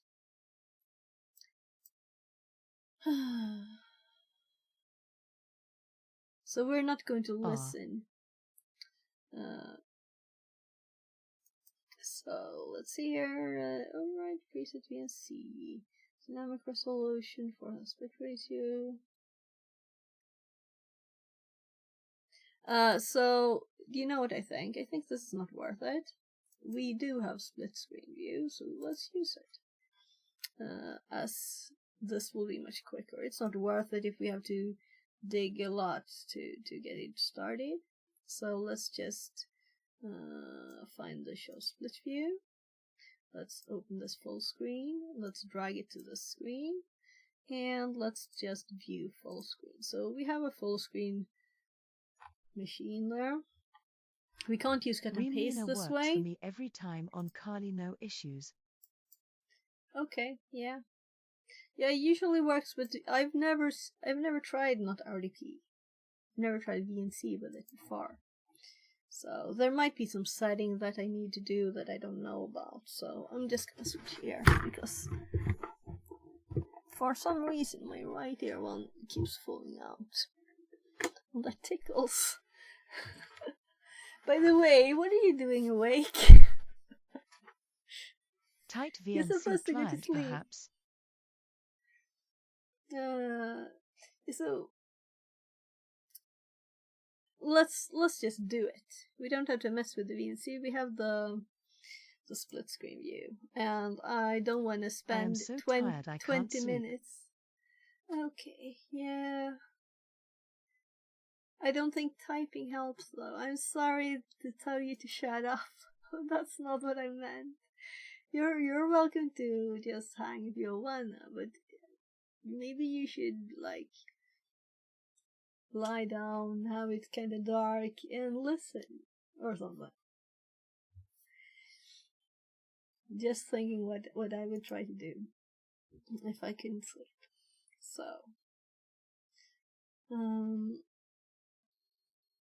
So by the way, my kids used like what is it called, the hormonal thing. What do you call it? My God, oxytocin in Swedish. I don't know what it's in English. Something similar probably. If they couldn't sleep. And if you think you have ADHD, it's very common to lack it.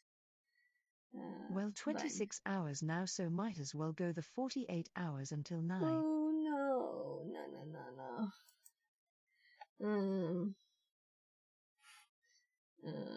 Sleep hormone name, yeah, melatonin. That's it, melatonin. That's the thing. So melatonin gummies. They've been eating these. Well, not from Amazon though. From somewhere else. So kind of like candy that gives you the sleep hormone that you might be lacking if you have ADHD or something like that. That's what my kid with ADHD couldn't sleep. First time he fell asleep and slept like for more than 20 minutes. He was 3. Let me tell you, that was a tough time as a parent before that. So there's a lot of melatonin gummies, and I think they're like tablets and stuff too. And it's just your natural that you're supposed to have in your body by yourself. It's like vitamins then if you can't produce enough. So try it, as it's not even it's not even a medicine. It's just your natural stuff in your body. So I wish I could send you it right now through the camera, but unfortunately we haven't invented teleporters yet. But it's in pharmacies, I think, too, and stuff. Hope you can sleep now.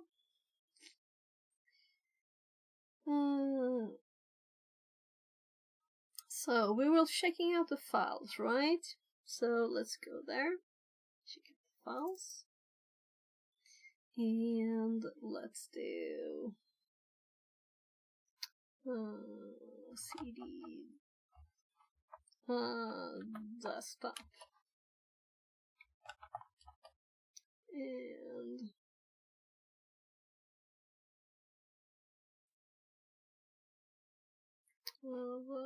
of course. So let's assume we're going to the walkthrough one now.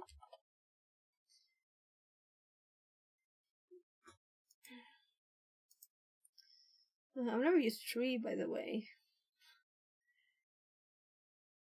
on Linux, as we discussed. I haven't used it on Windows since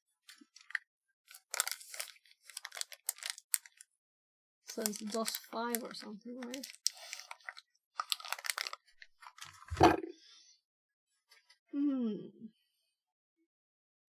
As we discussed, different IoT devices communicate.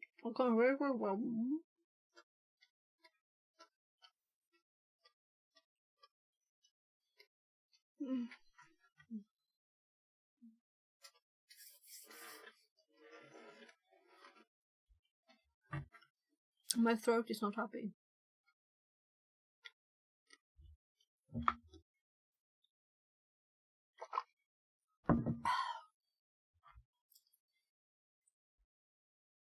Let's go. As we discussed, different IoT devices communicate with each other using MQTT, a network protocol. Therefore, we must monitor network communication to see what's going on. We will use Wireshark to monitor network communications. On the left side, we can see the Wireshark logo. To start Wireshark on the home screen, we can select any of the network interfaces to see network traffic from all network interfaces. And the screenshot below shows the traffic from all the interfaces on the network, as we have selected any from the network interface. So I guess we could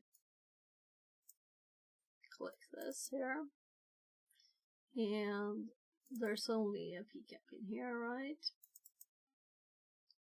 Why not open up Wireshark, right?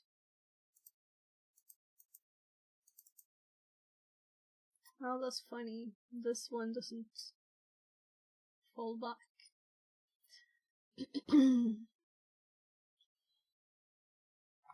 We have something up too.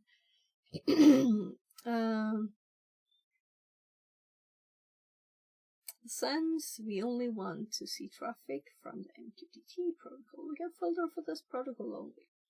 To do this, we will type MQTT in the filter box and press enter, just like we would do for HTTP or TCP or something. So MQTT there, and we can see the MQTT. This is odd, by the way. I'm not used to having this underneath. I'm used to having it to the right. So we're probably supposed to look at these a lot. This will be very cool to check the traffic. I've never done that with MQTT.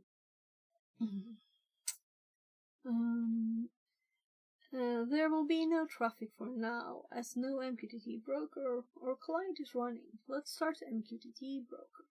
Right, so we're not actually going to start it with this. Let's do its example instead, right? So does this have an X? It's over there.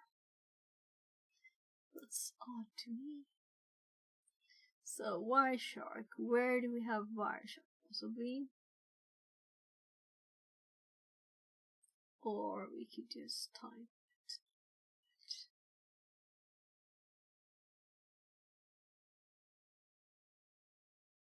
It shouldn't be in that. There we have it on internet. Wireshark. What OS is this? I guess it's Ubuntu since it has that. And this doesn't disappear. Well. So we're supposed to click All interfaces. Let's follow along with this instruction again from the start. So,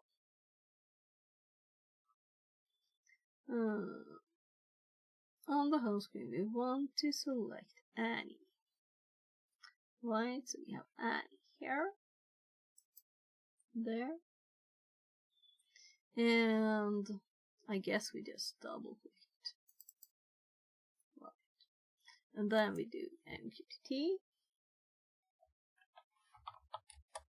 So, and we have had no traffic yet. So, now we're doing the demo.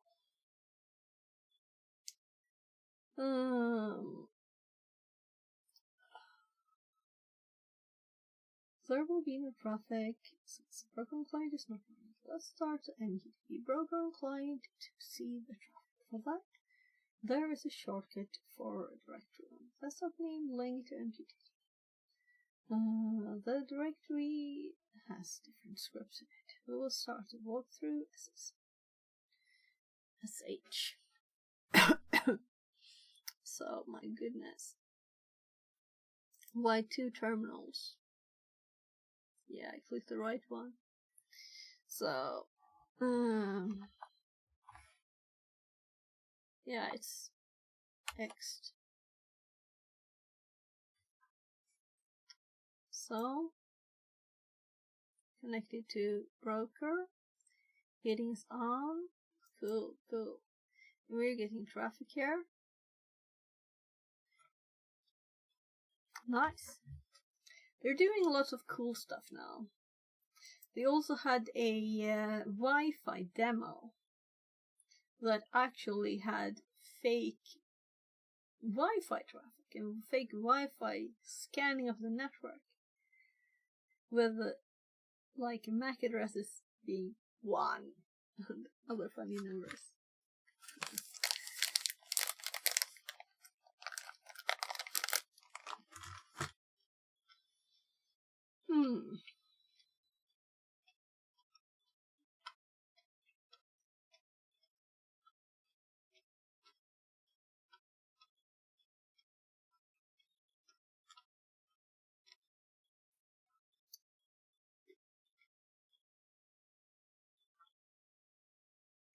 Once we run it, 3 windows will pop up. The window with the red text is MQTT broker.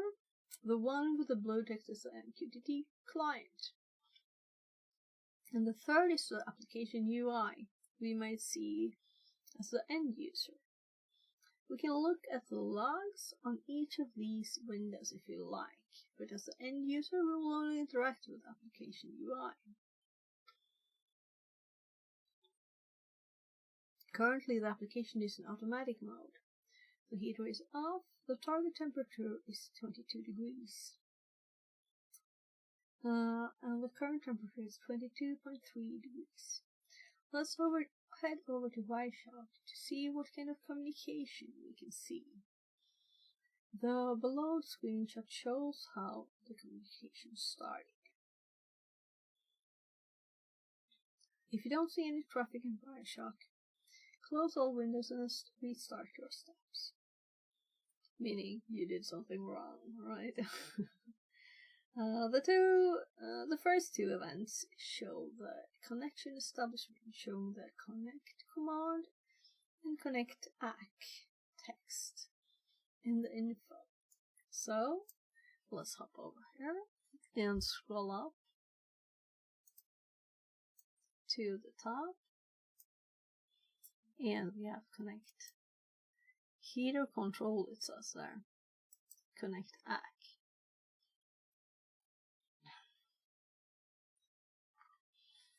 The next 2 events show that one of the clients wants to subscribe to the home temperature topic shown in the square brackets. This must be the HVAC controller, which needs to know the temperature, turn the heater on and off. Below we can see the messages published by different clients, with their topics in the square brackets. The events from the home temperature topic are from the temperature sensor, and the vent from the home heater are published by the HVAC controller. The screenshot below shows the details of the home temperature topic. So, you can see, oh my god, sorry, home temperature, AC, home temperature set, AC ID2, subscribe request again, that's what they're called here, home heater, and another AC. Then home temperature. You can see here home temperature, home heater on, home heater on, temperature. Oh, it's changing. It's going up. Oh my, home heater off. Okay, so it's turned off here somewhere at 22.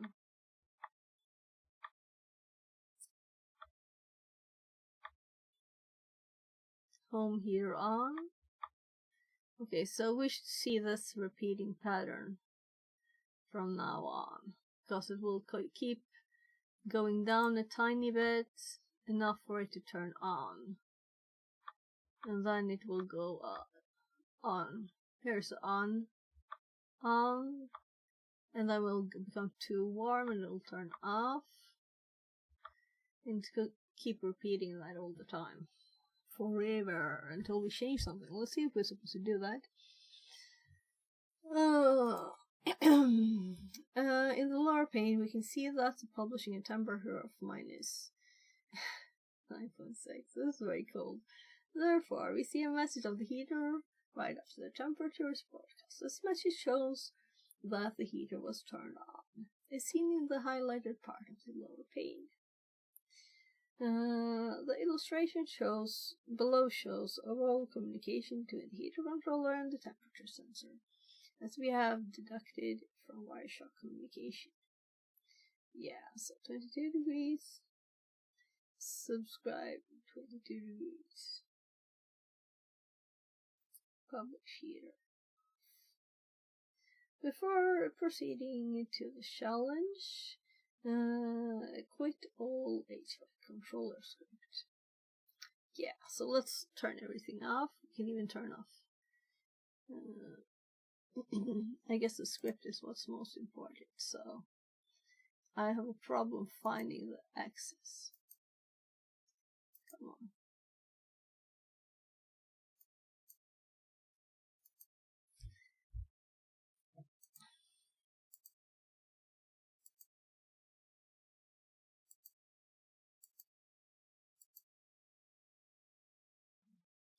Yeah, that was a new one. It's odd to have the access in that corner. That's the one we started it with.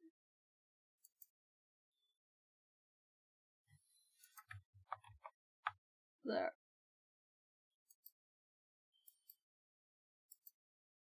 So we only have these left, and I started Firefox by mistake.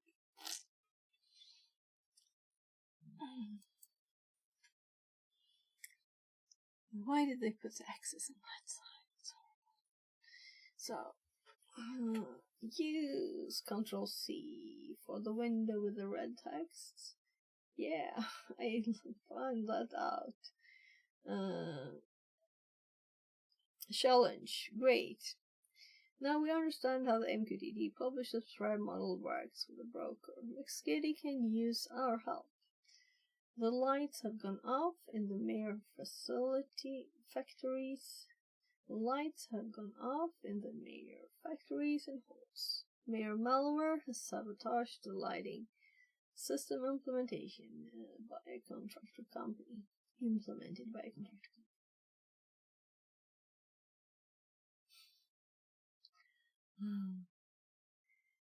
company. I'll just reread it all. I feel like my tongue is going all over the place.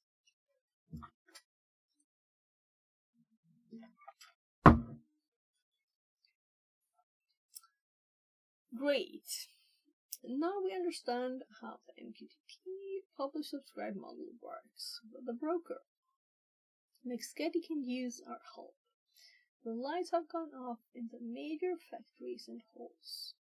Mere malware has sabotaged the lighting system implemented by a contractor company.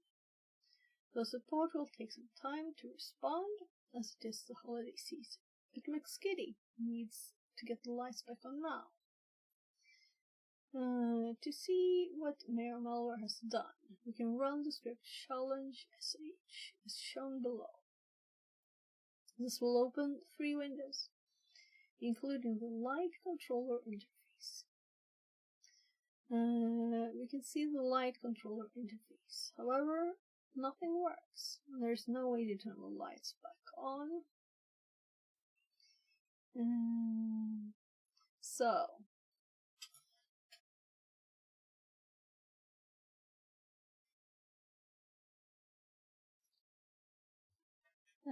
My stream control phone is a bit tired today, it seems.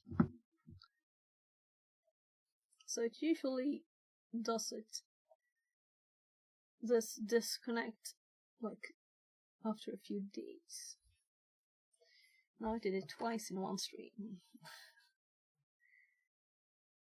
So, I'm thinking let's stop this one too. Without saving. And let's just start it again. I could have just cleared some out of the way, I guess, but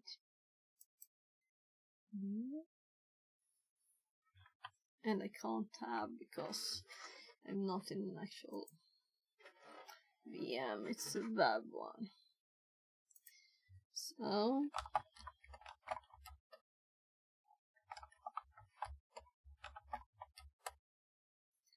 let's run challenge sh, but first we start as any MQTT and not tabbing because it doesn't work, and run this.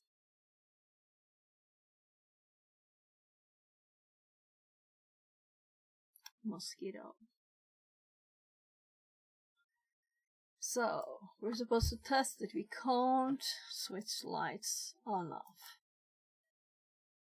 We can't set it to manual and switch it on off, or automatic and switch it on off.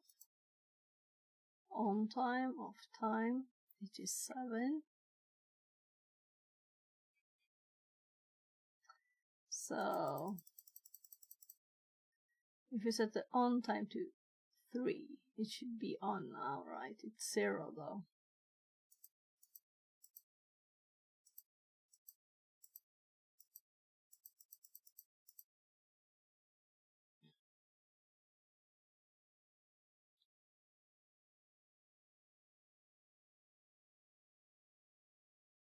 On time 1 pass, so it's only off between 0000 and 0001. Otherwise it could be like backward. And apply this.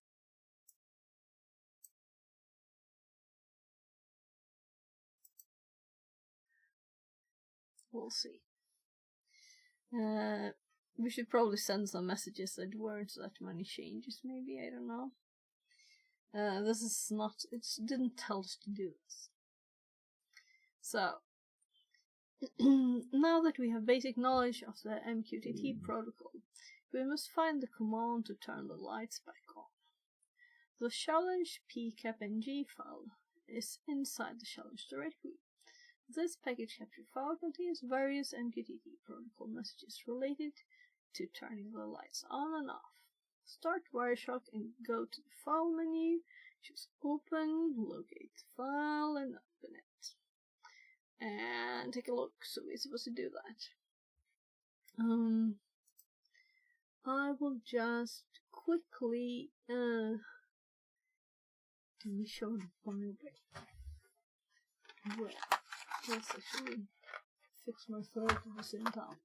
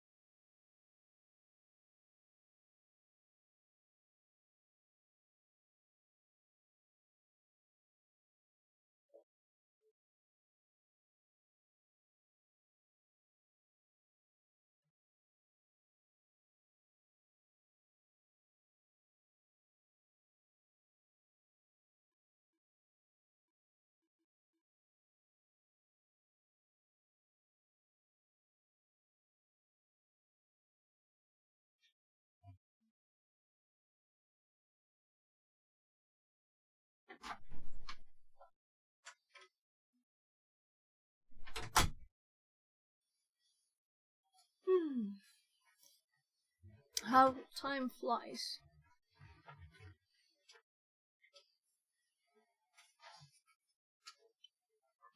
So it's already past 1. But let's just continue. So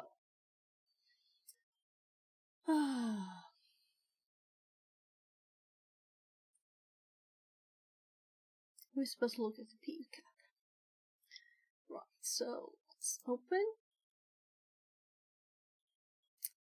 Now we have to stop it first. Let's just close it. I'm looking at the wrong corner.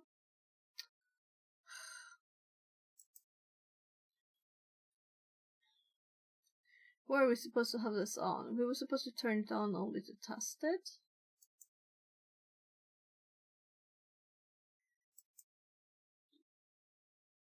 To see that it doesn't work, and then we can fix it. I guess they don't trust us capturing good data. That's what they're not doing. Let's actually not do that. Let's actually just hop to... Is it this? Come on, can't you just close that?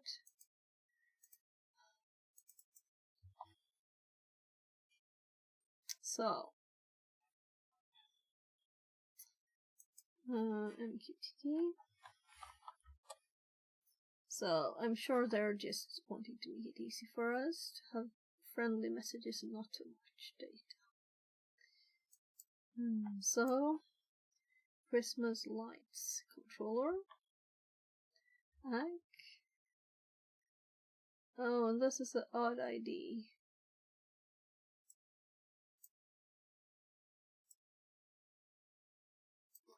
Oh. This looks like B64. Why?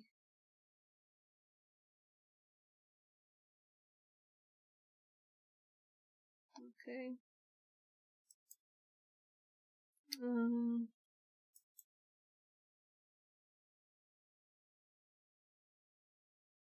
Where's my ASCII?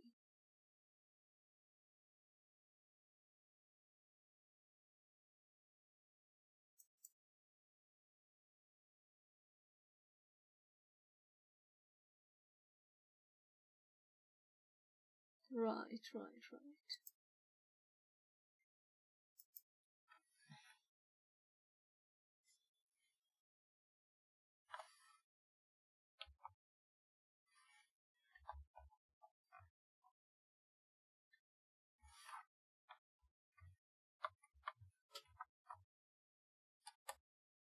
Oopsie.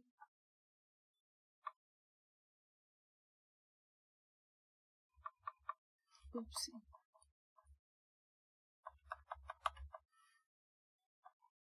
I should have cleaned this before.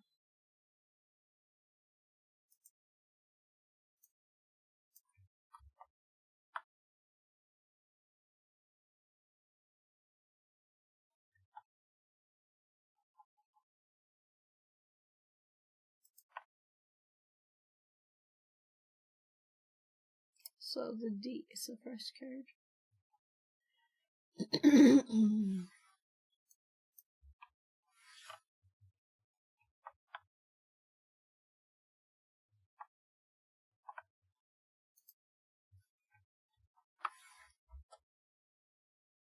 Verbal.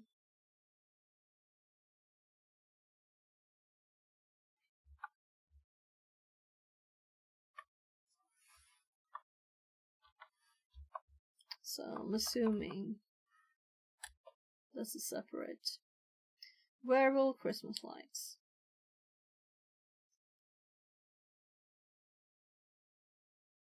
So why? Well, that would be an easy way to mess it up, right?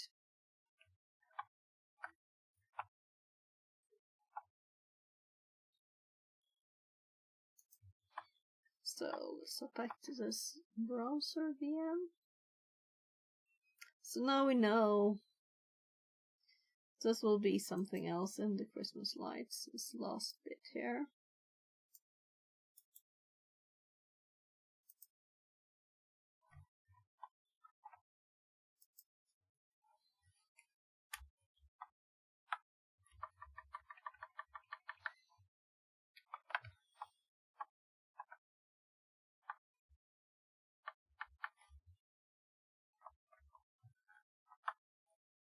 On time. Werewolf Christmas lights on time. Okay. Let's just hop back here because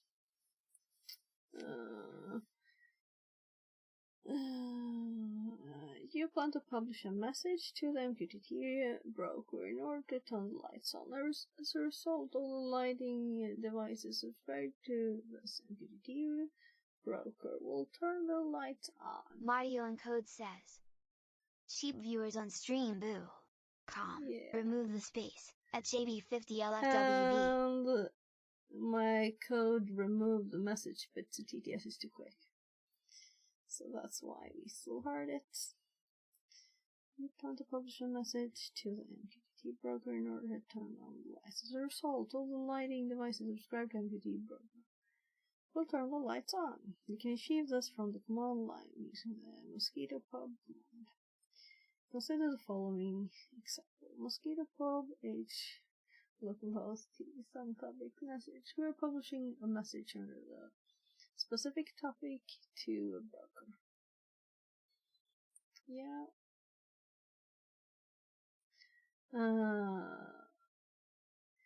To determine the correct topic and message to turn the lights.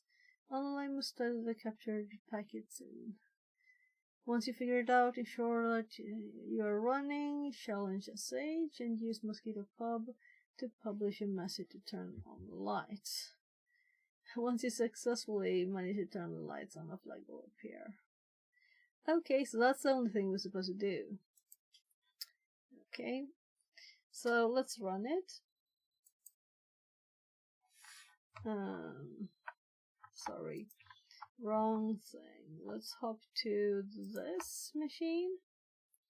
And this seemed to be the command, right?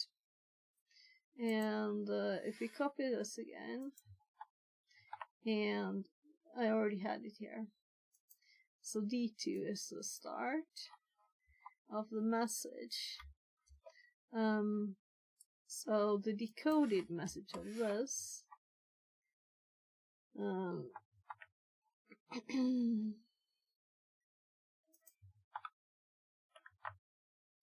is just where will? Oh.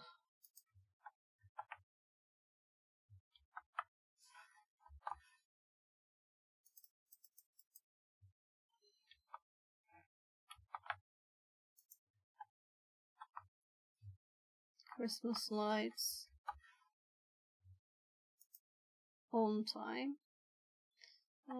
On time is like not the thing we want to set. We want to click it like to turn on, right?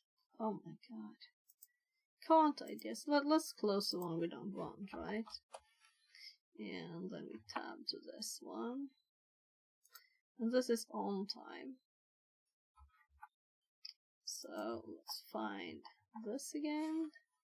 That was on time. This is the next message. Let's see what that is.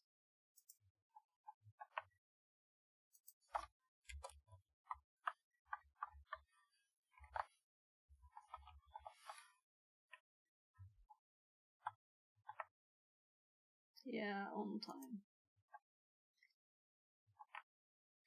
And this one.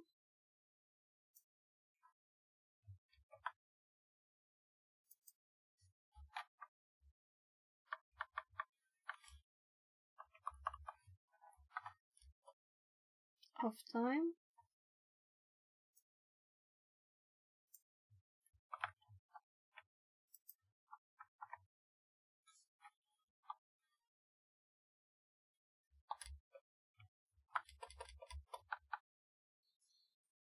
a lot of tabbing. So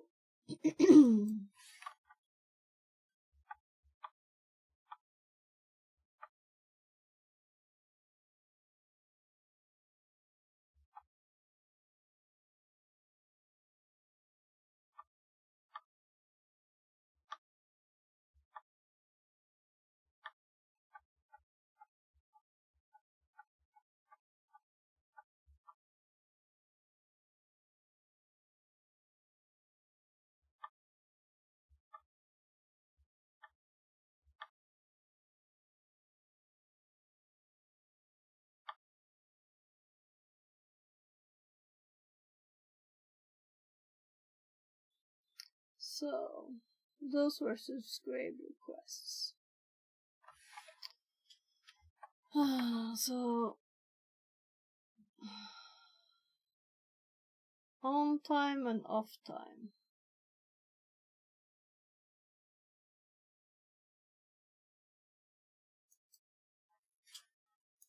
So the main thing then, what? On.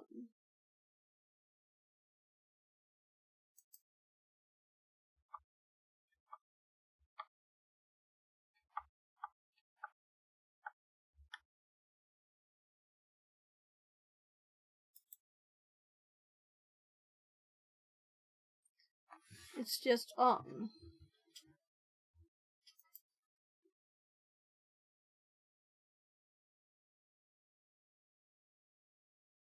And here is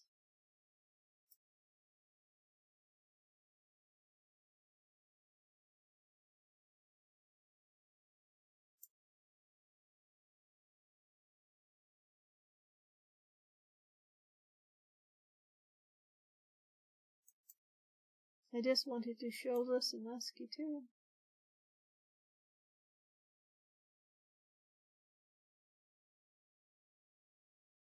Oh, whatever. We can see it here.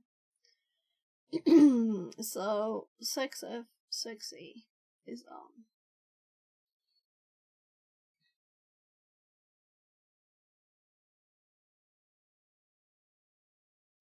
I think that's the only thing we need. There's the off message.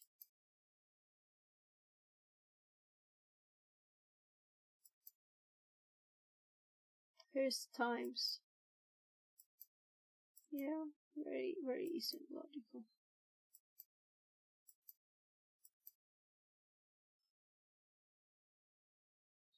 So let's go back to check here.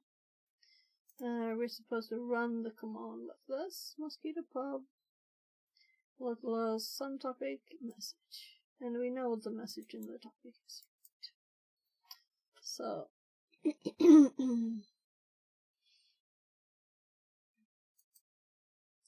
this is running. Is it running? There. It is running. Then we can go to the terminal.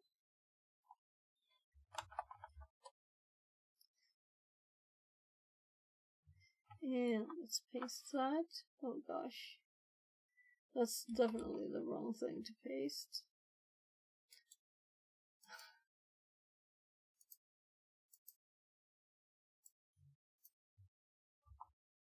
I can copy things from here. Alright, it's actually clear.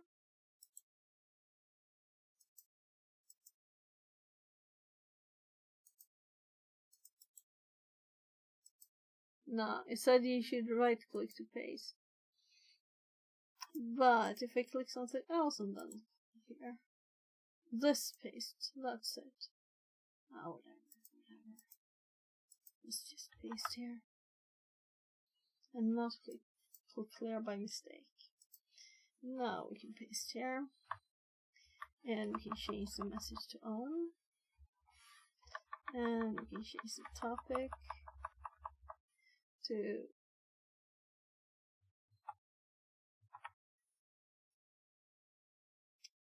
this.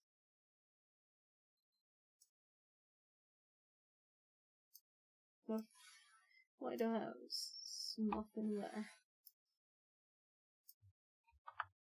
That's what that is.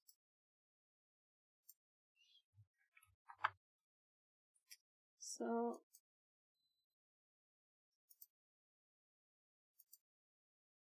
is it worth it? I should have put it in here already, right?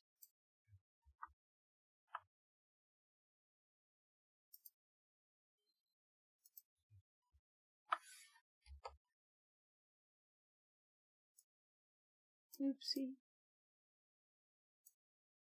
No, I can't move it. Why can't I move it? I can't click anything. But it does this at least. No, it doesn't update. No, it updated. So if I click here, I can type. I can't tab.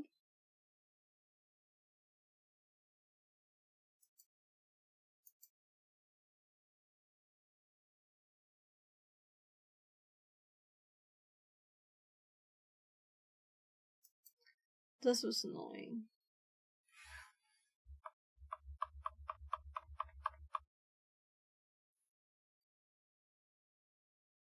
So my problem is that I can't tab. Can I click this button? No, the mouse stopped working. And I can't tab. Can I control tab? No.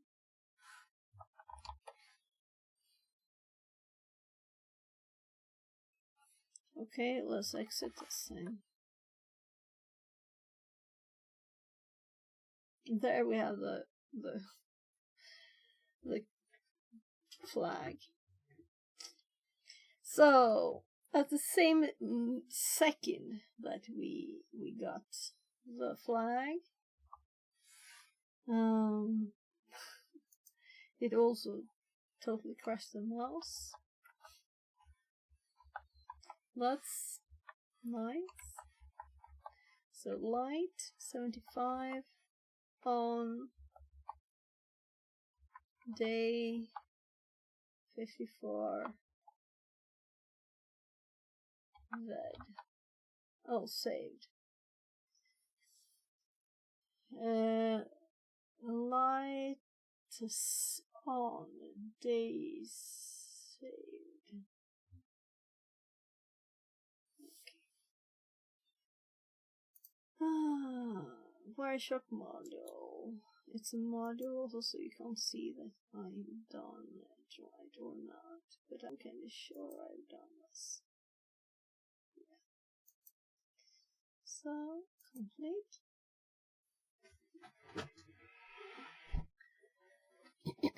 So, we're up to the end of it. The end. How the glitch saved Suckmas. At the Suckmas celebrations, Mayor Malware took the stage, ready to claim victory. Stop! Before you celebrate, the real threat is Mayor Malware. The town was shocked to learn the truth, and Mayor Malware fled in disgrace. Glitch was hailed as a hero, his true intentions finally understood. He's so fluffy. And Suckmas continued stronger and more secure, with Werewolf united against any threat. As Glitch and McSkitty are nearing the town square of Werewolf on Suckmas night, they hear the mayor's voice booming in the air. And now, thanks to me, Suckmas is finally saved. I am honored to accept the Patchmeister Award this year. They speed up and run up the stage. Stop! McSkitty shouts. Glitch is innocent. The mayor tried to sabotage Suckmas for the entire month. All the wares stare in shock as Glitch steps up on the stage. takes a microphone and starts listing all the hacks and attempts to sabotage they discovered with Mesquite. The evidence is overwhelming, and the town square erupts in shouts, all the different Ware families demanding the mayor's resignation. McSkitty looks around. Mayor Melware is nowhere to be found. She turns around, only to see him running away, a dot of blue fur outside of the town at this point. What do we do about the award? Asks Software. Every sock must need a patch miser. All Wares turns to Glitch, realizing they have him to thank for the celebration this year. Without more words spoken, they all pass on the patch miser emblem to McSkitty, who puts it around Glitch's neck. Sockmas festivities are now ready to begin. Woohoo! Congratulations on saving Sockmas! We did it! Congratulations! Thank you and congratulations! Congratulations on completing Advent of Cyber 2024. Welcome to the last task of Advent of Cyber 2024. We are so proud that you reached it. Advent of Cyber is a beginner-friendly event. The challenge lies not in difficulty of each day's task, but in persistence in coming back and learning regularly. For some, that means every day. For some, that means a few days a week. And for some, it's catching up on the weekends. And it truly doesn't matter, as you all did your absolute best and got to the end. In addition to all the new cybersecurity skills you have learned, you have now proven to yourself that you can be consistent about growing as a cybersecurity professional. And that's the most important skill of them all. We hope you enjoyed saving Sockmas with Glitch and McSkitty. We certainly enjoyed putting the event together for you, and we already can't wait for the next one. Advent of Cyber will be back in 2025 to make it even better next year. We would like to invite you to give us some feedback. We made a survey for you to fill out. It's not a long one, it should only take 3 minutes to fill out. You can access the survey here. See you in Advent of Cyber 2025. Try Hackney Team. What's the flag you get at the end of the survey? They really want us to finish this thing. Not that I didn't think of doing it already. I was just thinking maybe that's not a thing you do on stream, but sure, let's do it. Welcome to the feedback survey. We appreciate you being here and look forward to your feedback. So, next.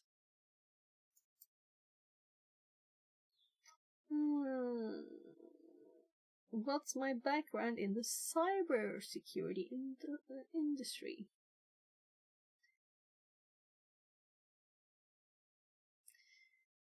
Not in cybersecurity.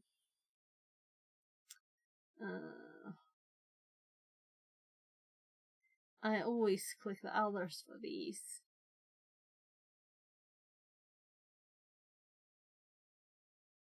No experience sounds very not right for me. So, well, this is a required question.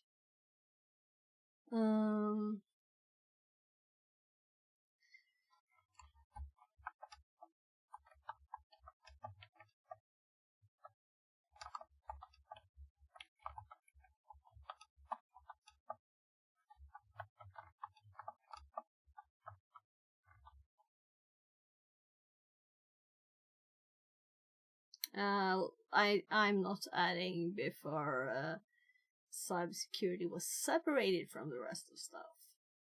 Would you recommend Hackney to a friend? Yeah, I kind of recommend it all the time, right? How did you hear of it? Well... yeah, let's say try Hackney platform, because it popped up, you know? in there, but I knew about it before too, of course, from last year. Now, what was your main goal during Advent of Cyber?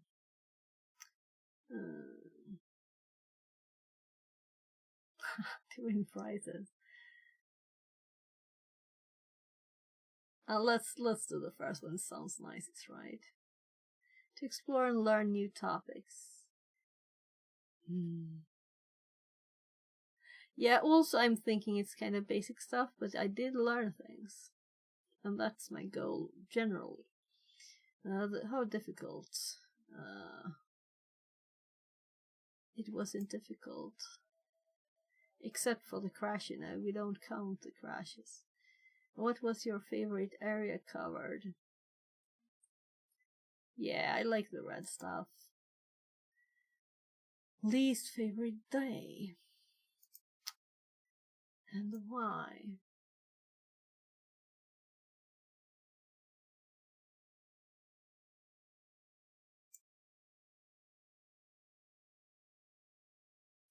I don't have one.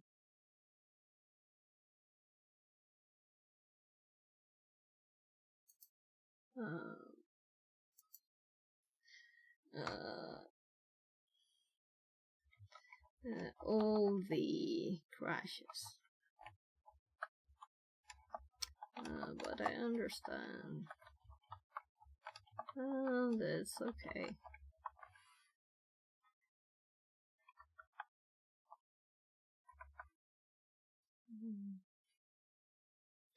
Did you participate? No, I have not done that this year. How often did you watch it? Never. Did you have a favorite video? Do I have to answer?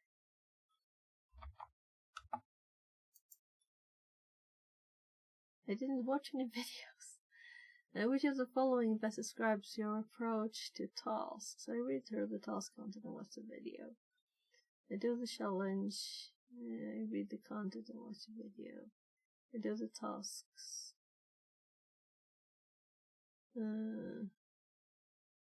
These two have the video in them.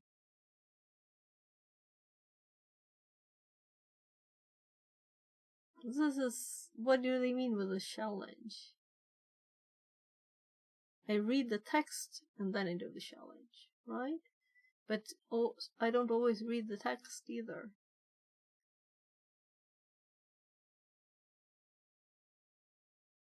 I think this is what they mean then, I guess. This is a bad question.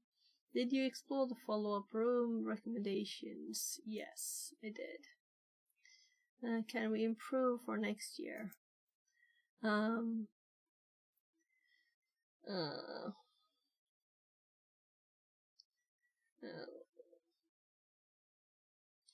liked it. But more stability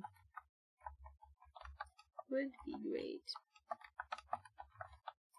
Streaming this and having to start the box 3 times is not very not that fun.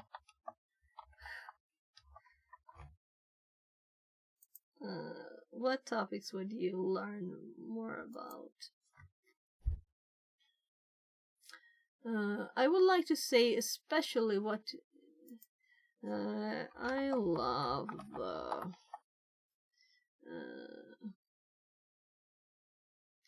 simulations recently. Like the MMQT and the Wi-Fi one.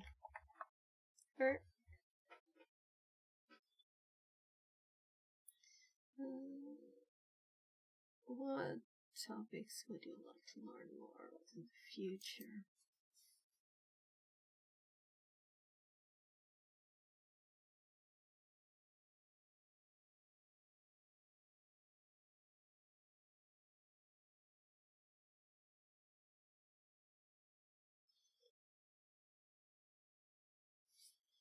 Low level stuff. Malware analysis.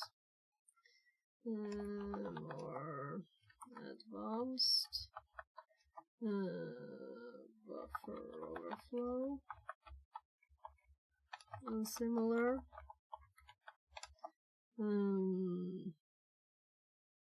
More IT.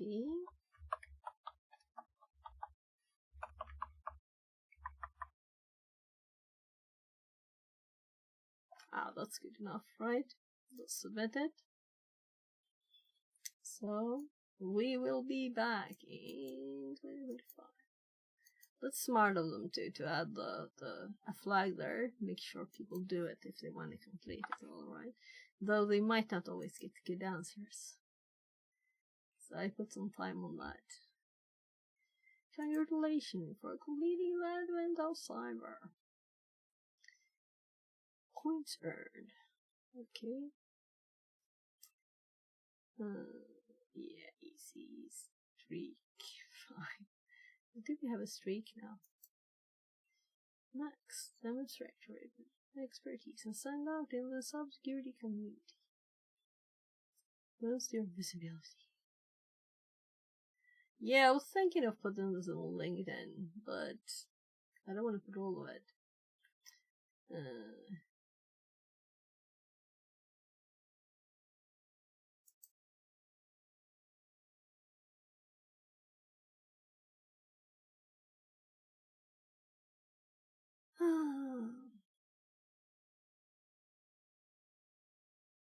So, what should we say?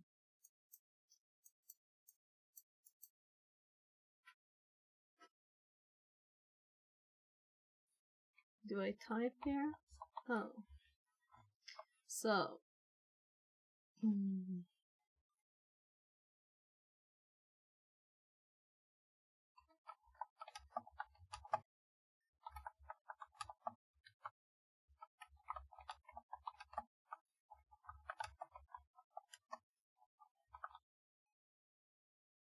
I'm sorry for the bad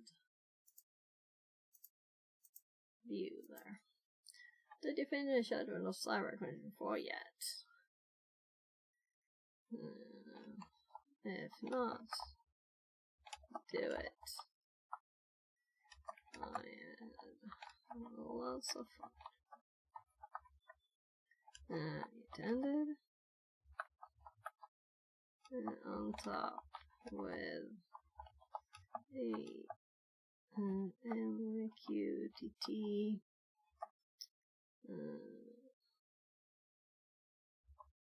PCAP.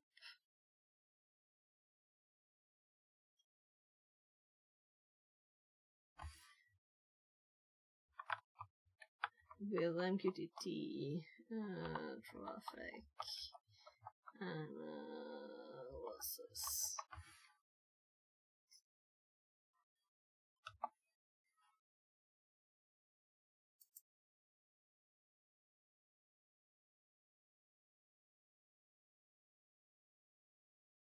So what do we want to do? What smiley do we want from this?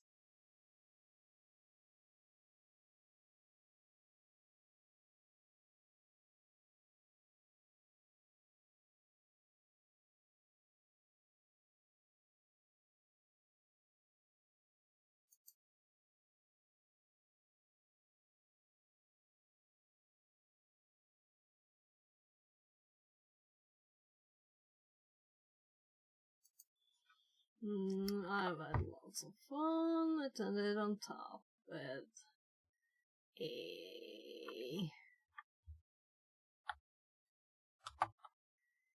and I'm gonna say an since it's M, right?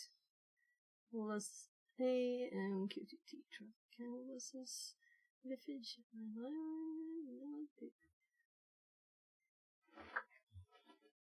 So.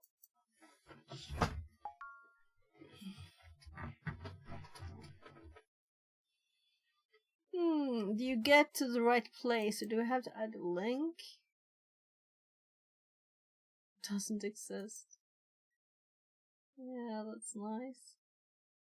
Maybe we should do the side quest too. I haven't done it yet.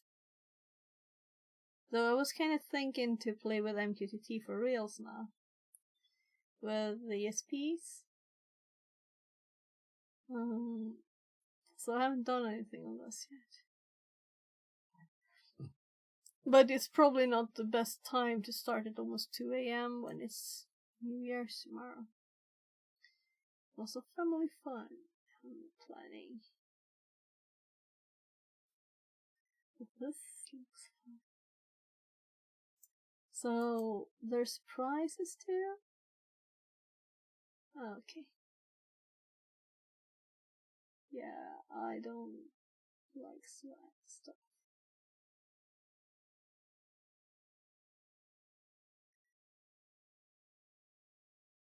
So no hurry. But hopefully someday, sometime, when I have more time.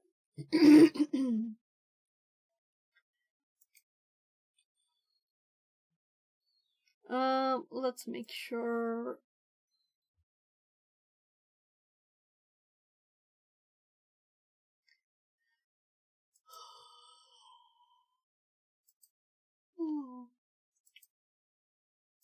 So this one I could hop because it's already done. But let's put these in the T-Sham one. Like mid somewhere. And then we have P format.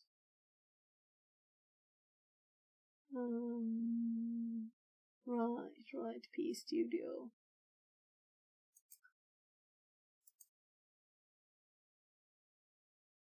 Wait about today?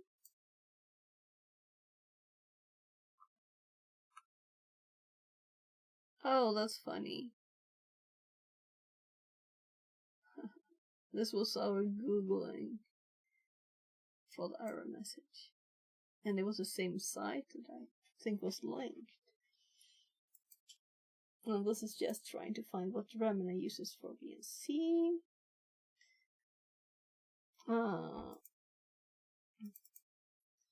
So, can be run separately.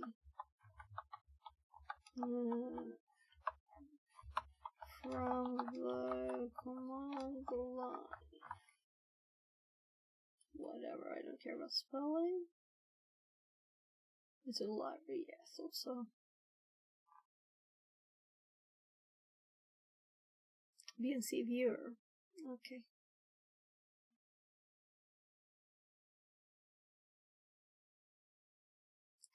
Hex VNC viewer.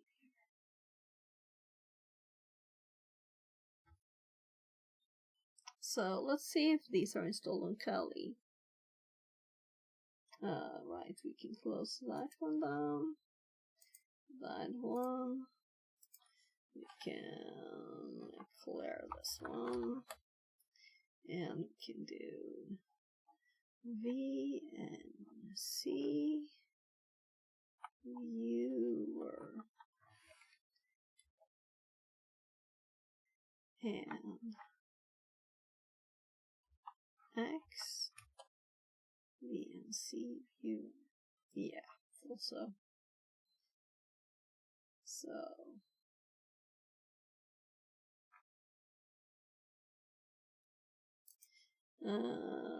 does Kali have any tools installed for VNC? And I didn't even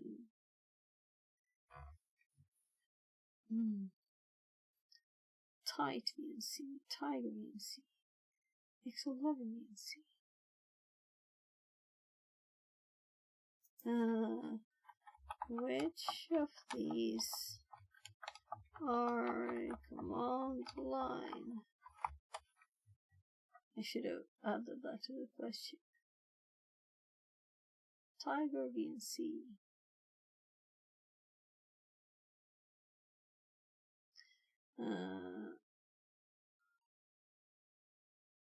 So let's see if we have X11 VNC.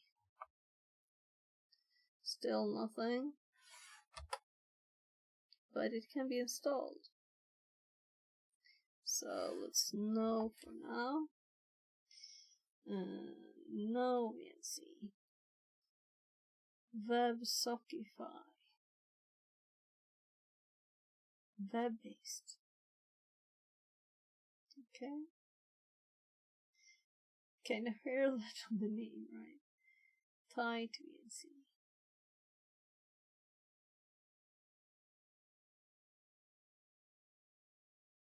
Real VNC. So we have nothing called VNC viewer. So for all of these, it's the X11 one that seems to be available if we want to try it. But we have no use for it now, so should I add it to my notes possibly? And we do have a machine to test it on if we want to. So what I'm thinking is really, should I do something more before I sleep? So I'm a bit tired, but it's only 2.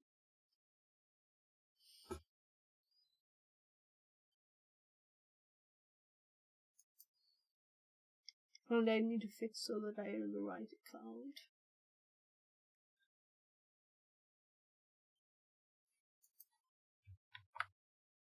No, let's add this to the notes.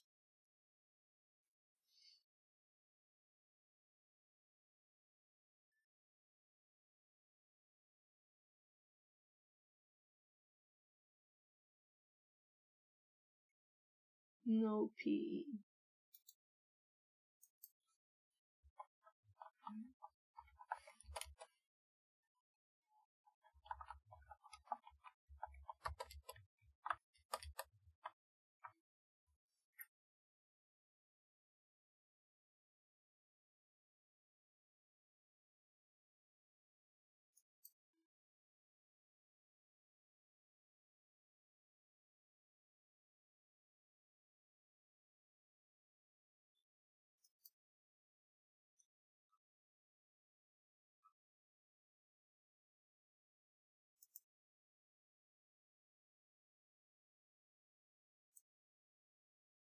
So I'm going to make some notes, and then we're going to do something else. This is the one I'm thinking of. This is oopsie.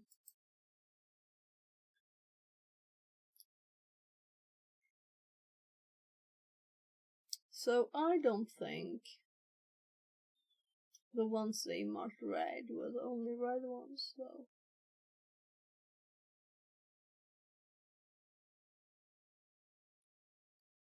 And I don't think all of those were red. It's so mixed up into each other.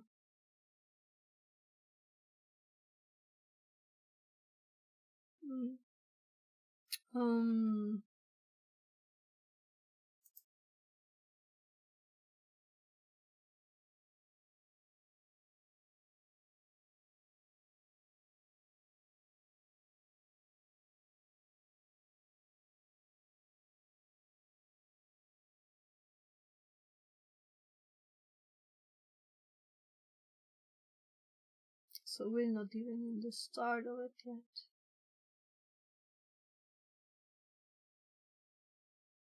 Yeah, here's Studio ILSpy. There's no link to the ILSpy, right?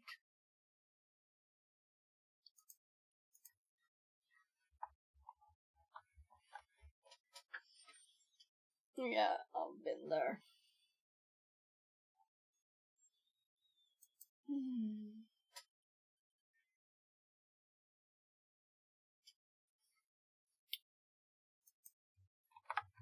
Might already have it in my notes, but you never know.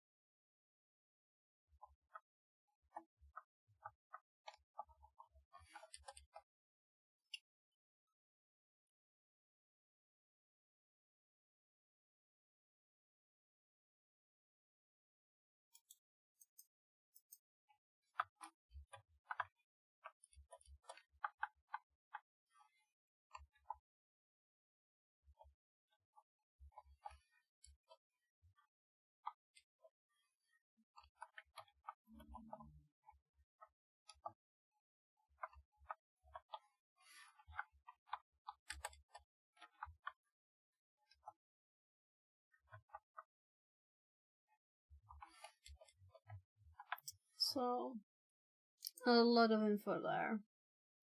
But I want to add something.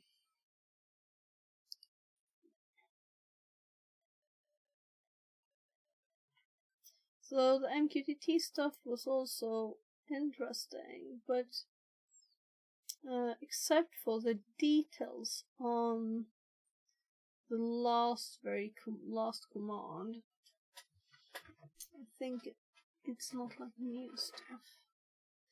And I have already checked Mosquito a bit.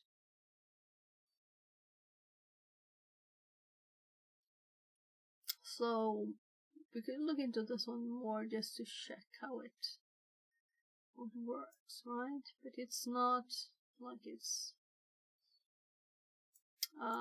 now this is terminated. So do you have anything else now?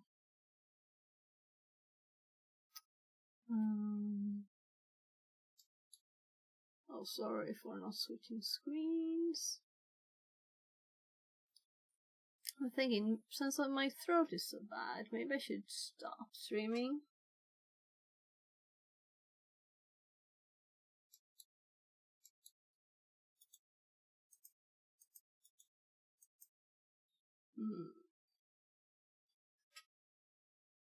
We could do some just fixing the stuff first. We could do that.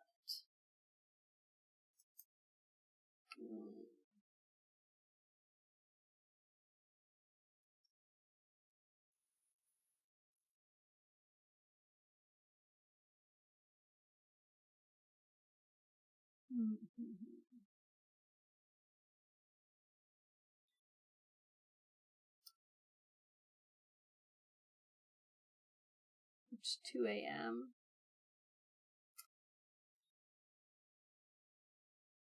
Yeah, let's just mess with this. Fix, like, sort my ICs a bit or something first. And then we will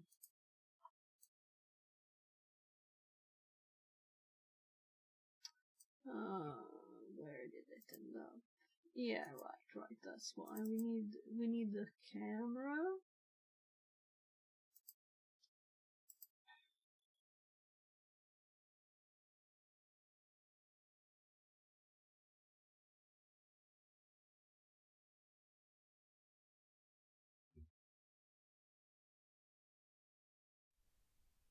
That's not very good.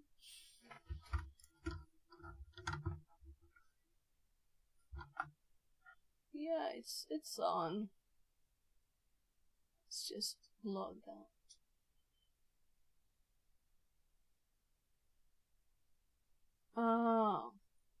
Sometimes the app goes into settings. I don't know why. I didn't change anything. I didn't click on anything because it's like so high up, right? So it's hard to click by mistake on something that high up.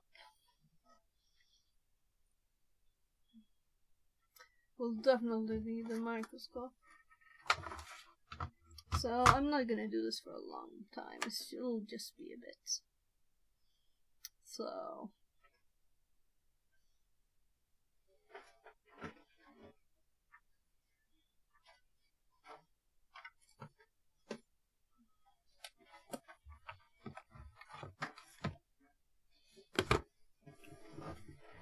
yesterday I got 2 pairs of new sheep reading glasses because these are like totally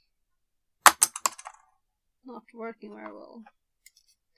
Though I don't think I got the same values. Maybe they're like too good, too bad, too something. So one of them are, well, there were 2 for, I think it was 2 for 60 Swedish, so it's like $3 each. Very expensive glasses. Or plastics.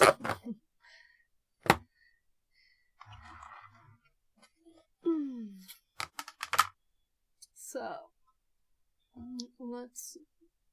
I'll put up a preview.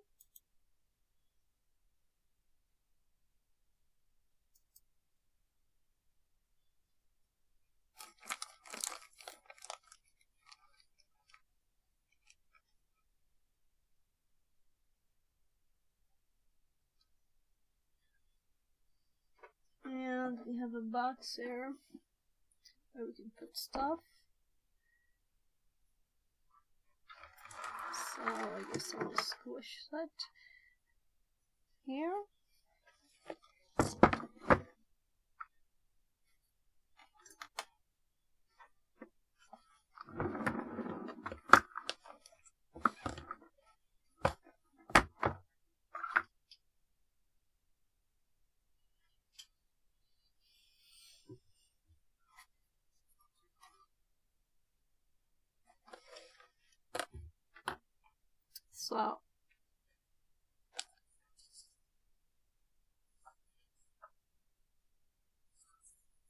So I know what this is,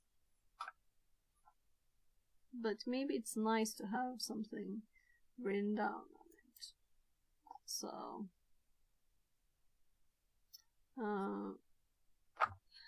LTV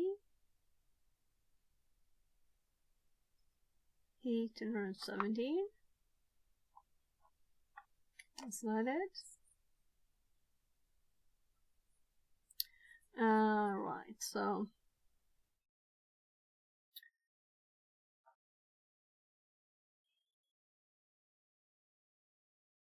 mine are double.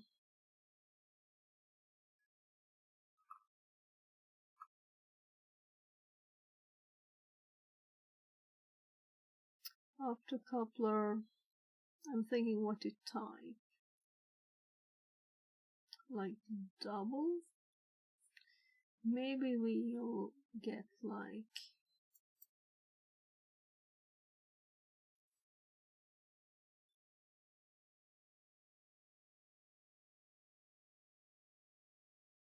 yeah, I don't want it to be Swedish.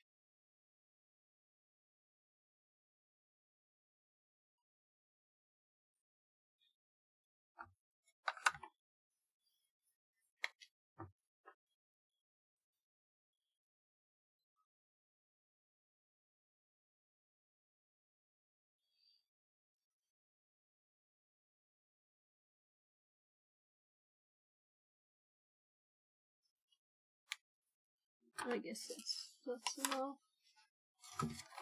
That's enough.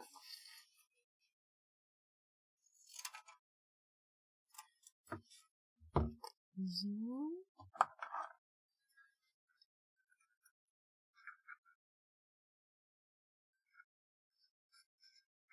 There. And I'm actually going to just remove them from this. I have a lot of those. So let's see. There's one.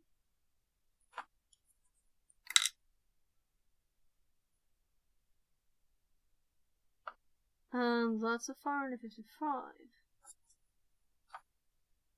And I have a lot of 555s here. They already have a box. So I guess it doesn't matter which is which, but let's compare. So these are cheap Chinese ones. I guess they're all Chinese, so probably. Especially if you say CHN or what.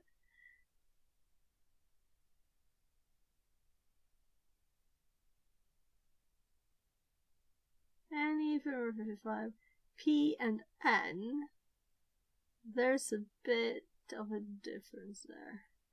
Let's just put it in the box with others. And if there's another one of those. So this is another one. So let's see. 24 LC 512.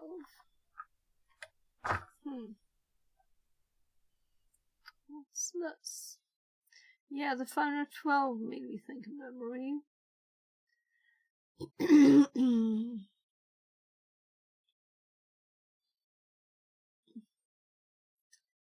EEPROM. So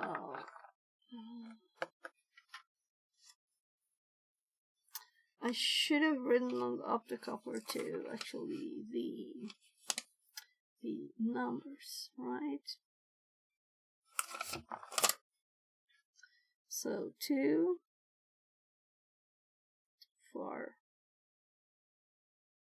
LC, 512 EEPROM.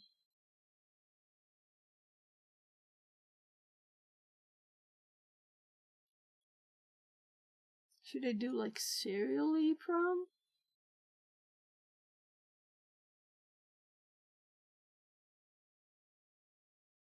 Serial EEPROM.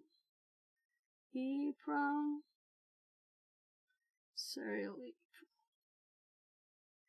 Let's do serial EEPROM.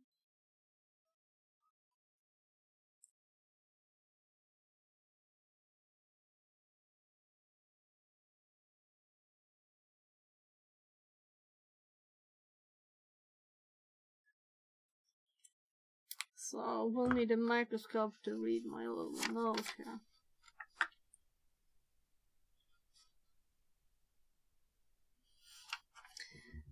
We'll see if I can read that.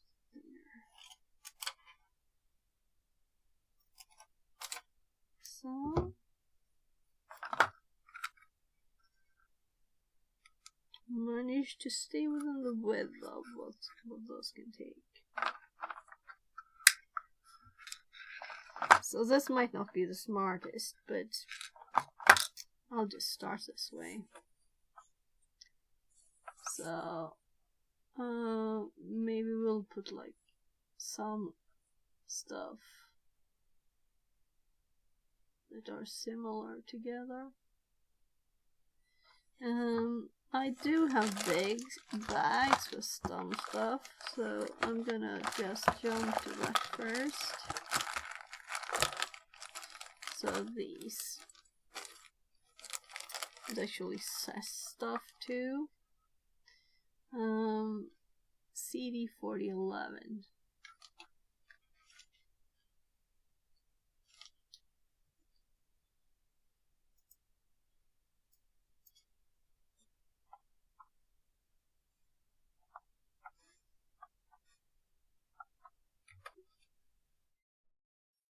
So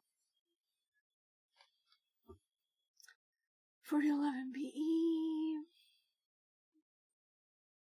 Why do I keep getting so many hits? NAND gates. This is NAND.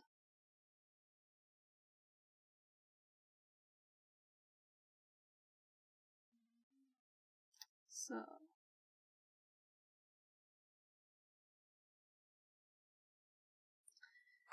let's type this. So C D 40 11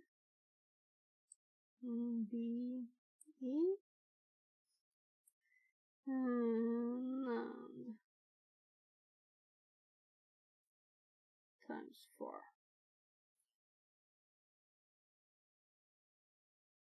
So also the object coupler is times 2, but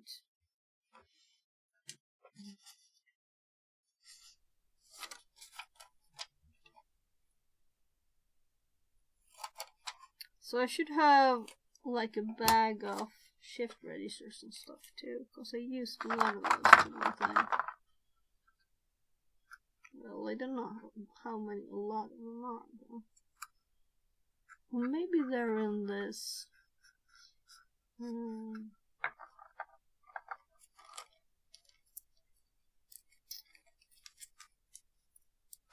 So this is the alpha serial number for them. We could go something funny with that. So, should I throw this out? Yeah, we have a better note now. So,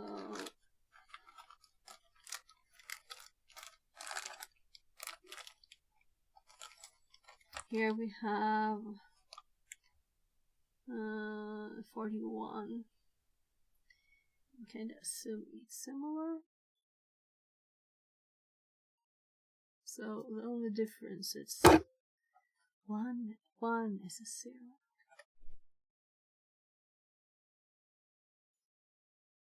NOR. This is NOR instead of NOR. NORgate. 4. So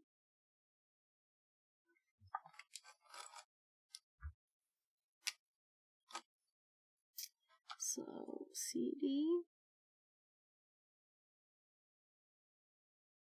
4001 BE, about the one I only have, and it was confirming this was another place to just, yeah, quad 2 input NOR logic. NOR. I don't remember why I bought these.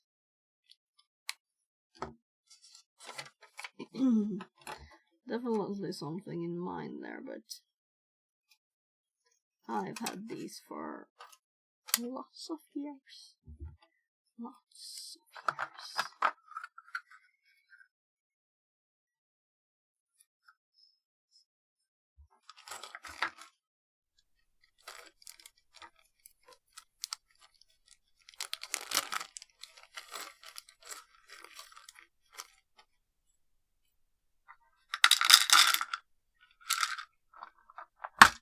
So we're filling up some boxes here with ICs. So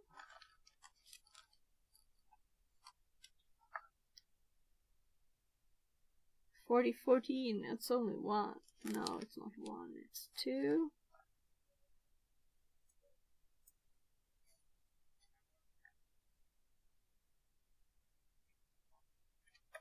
So what is 4040?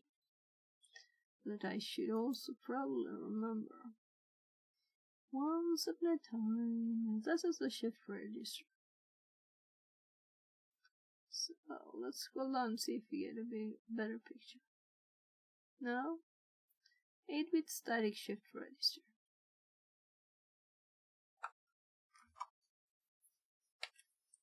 So C, D. So there's others. I have more that's on board, but they are where they are because they're in projects. 4040 BE.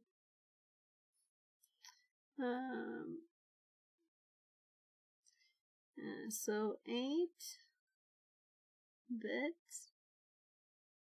static shift register. I remember using these with PEX and sending signals to different pins to get more outputs. So that's what I use these for. That's a very cool thing. You can have infinite outputs. Well, not infinite maybe, but lots. Lots. I built an alarm actually. So inputs and outputs. They have lots of.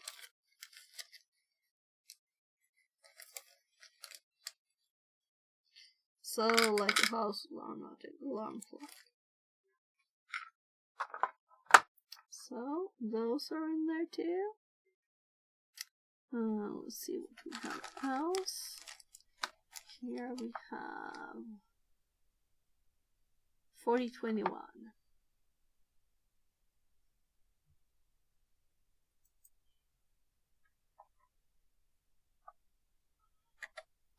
The rest of the numbers are the same.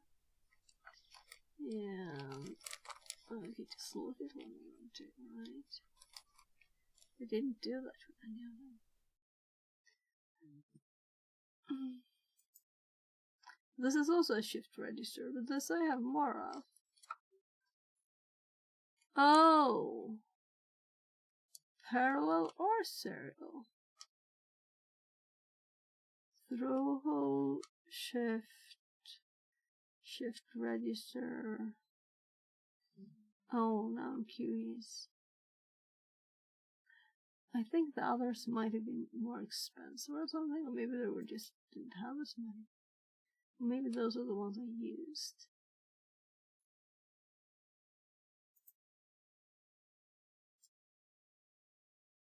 $16p.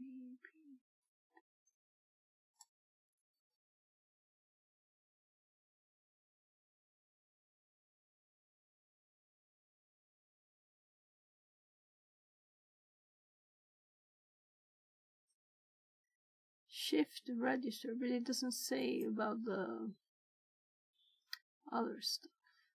Retro type. Using a parallel to serial shift register. Oh. There's directions, yeah, right? So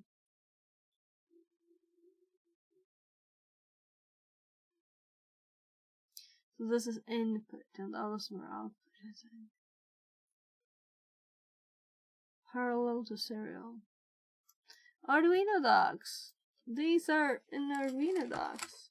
Yeah, so it's similar to the PEX, it's just like a bit before in the history.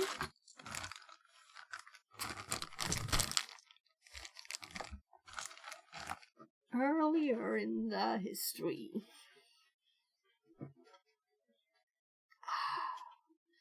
So, shifting in and the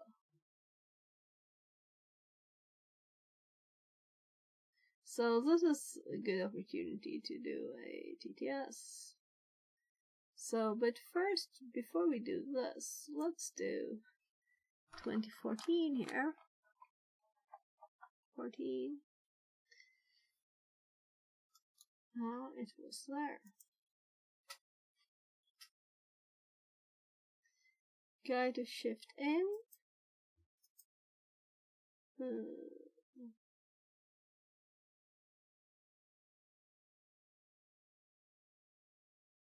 More digital input than there are pins on your Arduino. And digital input than there are pins on your Arduino. So both are the same direction then. So what's the difference? No, we ended up in the same one.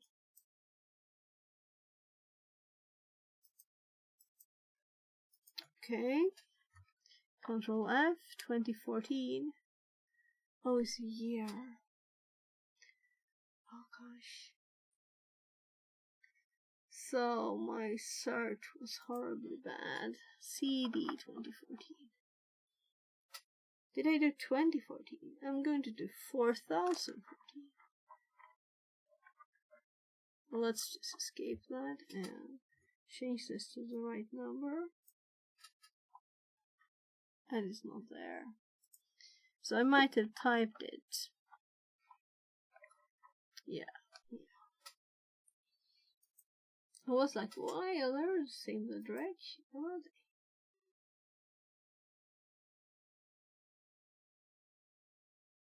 Parallel to serial.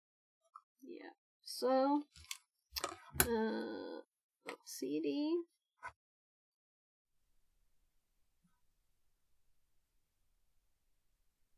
Oh god, the pen just died. I've been saying it's amazing that this one is still alive, because it is...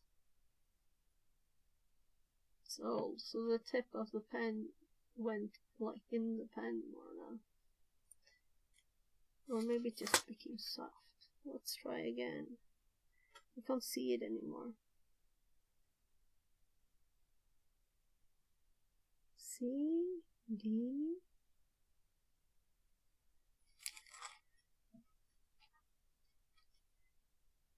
$40, $21, PE.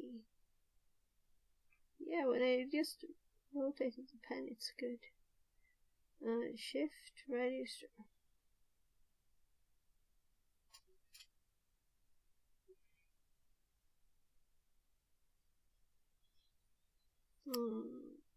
Shift, register.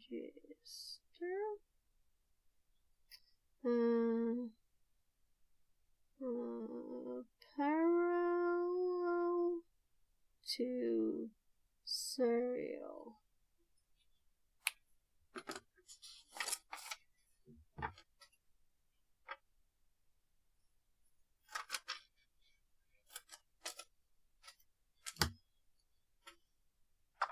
So let's move that one, because these are connected. And also I put it the note a bit wide. But I'm just rounding the corners, so it doesn't matter.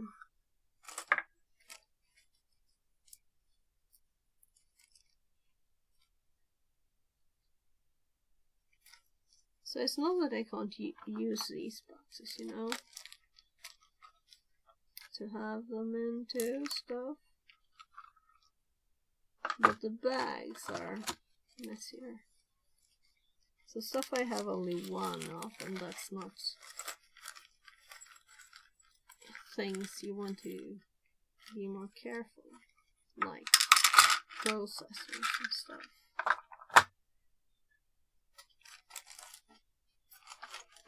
Some of these things are desoldered. I know one of these are empty. That's not the empty one. That's the empty one. So, oh, this one has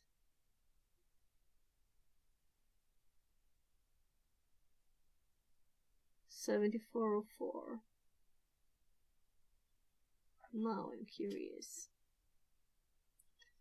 because I don't remember the numbers. It's just gone.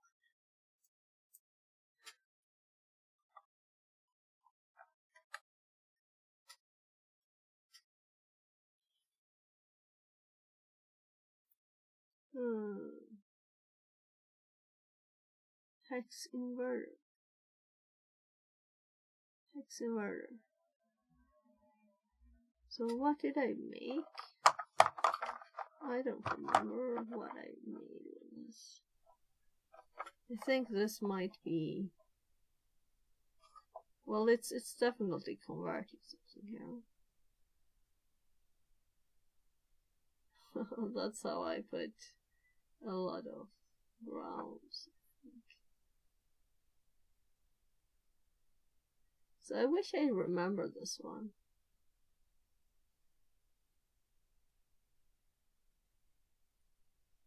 What on earth is this?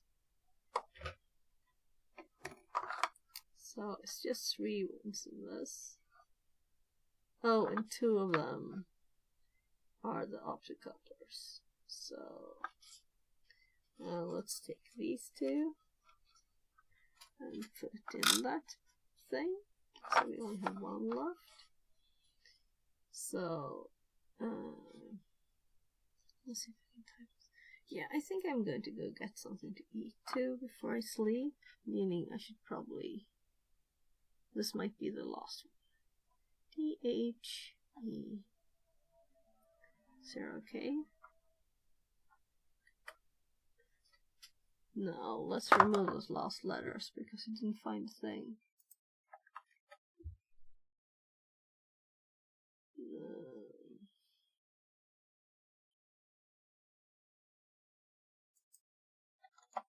I might have taken the wrong numbers too. So let's check it out again. So some have 2 lines, and this is probably the lower one here then. Is it? Oh, maybe it's O there.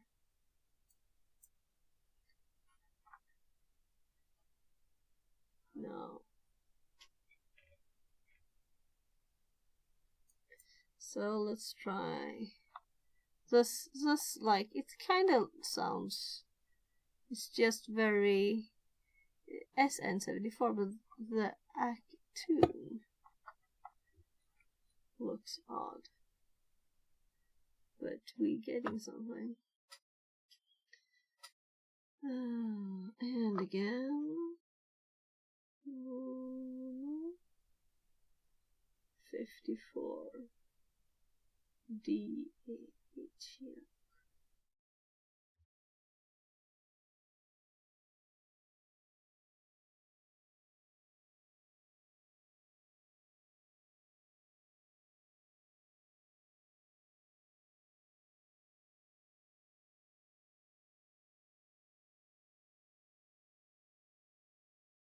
I see it here, obviously, because it's a restaurant. And should I remember the name now? It's up there.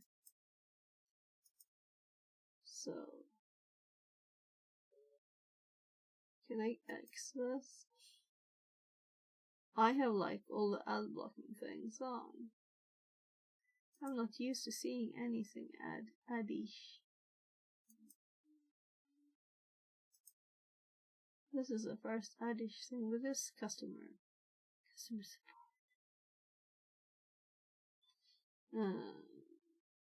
SN.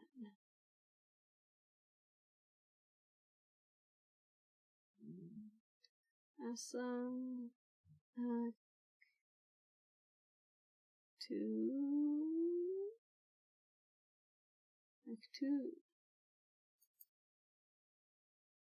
So it's really nothing here.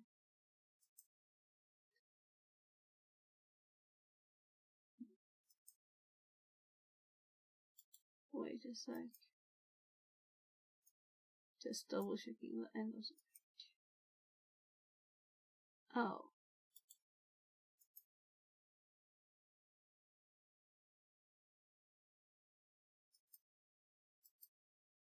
There.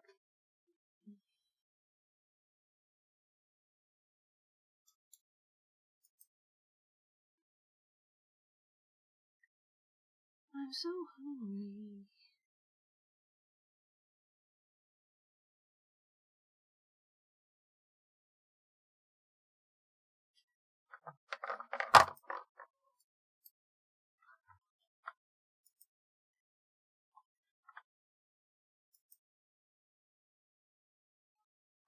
Why can't I?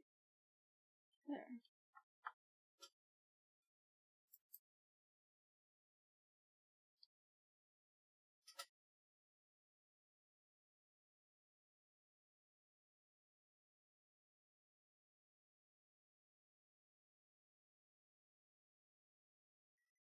Electrical components, obsolete electrical components. 30 plus years serving customers.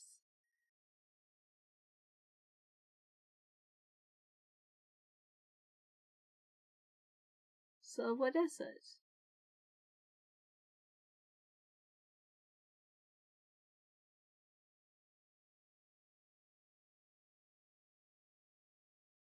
I don't care about finding anything but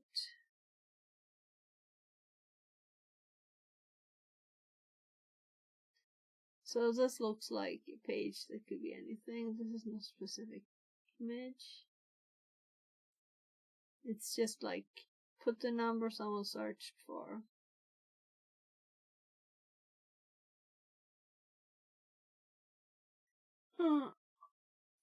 Yeah, so leave that in there. And it's time.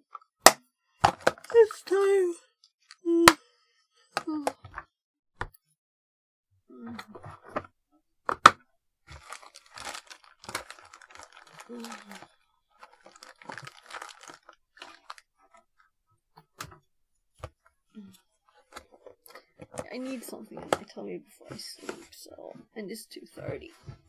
It's time. And tomorrow it is New Year's.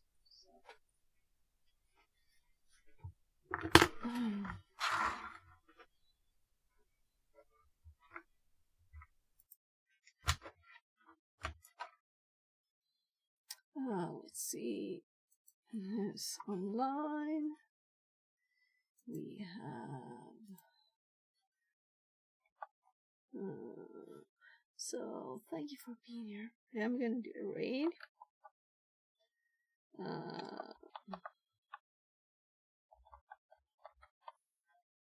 There. One on InfoSec streamers, except for me. So we go into the Shy Hat. I wonder if it's done with the Advent of Cyber. That video is finished. I'll have to ask him if he's done it all. He probably did, because he was like doing them the same day. So I do have chocolate too. Thanks everybody for being here with me today. Finishing Advent of Cyber.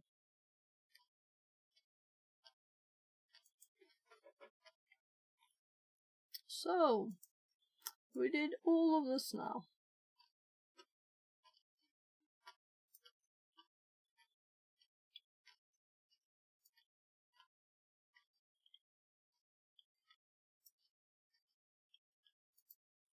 And I'll be highlighting them and putting them on YouTube and Twitch. So if there's something you want to see of it, it'll be there in both places. So by the way, let's check my dashboard. 10, 9, 8. Bye!